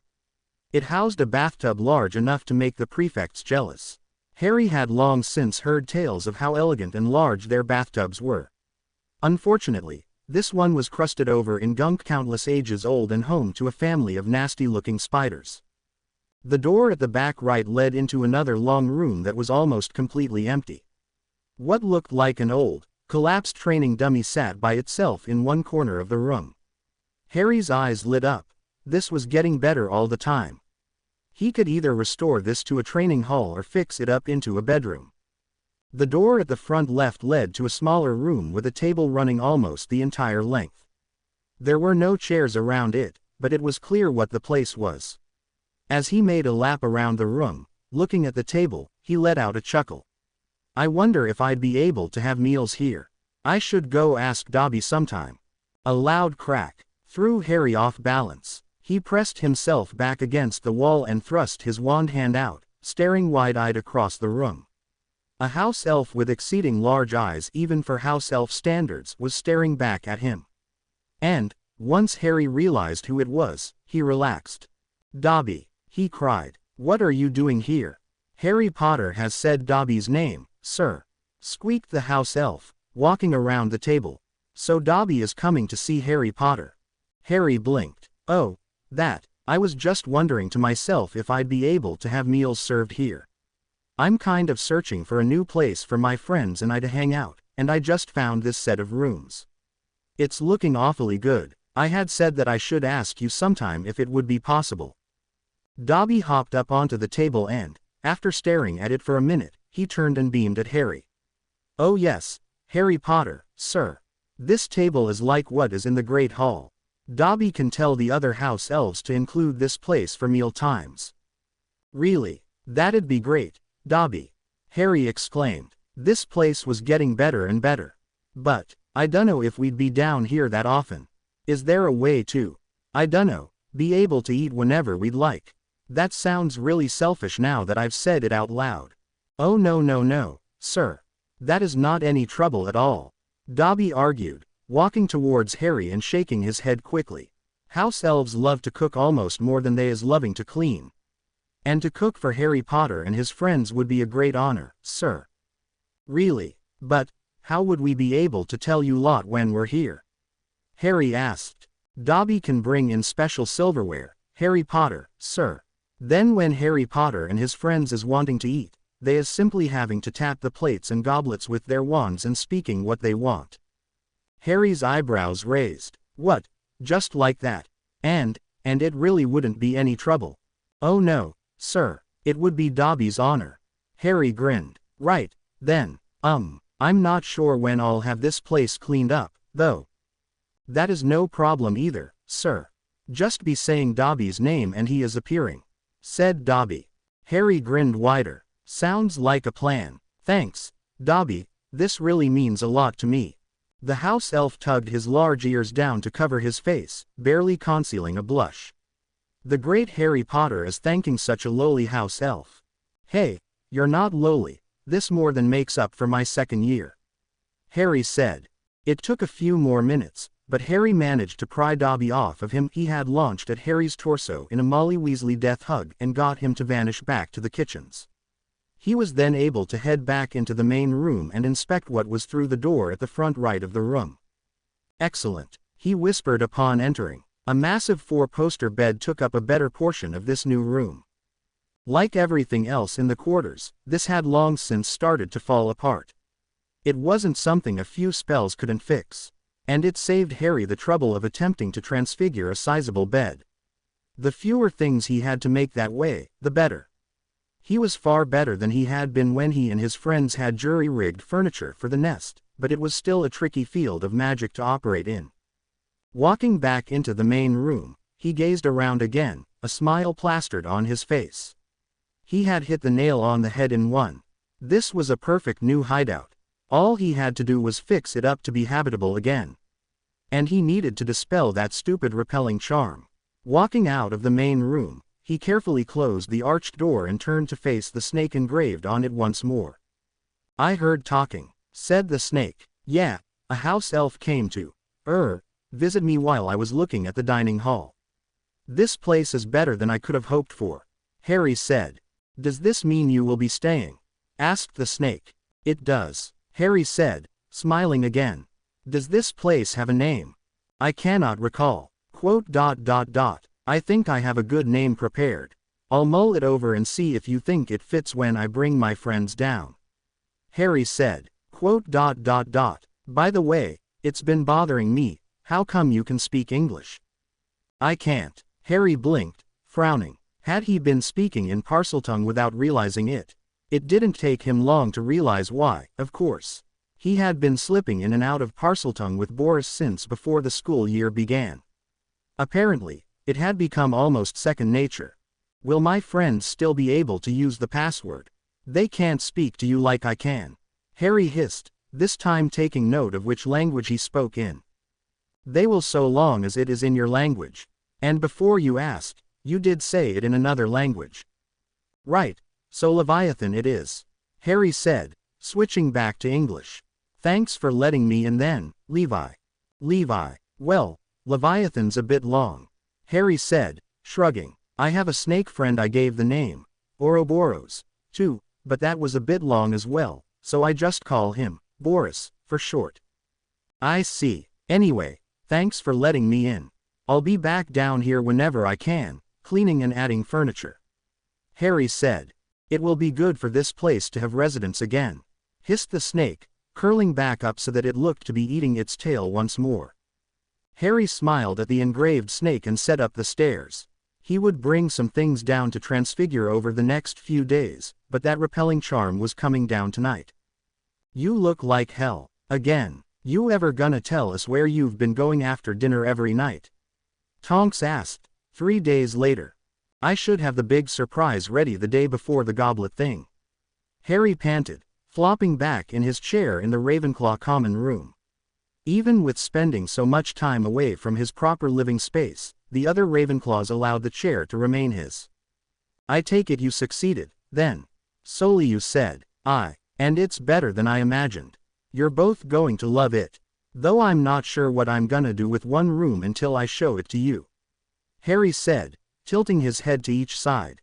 Both sides produced a painful, yet strangely satisfying pop.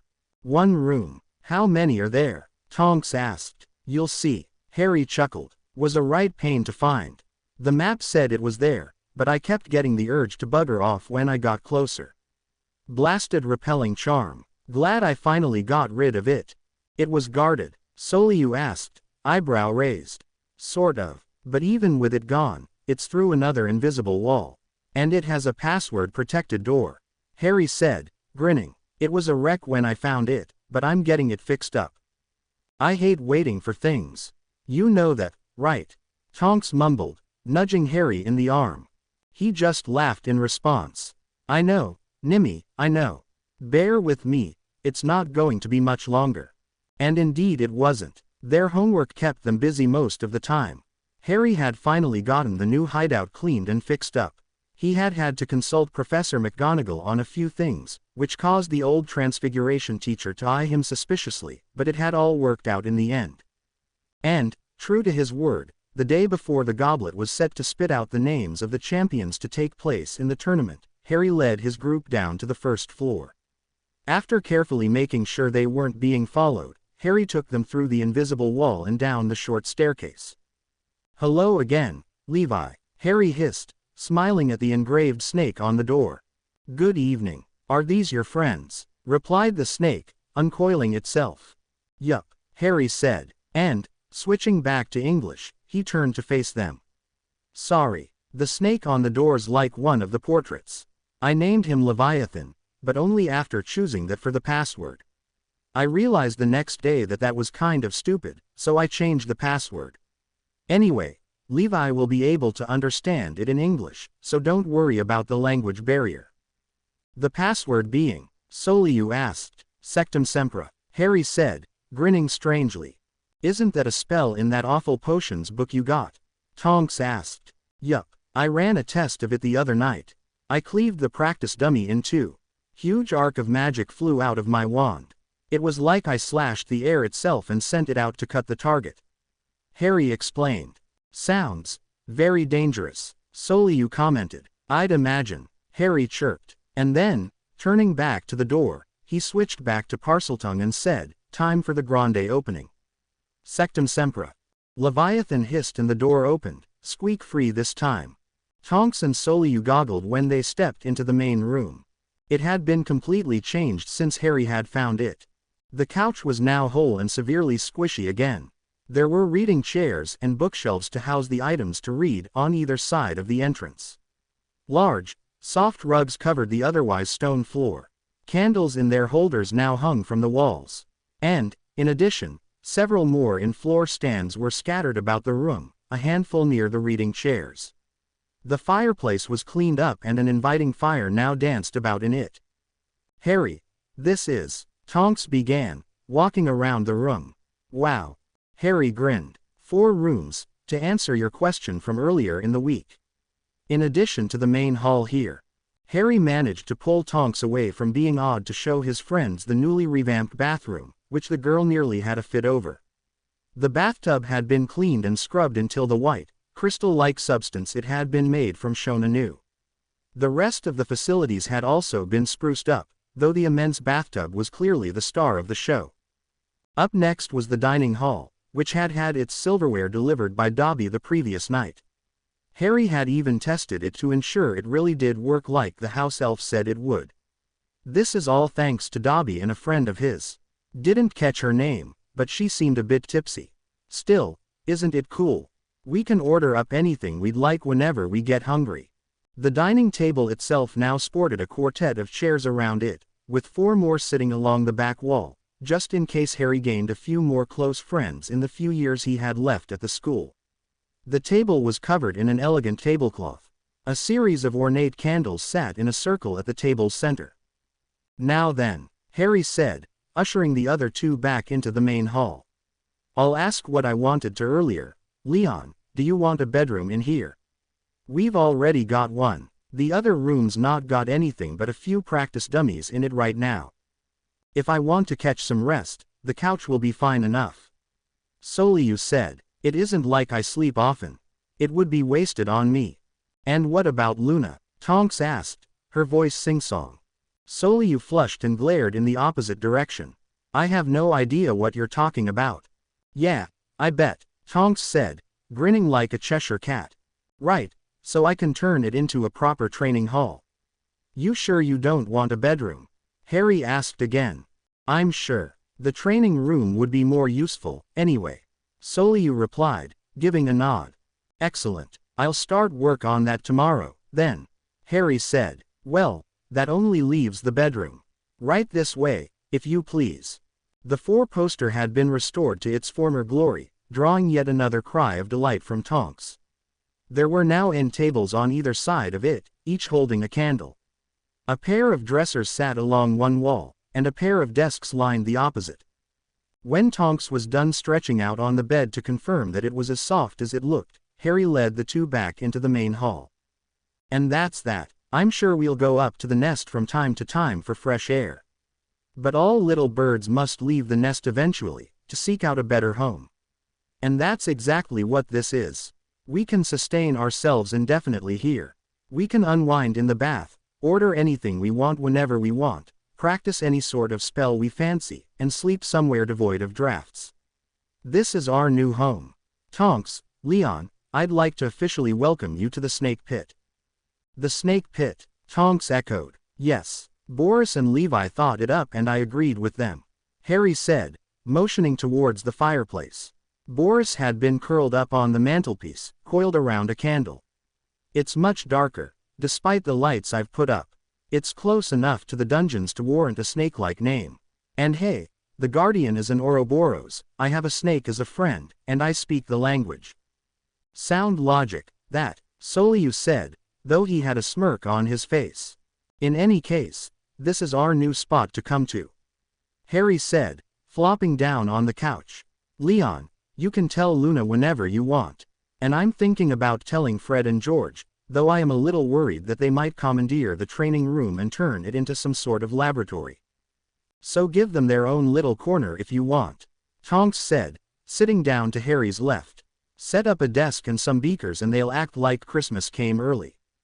Soliu sat on Harry's other side, leaning his head back and closing his eyes. "I have to admit, that fire feels nice. I'll be much happier napping on this couch than on the one in the nest." "And you're sure you don't want the spare room?" Harry repeated. "Positive. Now stop asking," Soliu replied, grinning. Aye, sir." The next day was the one Harry had been dreading. Thankfully, the restoration of the Snake Pit had kept him sidetracked for most of the week. But now he was mostly done with that. The training room still needed to be fixed up properly, after all, and the goblet seemed to taunt him whenever he passed through the entrance hall. Tonks and Soliu had tried to reassure him that nothing bad would happen. As expected, the twins had indeed tried to get around the age line.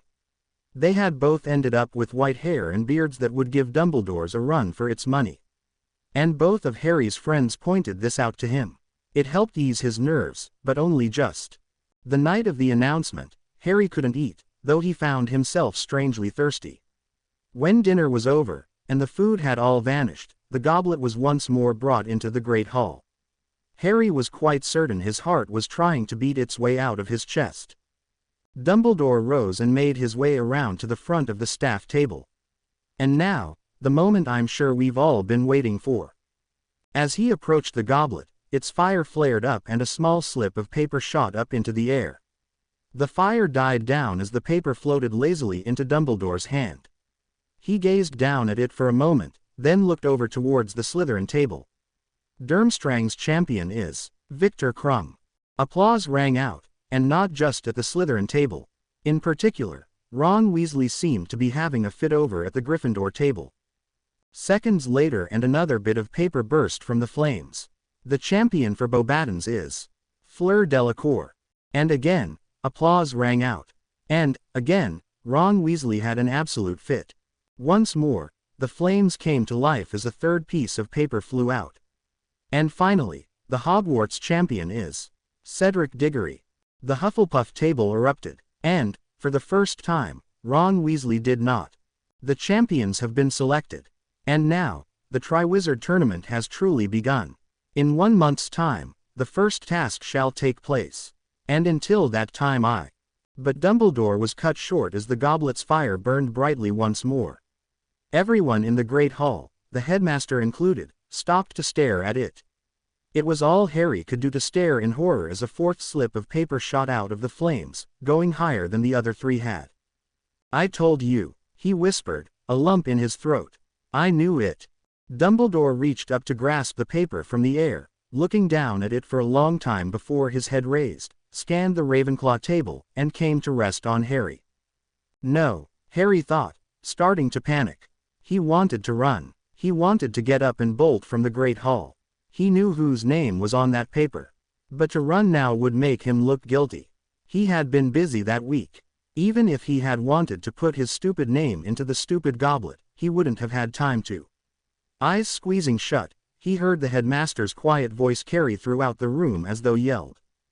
Quote, Harry Potter, I didn't put my name in the goblet. Harry stated, eyes narrowing.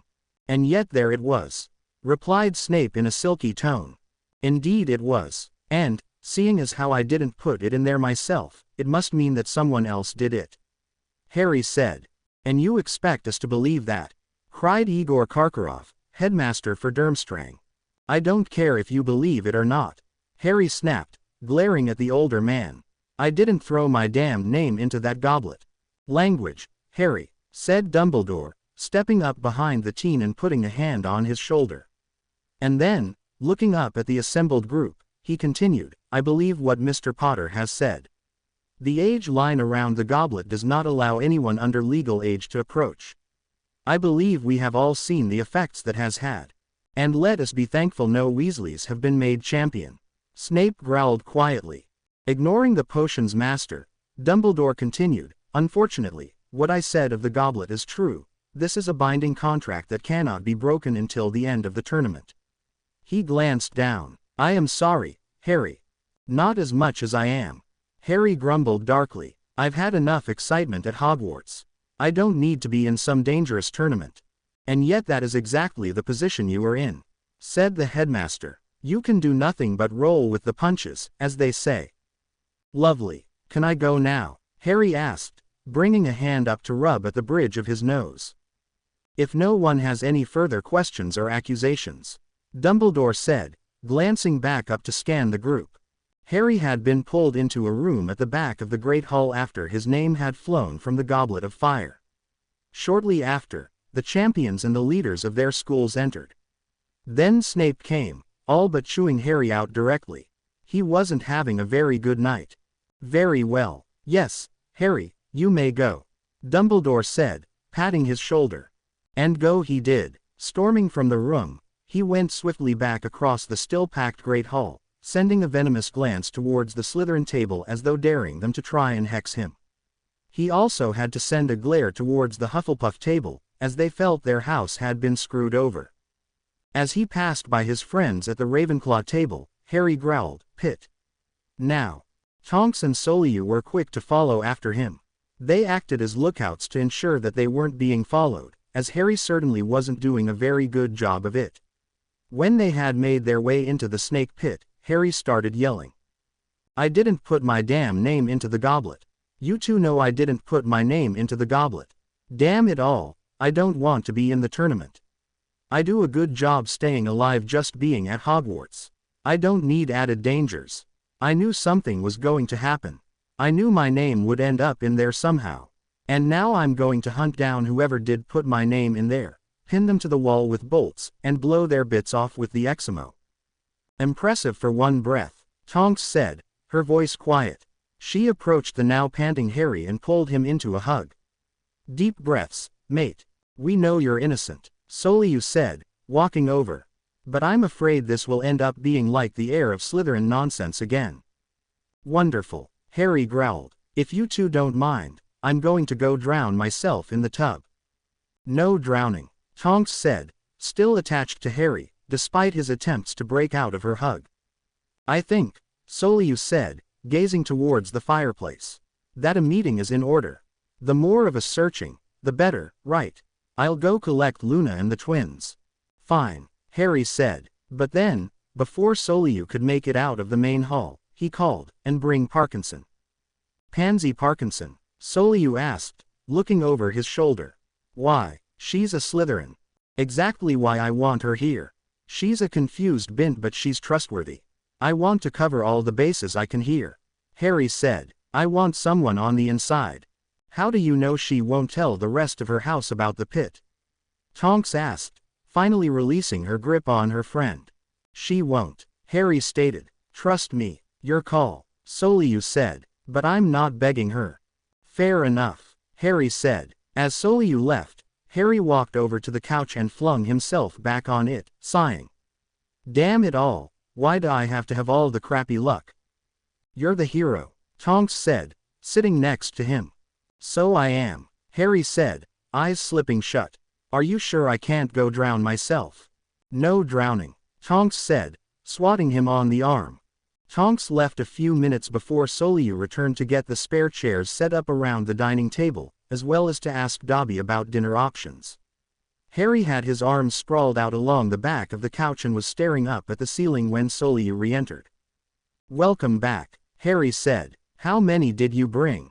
All 4, Soliu stated, and you weren't followed. It took a while to get out of the Great Hall, as Malfoy didn't seem keen on letting Parkinson go off with a pair of Ravenclaws and Gryffindors, but we've had no problems since. Good, Harry said, getting to his feet and turning. I'll tell you for this once and once alone, you tell no one of this location. You tell no one of the door's password. As far as the rest of this school, staff and students, is concerned, the Snake Pit does not exist. Understand? What a perfectly horrible name. Fred stated. Very roomy, though, George added, glancing around. Hey, Harry, everything's all set.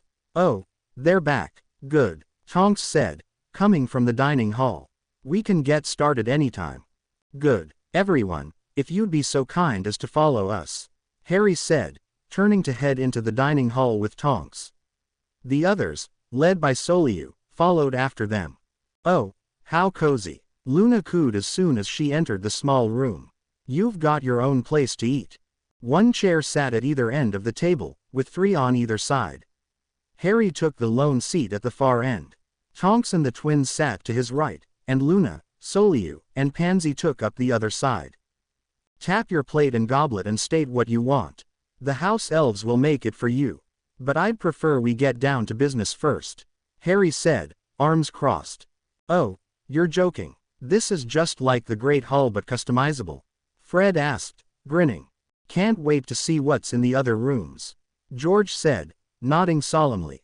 You'd better have a good reason for dragging me here, Potter. Pansy muttered. I didn't put my name into the goblet, Harry stated. I was busy fixing this place up all week. In addition, I seem to be fighting some kind of horrible monster every year. I've got all the excitement in life that I need. I certainly didn't want to be a part of this. Unfortunately, as Dumbledore said, I have no choice in the matter. Now that I'm in, I'm in. I can't back out. And you want to know who did put your name in? Luna said. Exactly. Any leads? Asked George. Not a one. For my money, I'll go ahead and blame Mad-Eye Moody. If you lot haven't noticed, the defense position seems to be cursed. Harry said. You think the old bastard would do something like that? Soliu asked. Why? Barring that he's completely off his nut, of course. Who else would do it? Harry asked. Pansy, have any of the Slytherins talked about doing something like this? Pansy shrugged. Not that I've heard, and I'm sure Draco would have gloated about it by now if they had. Then it's settled, Harry said. Who else would have done it? There are unkind people in other houses, you know, Pansy said, glaring down the table at Harry.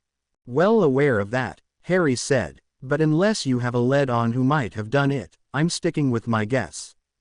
There was silence after that. Harry seemed to be running over a million things mentally, as his eyes unfocused for a while. When he looked back up, he said, I want you all to help keep an eye out for anything that seems out of place. I have a sinking feeling I'll need to watch my back more than usual this year. If I'm going to be stuck dealing with that damn tournament, I'm going to beat the hell out of the other three in whatever we get stuck doing. If I'm in it to win. What makes you think you can trust me? Pansy asked. Harry smirked. Because, for whatever reason, you have this weird fixation with me. I'll take the risk. Something tells me I can trust you, Parkinson. The same thing that tells me Moody is completely crazy and that damn near everyone from Durmstrang is evil. Even Krung? Tonks asked. Even Krung, Harry said.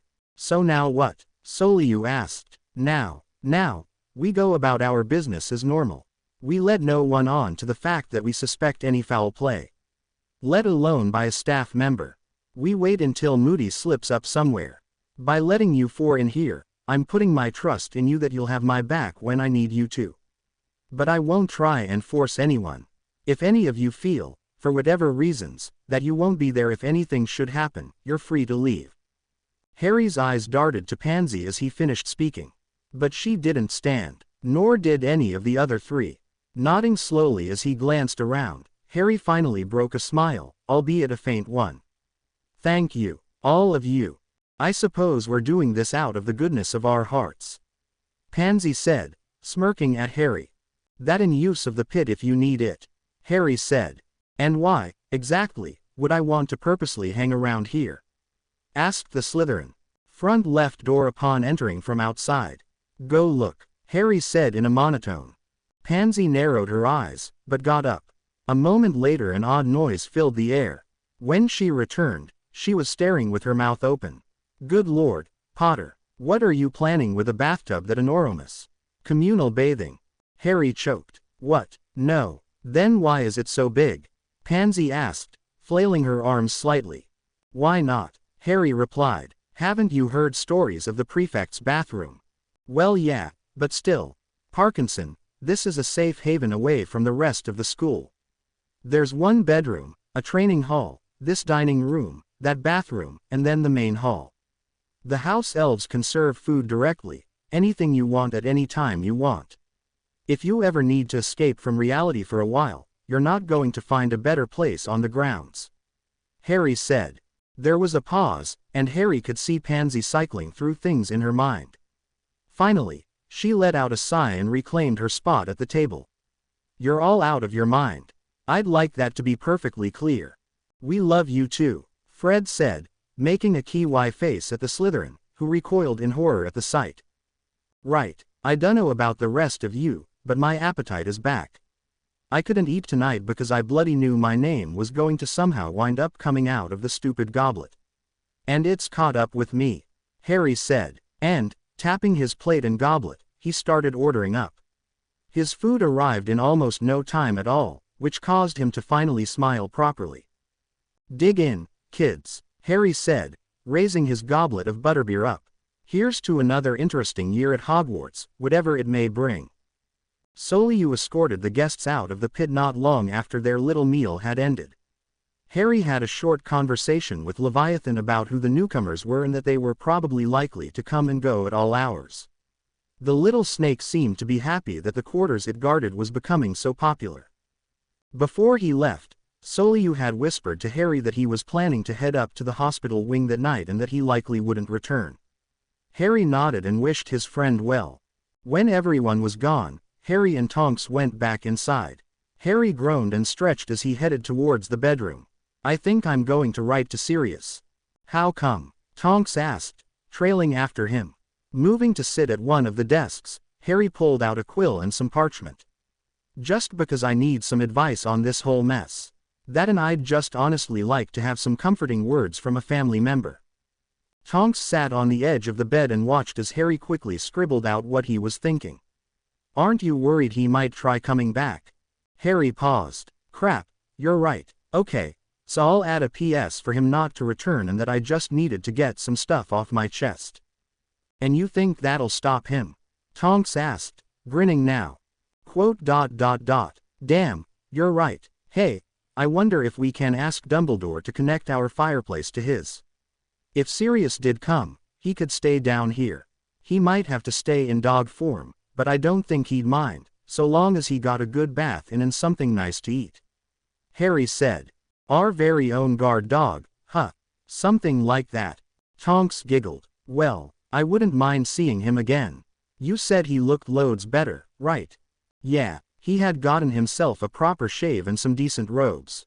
Looked less scruffy. Anyway, I'm gonna head up to the Ollery and send Hedwig off with this. What have you got planned? I think I'll use the time to break in that bathtub. Tonks said, eyes gleaming. You'd better wait on that. Harry said, smiling. We haven't transferred the stuff in our trunks down here. There are bathrobes, but I doubt you'd want to sleep in one. Ah, crap. Okay, well, I'll go and transfer my clothes and stuff down here then take a bath. Tonks said, getting to her feet. Fair enough. I'll probably transfer my stuff down tomorrow. I feel right exhausted, despite having not done much today. Harry said, making a face. Gonna sleep in your robes tonight? Asked Tonks, following Harry as he went back into the main hall. Probably. I may sit up and talk to Boris for a while if I can wake him up. Harry said, turning to glare towards the fireplace. He's turned into a part of the scenery, it seems. Shove off, muttered the Taipan, who was still lazily coiled up. Shove off yourself, you cheeky bastard. Harry said back. Anyway, I'm gonna head off. See you in a bit. Have fun with the climb. Tonks called after him. Harry was muttering darkly under his breath when he finally got back to the pit an hour later. Things had been going perfectly fine. He had made his way up to the Ollery without running into any problems. But then Peeves had crossed his path en route back to the pit. It had, possibly, been the most epic dodging match in Hogwarts history. Knowing full well that, at some point, he would end up drenched via water balloons, Harry took off at top speed towards Ravenclaw Tower. His plan to not bring his trunk down had been derailed. He had made it into the tower, with Walter's portrait quickly opening for him once he realized what was happening. Panting, he leisurely made his way to the fourth-year boys' dorm, and collected his trunk. As it had a couple of important things to him, he needed to bring the whole thing down rather than to just transfer his clothes. Shrinking the trunk down, he stuck it in his pants pocket and headed back into the common room. Fair warning. No one should go out for a while. Peeves chased me here. It should be okay in a few minutes. I have a feeling he'll continue after me once I leave. Harry said, loud enough for everyone to hear. And then, before anyone could question him on anything, he had gone. Sure enough, he had to duck quickly back in to avoid the obvious first shot Peeves had thrown at him. But years of being chased had left Harry quick on his feet and prone to instinctively dodging anything that was thrown at him. Sadly, Peeves had taken a shortcut and Harry hadn't been anticipating that. Just as he got to the first floor, Peeves appeared out of nowhere and pegged him dead in the face with a larger-than-normal water balloon. On the upside, it had seemed to satisfy the poltergeist enough to get him to seek out other targets. Tonks, who had long since collected her trunk, bathed, and changed into her pajamas, came walking out of the bedroom. Oh geez, what happened to you? Peeves, Harry cried, stomping towards the bedroom. He chased me from the Ollery to Ravenclaw Tower and then damn near the whole way back here. Think I'm gonna have a bath after all. That tub is amazing, Tonks said, eyes twinkling. The water is full of scented bubbles, it's awesome. Lovely. I'll come out smelling of roses and spring air. Harry said, voice dull. Stepping into the bedroom, he pulled his shrunk trunk out of his pocket and returned it to normal size, floating it to sit at the end of the bed. Thought you weren't transferring stuff, Tonks said. Once Peeves was onto me, I knew I'd end up getting wet. Figured I might as well. Besides, I haven't felt right leaving my cloak and the shard of the stone unchecked in the dorm. Harry explained. Oh yeah, forgot you had that in there, Tonks said, blinking. Rummaging around for a spare set of clothes, Harry made his way back across the pit and into the bathroom. He emerged some 20 minutes later, feeling much less snarky. You were right, he said to Tonks, who was on the couch. That tub was very nice. Told you so, Tonks said, grinning. So what now? Now, I think I'm gonna turn in. Harry said. I was tired before I left for the Ullery. I'm barely standing now. Ah, poor Harry, Tonks said, standing and bounding over to him. Come on, then. Rolling his eyes, Harry allowed himself to be steered into the bedroom by the shoulders. He had only been on the bed once that week, to test it after fixing it back up. It had felt nice then, but now it was downright heavenly. He groaned as he stretched out on his back. "Urg, you may have trouble dragging me out of this tomorrow morning." Crawling in next to him and laying on her side, Tonks replied, "I'll tickle you to death if you try skipping a day." "Gah, no tickling, evil wench." "Who's a wench?" Tonks asked, bopping Harry on the arm. "You are," Harry declared. "You know, I can think of worse ways to wake you up than merely tickling you," Tonks said, a threatening tone to her voice. Harry eyed the girl for a second. She had come up with some of the more devious things on the list. Did he really want to push his luck? Yes, very well, he finally said. Let's just get some rest, huh? Tonks scooted closer so she could curl up against Harry, draping an arm across his chest and making him light up like a Christmas tree. Sounds good to me. Not exactly what I was planning, Harry thought. Still, his eyes slipped shut and he smiled. And, somewhere in the depths of his mind, a plan began to formulate. Slowly at first, but as he thought of more and more parts, they seemed to slide into place without a problem. The only problem was that it ended up being a very intricate plan. Intricate plans tended to screw up more often than not, and it just wouldn't do to have something like his end up badly. He was going to need to talk to Hermione. Tonks groaned quietly as she woke up. Why did sleep have to end? Sleep was ever so nice and she was not a morning person unless she was feeling hungry. Having eaten so close to bedtime the previous night, she just wasn't feeling it yet. And without hunger driving her to become active, she would have been perfectly happy with going back to sleep. And Harry certainly wasn't helping matters, what with him stroking her hair and all. "Morning, Nimmy," he whispered. "Morning," Tonks replied, voice quiet. "Stop that, I'll end up going back to sleep." "You've slept almost half the morning already," Harry said, grinning. "I was wondering if you were ever planning to wake up. You sure you want me to stop?" "No, but if you don't, I'll never want to drag myself out of bed," Tonks mumbled. "Fair enough," Harry said, his hand flopping back down. "We've got classes in an hour. Snape can jump into the lake," Tonks said, pouting as she forced herself to sit up. "I would pay good money to see the giant squid lob Snape clean to the Whomping Willow," Harry said in a wistful tone. "But we can't always have what we want. I'll go change in the other room if you'd like." Came Tonks' sleepy reply. Harry chuckled, rolling out of bed and grabbing a handful of school clothes from his trunk. He would need to get those all into the dresser at some point. He had just been too out of it the previous night. "Don't fall back asleep." I won't, Tonks cried, glaring at Harry. "Go way." "Yes, ma'am," Harry said, chuckling as he entered the main hall.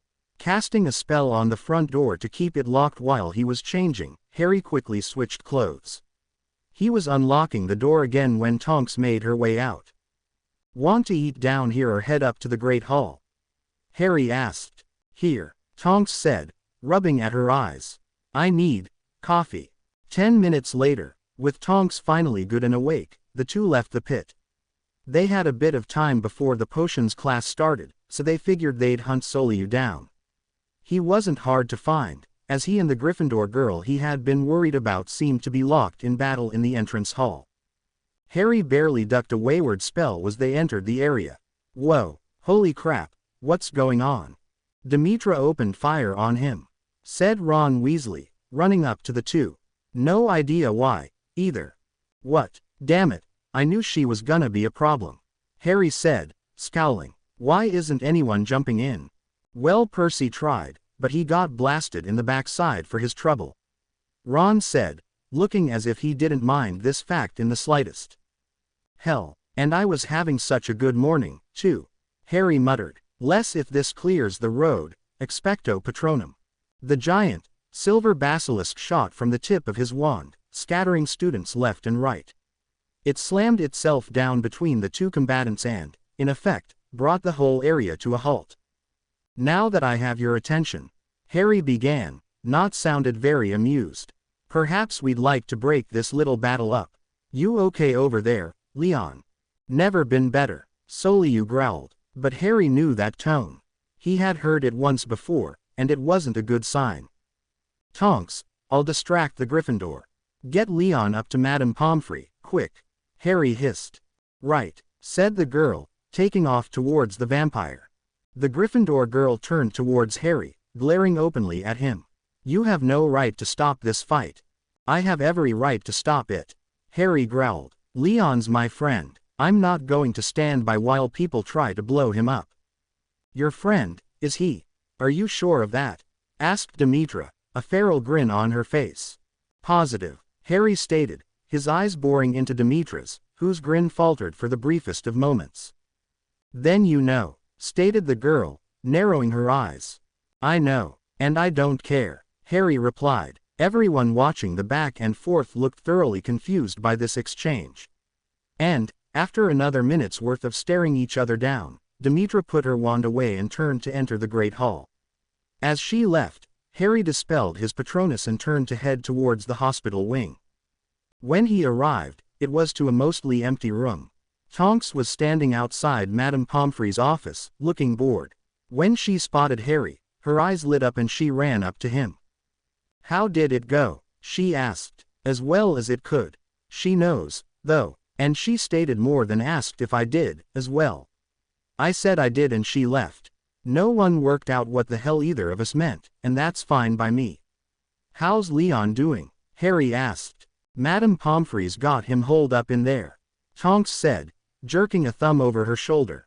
Probably pouring the potion down his throat and calming him down. Wonder what she did to get him that fired up. Dunno, but it's one more thing to worry about. Harry sighed, running a hand back through his hair. I'm never gonna make it through this year. I'll either die or go crazy. Possibly one before the other. Maybe you'll become possessed by a screaming Banderswitch and try eating toadstools. Came a voice from the doorway. Harry and Tonks jumped, both spinning to see Luna Lovegood standing there.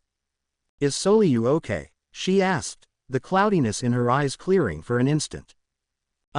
Yeah, Madame Pomfrey's just making sure he didn't suffer any injuries. Tonks said quickly, plastering a fake smile on her face. Oh, that's good, Luna said. I'd rather have Soliu come away with a few cuts and scrapes than for him to be exposed. Harry cocked an eyebrow. What do you mean? Luna tilted her head as she looked from Harry to Tonks and back again. You said you knew. It's all right, came Soliu's voice from behind them. He and Madame Pomfrey were stepping out of her office. She knows too. She does. Since when? Tonks asked. Oh, I've always known, Luna said, walking towards Soliu. He never ate and he seemed to disappear regularly. She trailed me, Soliu said, shrugging. Hey, I trailed you too. How'd she manage to succeed? Harry cried. She's obviously a better tracker, Tonks said, grinning. As Harry sputtered indignantly, Luna put her hand on Soliu's shoulder and asked, Are you all right? I'm fine, he replied, but he didn't look it. He was panting slightly and his eyes were badly bloodshot and sunken. It looked almost as if he had been awake for a week. Honestly, what was that girl thinking? Griped Madame Pomfrey, who was watching Soliu carefully. I'd prefer to know what Dumbledore's thinking, letting her stay here. Harry said, I don't suppose it's possible to see if she is from Iscariot, huh? Their agents are all but impossible to detect unless they want to be. Soliu muttered. With the way she acted today, she must not be very worried about her identity being let out. Tonks said darkly. She didn't outright call him a vampire, though, said Luna, who was still gazing at Soliu. That has to count for something. Yeah, that was strange, Harry agreed. This is no good. There's enough madness in this school this year. Finally we agree on something, Mr. Potter, said Madame Pomfrey, I recommend getting Mr. Reinhardt back to his bed. He needs to sleep. And I do mean sleep. I'll be fine. Soliu argued through gritted teeth, lowering his head. Yes, you will, after you sleep. Madame Pomfrey said. I'll make sure he sleeps. Luna said, smiling pleasantly. You'll miss your classes. Tonks pointed out. All I have today is transfiguration. Luna replied. And I can catch up on that. You don't need to watch over me. Soliu muttered. I know I don't need to. Luna said, latching onto Soliu's right arm. We'll make sure he gets what he needs. Harry said, nodding to Madame Pomfrey. See that you do. He seems not to want to listen very well these days, replied the matron, who turned and headed back to her office, muttering under her breath about kids these days. Go ahead and take him to the pit, Luna. Harry said. Me and Tonks need to get down to the dungeons. I don't feel like being chewed out by that greasy-haired git this early in the day. And that was the end of that. Luna led Soliu back towards the snake pit and Harry and Tonks split from the group to continue on down to the dungeons for their potions class. She's good for him, Tonks said quietly as they walked. Yeah, I think he'll be alright as long as she keeps close, Harry said, nodding. Bets on what'll be up when we get back there. I'm saying he'll be out like a light on the couch with his head on her lap. Same. Bonus points if she's putting little ribbons in his hair, Harry said. It took a minute for the mental image to set in. But when it did, Tonks started laughing. Unfortunately, fate decided to be a jerk to Harry that morning. He and Tonks did make it to class in time and were spared a dressing down by Snape, but it wasn't to last long. Halfway through, there came a knock at the door. Snape, irritated that someone would dare interrupt his class, barked, "Who is it?" The door opened and in peeked the face of a frightened-looking first year. I'm here for Harry Potter, sir." "Here for Potter," echoed Snape. "Why yes, sir. They need him for the weighing of the wands. For the... I know what it's for," Snape exclaimed. "Potter, you heard him. Get your things and go." "Yes, sir," Harry muttered. He knew he'd end up being chewed out for this later, despite it being out of his hands. Snape was just like that. Gathering up his supplies and whispering a goodbye to Tonks, he followed the first year out into the hall, closing the door gently behind them. "He's scary," said the first year as they walked. "You have no idea. What's your name?" Harry asked. "Locket. Locket Wolf," said the first year. "Interesting name. I seem to meet lots of people with interesting names," Harry replied, smirking. "I don't like it much." "Locket sounds girly," said Locket, scowling at the floor. "Shorten it to Lock, then," Harry suggested. "Lock isn't much better." "Gotta compromise somewhere," Harry said. "So where are we going?" "It's happening in an empty classroom just off the second floor's east hallway," said Locket. "I should be able to find it, then. You get wrangled into this." "Yeah," Harry chuckled. "Figures. Well, thanks for getting me away from Snape, in any case." "Sure. Good luck." Harry watched the first year rushing off in the direction of Hufflepuff's common room. "I think I'm the only person to like their first name," he said to no one, continuing on towards the second floor.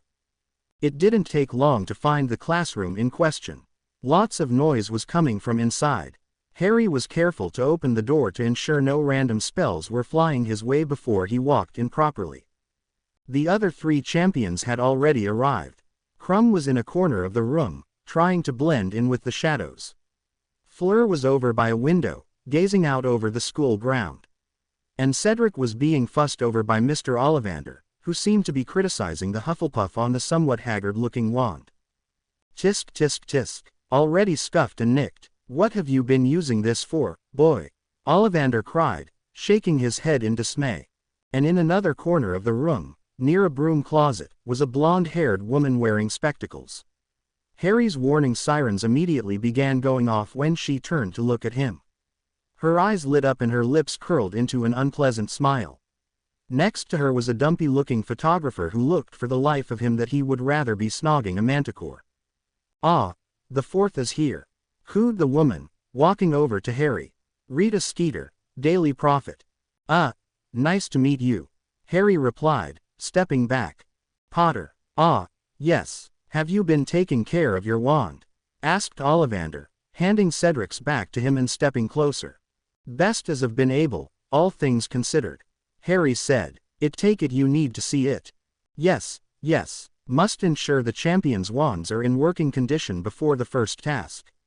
Said Ollivander. Harry drew his wand from his robes and handed it over to the energetic old man. After fawning over its details for a minute, he conjured a wine glass, then filled it up, all using Harry's wand. He shook the glass of wine around before taking a sip of it. And, after smacking his lips, he smiled and held the wand back out. In fine condition indeed. Good show, Potter. Thanks, Harry said, pocketing his wand again. If that's all. Ollivander seemed like he was going to reply, but quickly got cut off by Skeeter, who smiled her unpleasant smile at Harry again. If you wouldn't mind, I'd like to ask you some questions. What kind of questions? Harry asked, only briefly noting that Ollivander glared at Skeeter before turning and heading for Fleur. Oh, just simple things, really. Skeeter said. Things relating to your place in the tournament, that kind of thing. People are dying to know how you got in. Word spreads quickly, I see. Harry said, eyes narrowing. Well, it doesn't matter. I didn't put my name in the goblet. And I've no idea who did. Wouldn't make for a very good story. Skeeter said, lips pursed. Then she grinned and tried to pull Harry aside, heading towards the broom closet. But the readers would just love knowing your thoughts on other things as well, Harry. I'd let go if I were you. You're making him mad, Harry suddenly said, digging his shoe into the stone floor to halt his forced momentum. Making who mad, dear? Asked Skeeter. Me, you galling tart. Came an irritated hiss from around Harry's left shoulder. The noise caused Skeeter to jump back and stare at Harry.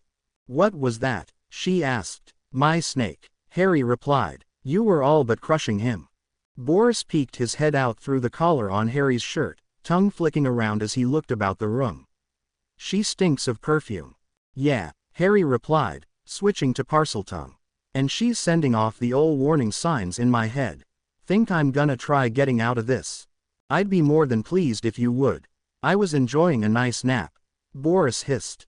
When Harry looked up, everyone in the room, Ollivander included, was staring at him through wide eyes. He raised an eyebrow and asked, What? Were you speaking to that snake, Potter? Asked Ollivander.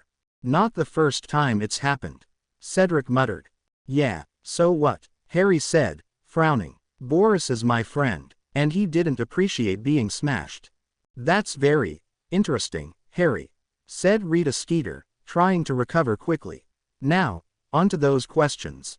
Not sure I'd want to answer anything you might ask, Harry stated. Not with that quill. He had seen quick quotes quills before, mostly while browsing a quill-related catalog. He was trying to hunt down a place that he could easily get sugar quills from. Sneaking into Hogsmeade all the time was getting annoying. I have others, said Skeeter. I'll pass, Harry said, and then, switching back to Parseltongue, he glanced down at Boris and added, Want to go down to the pit? Warmth, Boris purred, causing Harry to laugh. Harry, wait, Skeeter called after him as he turned to leave. But her cries went unanswered. Harry had already walked out the door and closed it behind him. To be continued. I hope you enjoyed this story. Also remember to subscribe and like this video. See you in the next video.